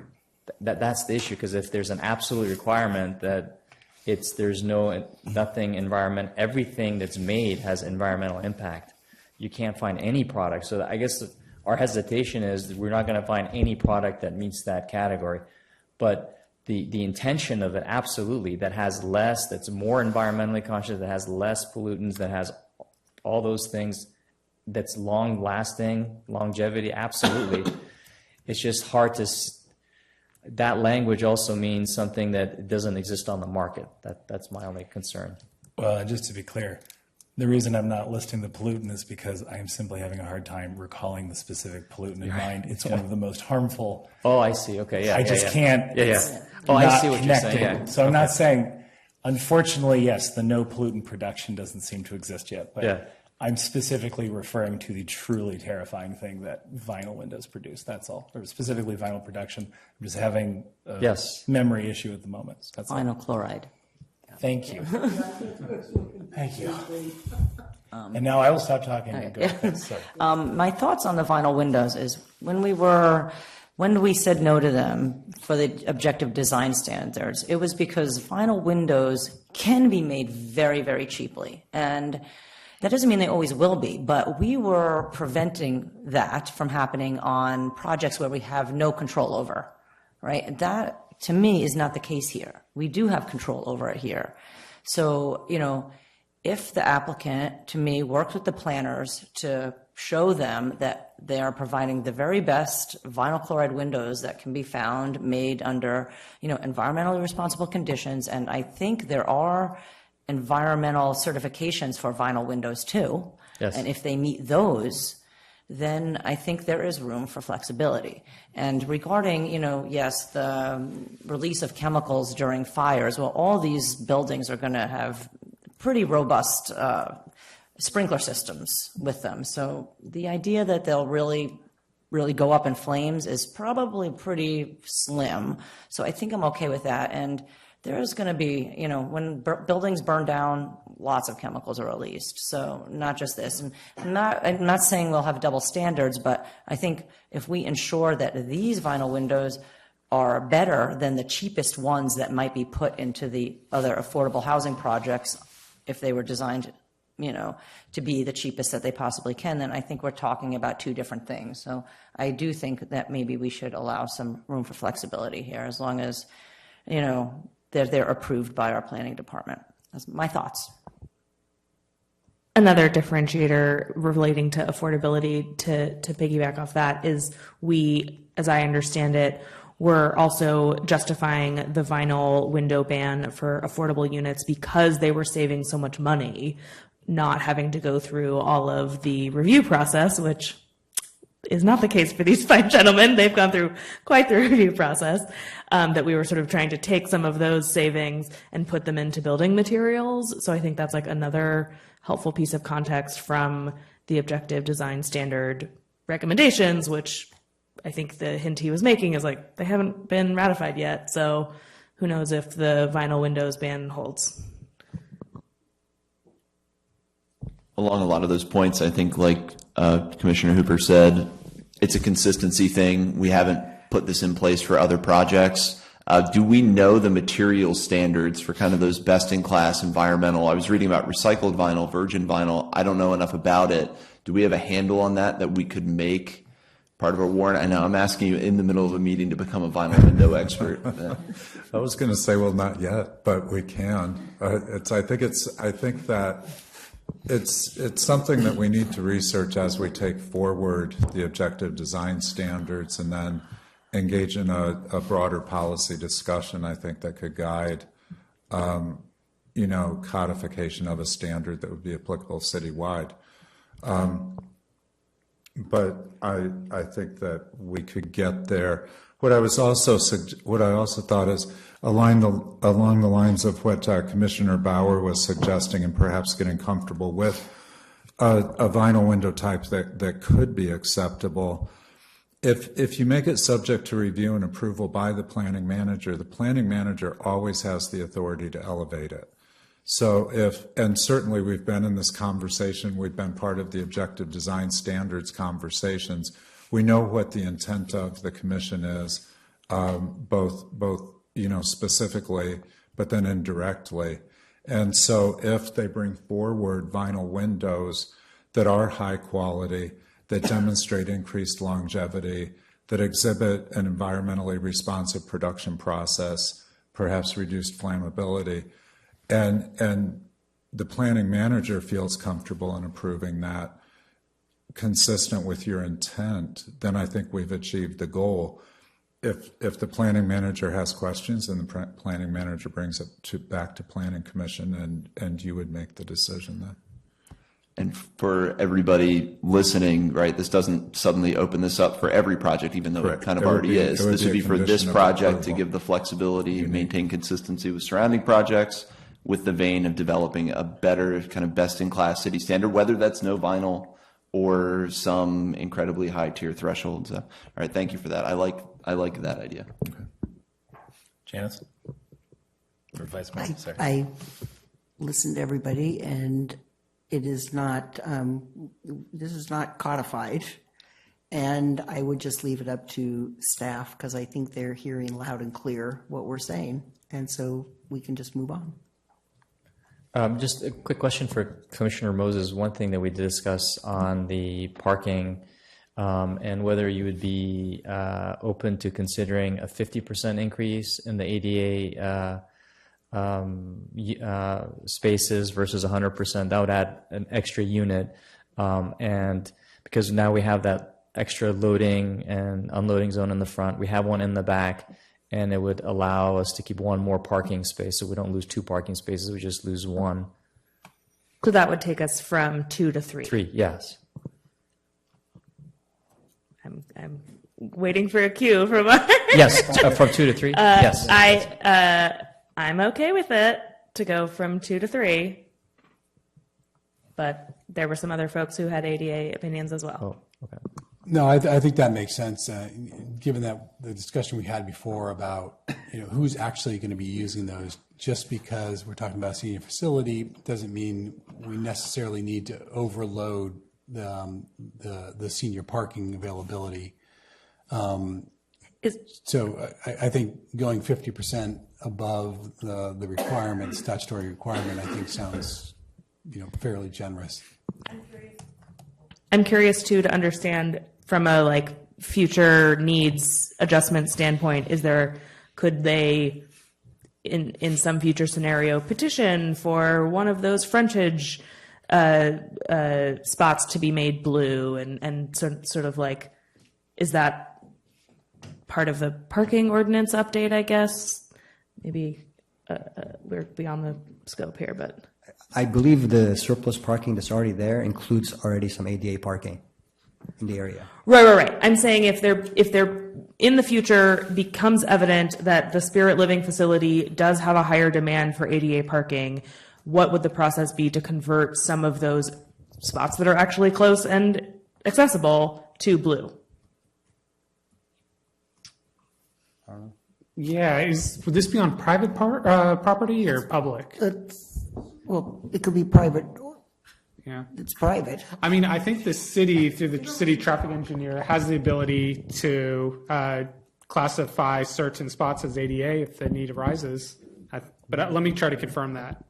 Of course, that is just for public parking. Parking is on public. Correct. Public right of way. Yeah, they can designate. Yeah.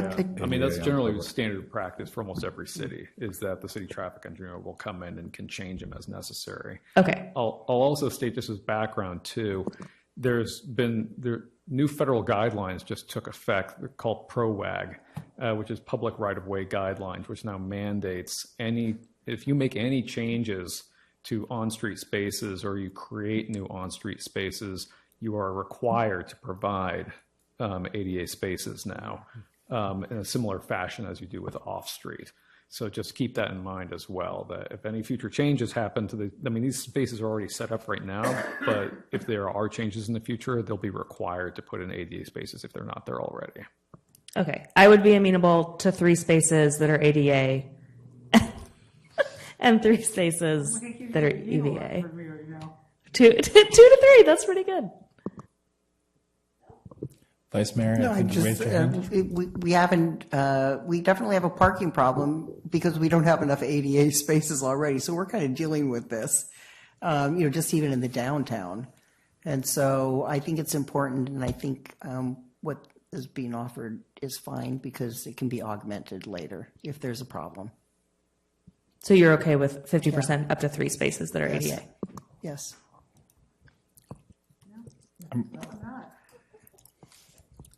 And I appreciate that, but for the commissioners on the dais right now, do we have consensus on the 3 spots?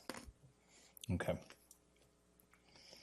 We're gonna check that off for now. We're gonna move to the next, which now that we've passed, I think it's fair to say we've concluded the vinyl item. We can now move to the tot lot. And I believe that was discussing how to functionally warrant the senior park there. Right. So I think the challenge there is the tot lot is going to be part of the CFD, and then also I believe perhaps managed by Parks Department. Correct, by the city. By the city, yeah. So we've got a couple of layers of involvement there to figure out how to craft a condition to require that the tot lot be augmented with certain furnishings to support adult use. I think the city wouldn't be opposed to the project contributing those furnishings. It would just be a matter of working with Parks Department to implement it. If we just move forward with it, let the Parks Department, working with the community, the senior committee, and the Parks Department, Park and Rec, would be fine with me. Yeah, can't we just make it a simple recommendation? Recommendation, sure. Yeah. I'll draft But that. it is a condition, correct, to have this? Well, in this case, because the Planning Commission can't mandate that the Parks Department does this. So in this case, it would be a recommendation that we're making that they start. Just that the Parks Department would take it over is what you're saying? Well, the Parks Department is effectively the entity that would be driving this forward. So we're just making the recommendation to them. When we were discussing this before, I think we just assumed that the tot lot was a pseudo-private entity that we were providing a warrant to with the applicant to make those changes. But if it's under the management of the Parks Department, then we can't warrant the Parks Department. We can only make a recommendation. Okay.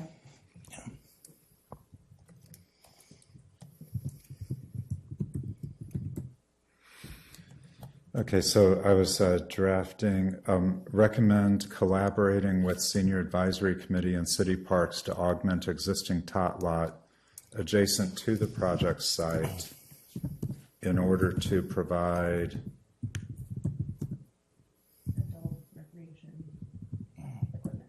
adult recreation equipment. Sure. Sounds great. Thank you. That's good.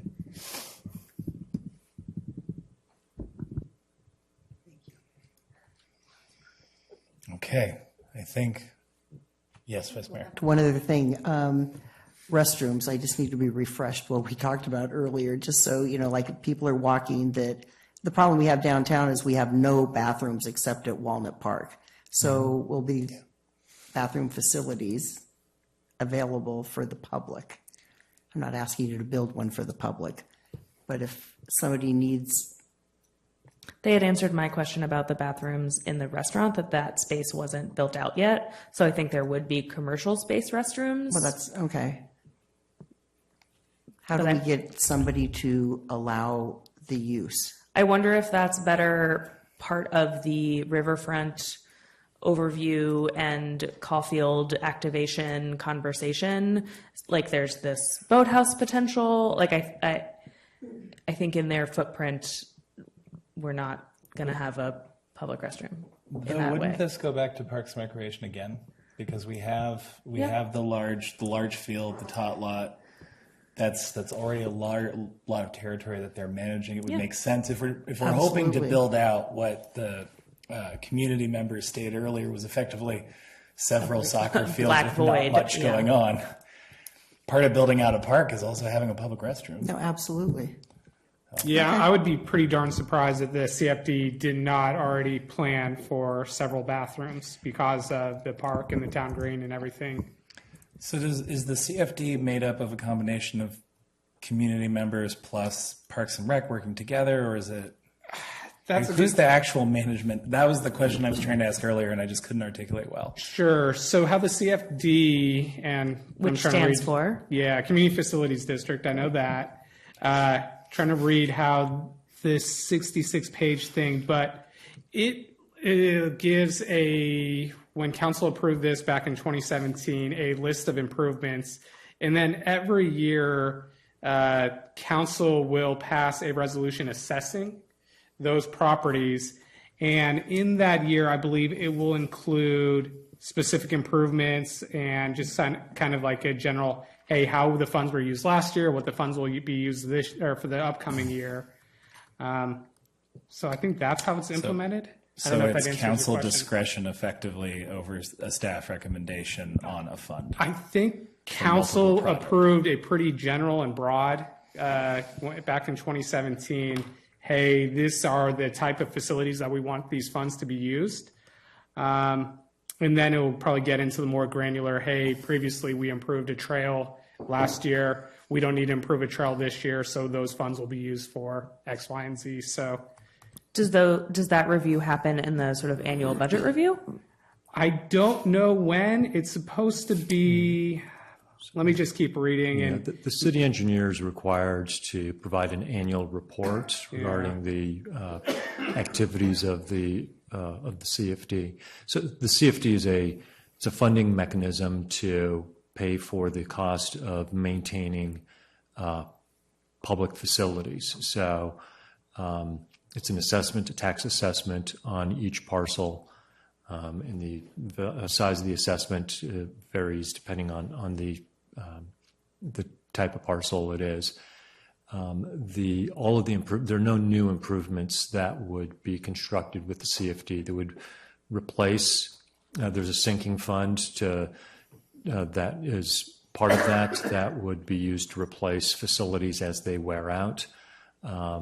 Pays for the cost of any of the street lighting, cost of street sweeping, the cost of mowing the fields, the cost of the stormwater quality ponds out there are part of that. So the cost of maintaining those, the cost of maintaining the park land out there, that's all that's paid for through the community facilities district. It sounds like, given how many times we've heard that the ball fields are sort of built as intended, the central green is built as intended, that probably for the community facilities district. Thank you. And we're getting pretty close to 11 here. We'll need a motion. Okay, really quick, let me make this point. That the CFD probably considers this neighborhood checked off the list.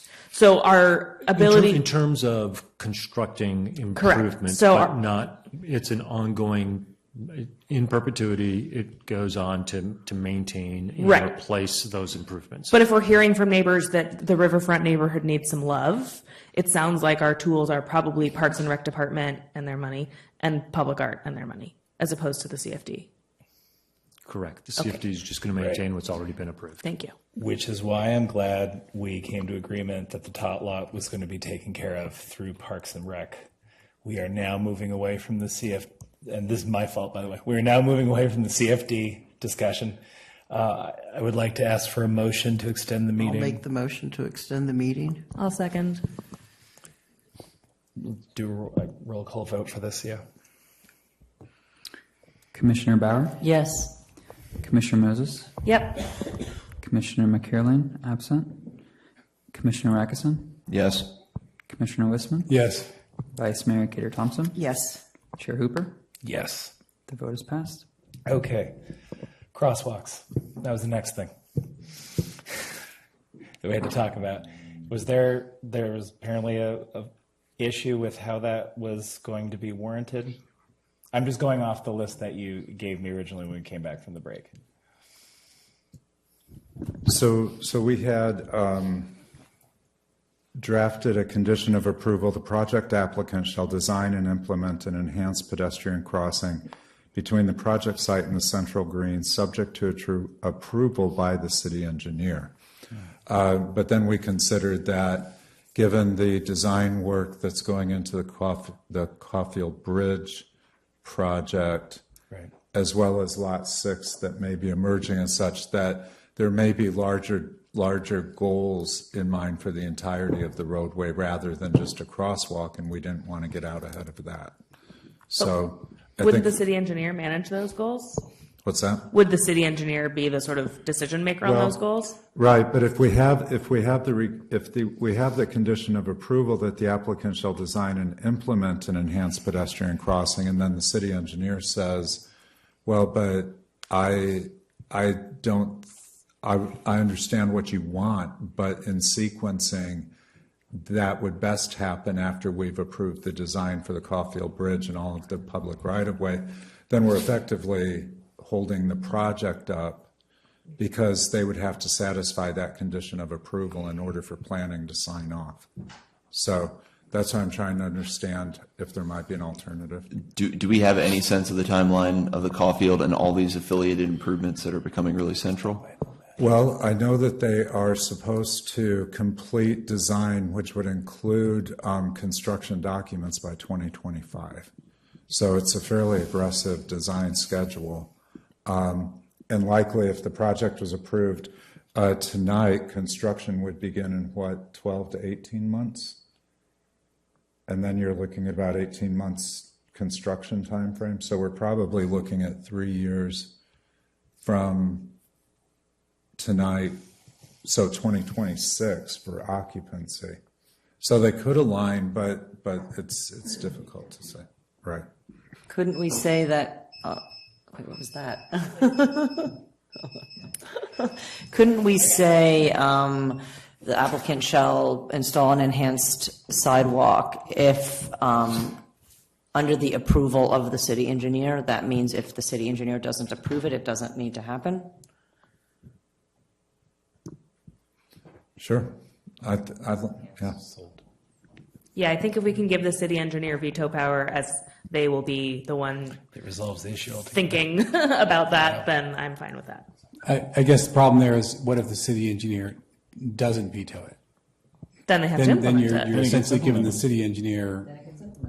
It gets implemented. I think then we would understand that there's not going to be a conflict or that it would be value added or additive to any plans for future improvements of the roadway.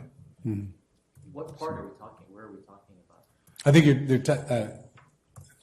Commissioner Bauer may have misspoke. You meant the crosswalk, not the sidewalk. We're talking about the roundabout, correct? We are. The Just- crosswalk just from the front crossing. door. We were talking about Yeah. the middle, the crosswalk going through the roundabout. The central green that is not very green. Right. We would like to have an enhanced crosswalk from your development to that central green, assuming it will eventually be an attractive place to enjoy the outdoors. And so it's just going to be just that one side between lot 5 and the central green. And then when we have lot 6 in front of us in 5 months, we'll say the same thing. Yep. For symmetry. I think having the allowance for the engineer veto solves this problem pretty nicely for us. If it's a good idea, it's a good idea. If it's not a good idea, it's not a good idea, and it doesn't happen. I'm ready to move on from this topic if everyone else is. Okay. Then that leaves us with one more in the column of things that needed to be worked through, which is the central green, or the elongated roundabout, however you'd like to refer to it. Originally, the idea was that we were going to say there was a nexus between this project and then the next project to require some shade, or at least support to build some shade, because waiting for the trees to grow might take quite a long time. And then it was brought up that we might not be able to do that because I believe the CFD. So then the idea was to go through public art, I believe, Andrew? Right. Correct.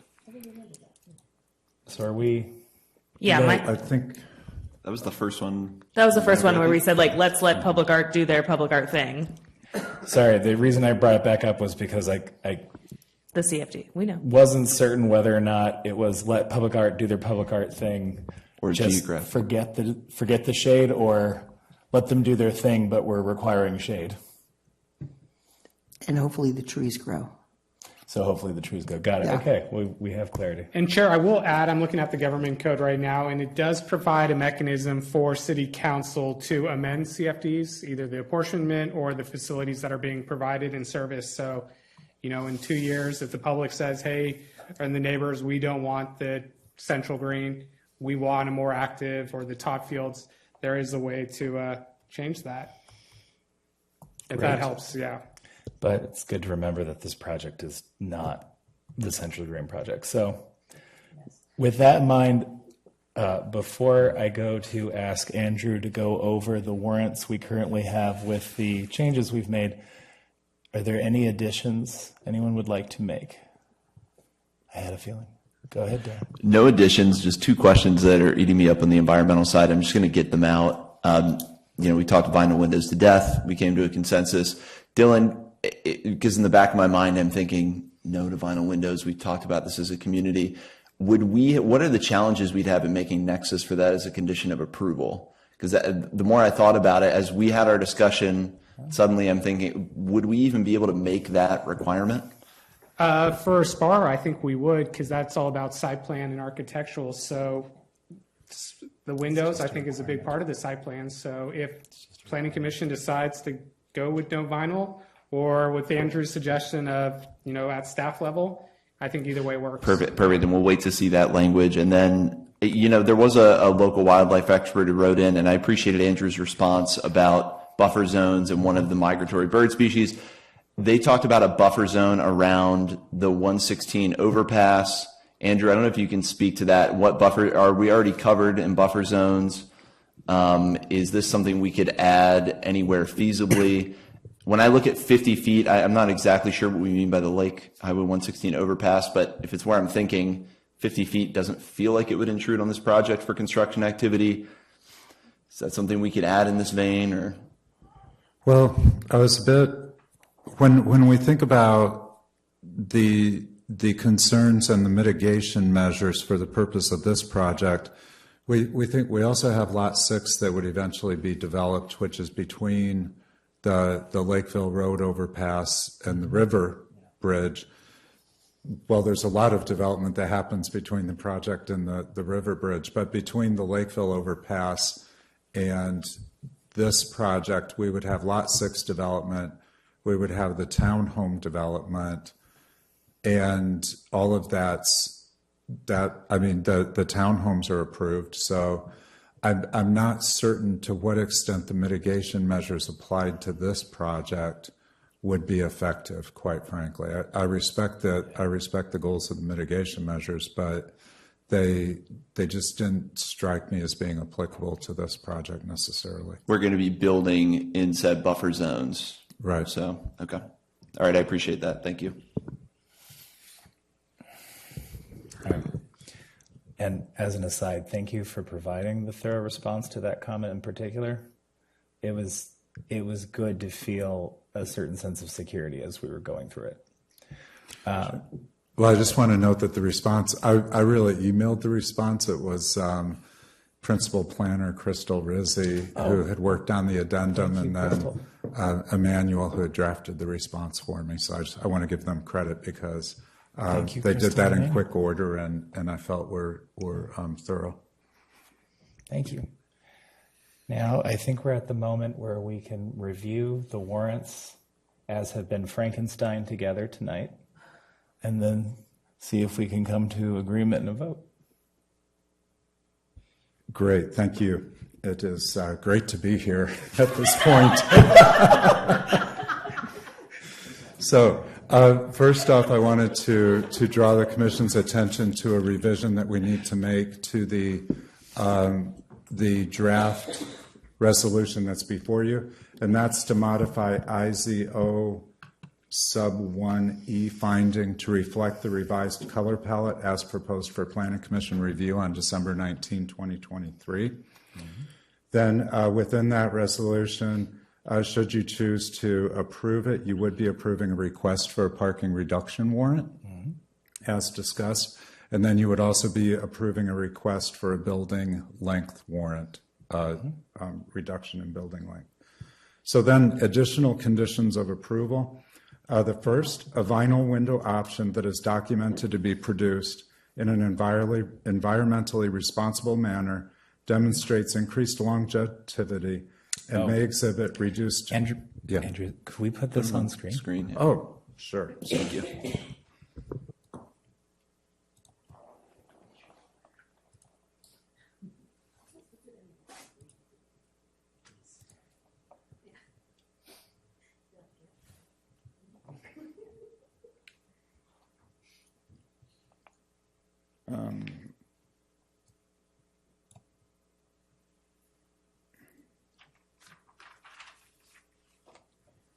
Okay, so vinyl window option documented to be produced in an environmentally responsible manner that demonstrates increased longevity and may exhibit reduced flammability consistent with a non-vinyl window product may be allowed subject to review and approval by the planning manager. Condition of approval number 2, a passenger loading zone shall be established on Caulfield Lane in close proximity to the building's primary entrance, subject to approval by the city engineer. Number 3, subject to decision and approval of the city engineer, the project applicant shall design and implement an enhanced pedestrian crossing between the project site and the central green. And just as a note there, that subject to decision would be give the city engineer the authority to make a decision not to require that. Condition number 4, bicycle storage shall be adequate for bicycle alternatives such as tricycles, subject to review and approval by the planning manager. Number 5, all exterior lighting shall be full cutoff lighting such that no light is emitted at or above an angle of 90 degrees from the horizontal plane. All other applicable lighting regulations shall be applied. The project shall exceed the minimum EV parking spaces required by and 100%. What was the minimum? One parking space? Yeah, at least 100%, at least. 300%. 300%? Because we want 3. What's required? This is one is the EV required. parking, not the handicap parking. Say that. This is for the EV parking, not the EV, handicap. we want 3 spots total, but I don't think the current EV spot that you've got next to stair 4 counts, because I think that should be the van spot. By 300%? If that gets us 4, Three. then yes. We get 3. Okay, great, thank you. The project shall provide a minimum of 3 ADA parking spaces on site or adjacent public or in the adjacent public right-of-way in compliance with the building code. Does adjacent public right-of-way mean the frontage? Yes. Not those ancillary, we've got extra parking spots, 43 over here, 20-some over here. Wish to maybe do a budding Just do front, yeah. then.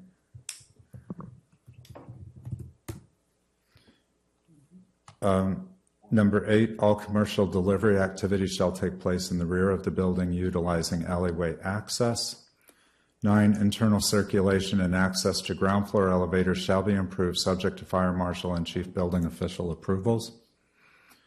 Number 10, pursuant to the authority granted by IZO section 18.100, the public art requirement shall be implemented within the riverfront community subject to applicable regulations governing review and approval by the Petaluma Public Art Committee. Number 11, recommend collaboration with Senior Advisory Committee and City Parks to augment existing tot lot adjacent to the project site in order to provide adult recreation equipment.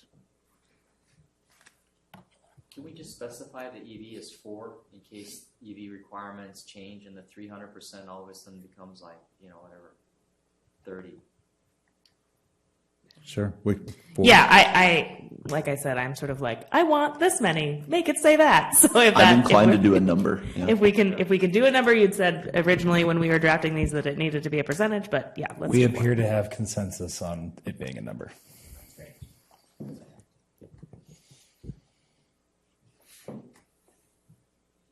Great. That change is made then. Thank you.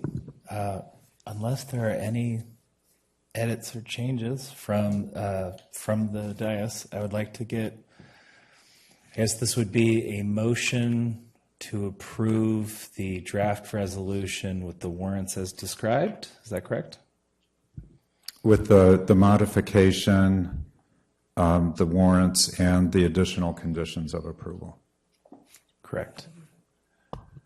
I should not be the one making the motion as chair, so I'm asking for. I'll make that motion. Thank you. I'll second. Please call the vote. Commissioner Bauer? Yes. Commissioner Moses? Yes. Commissioner McCarrollane absent. Commissioner Rackison? Yes. Commissioner Wisman? Yes. Vice Mayor Kater Thompson? Yes. Chair Hooper? Yes. The motion is passed. Well, thank you very much. Thank you very much to staff for getting us through all of this tonight. Thank you to the applicant team for bearing with us, not just tonight, but we've been on quite a journey together to get to this point. And you have been sincerely some of the nicest applicants I've seen go through this here. So thank you for your patience and your grace. And with that, no, we're not done. Technically speaking, now would be the time for commission comment, and commission comment would be followed by staff comment before adjournment. It is the last meeting of the year. Do we need to I feel, is there something urgent? Sorry. What I would like to do is provide you with the meeting schedule for January of 2024, and then I will defer my other 3.5 pages of comments about 2023 successes and 2024 goals until January. How does that sound? Great. Okay, so we do not have agenda items for the January 9, 2024 meeting, so we will be canceling the first Planning Commission meeting in the month of January. We do have agenda items for the January 23rd, 2024 meeting. That will include an annexation, a pre-zoning for annexation of 5400 Old Redwood Highway, and possibly site plan and architectural review of the SB 330 project at 2 Ravenna Lane. All right. So plan on that. We'll send out, of course, quorum checks and the cancellation notice. Thank you. Great. Thank you for your much. service. And I'm just going to decide we're moving past commissioner comment, if that's okay. I want to say it is lovely to work with all of you on this dais, and this has been a jam-packed year. And may you all have a wonderful, wonderful holiday season. Good night, everybody.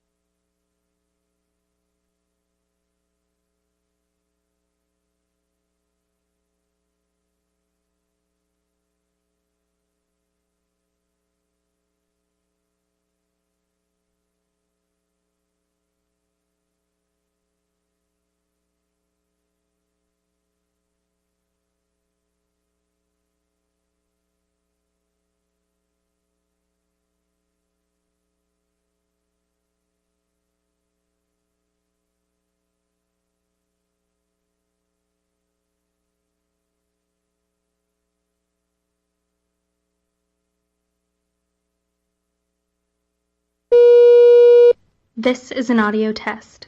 Please remain silent for the best results. This test is designed to ensure the best audio quality experience during your Zoom meetings. Once the test is completed, you will see the results on the screen. Thank you.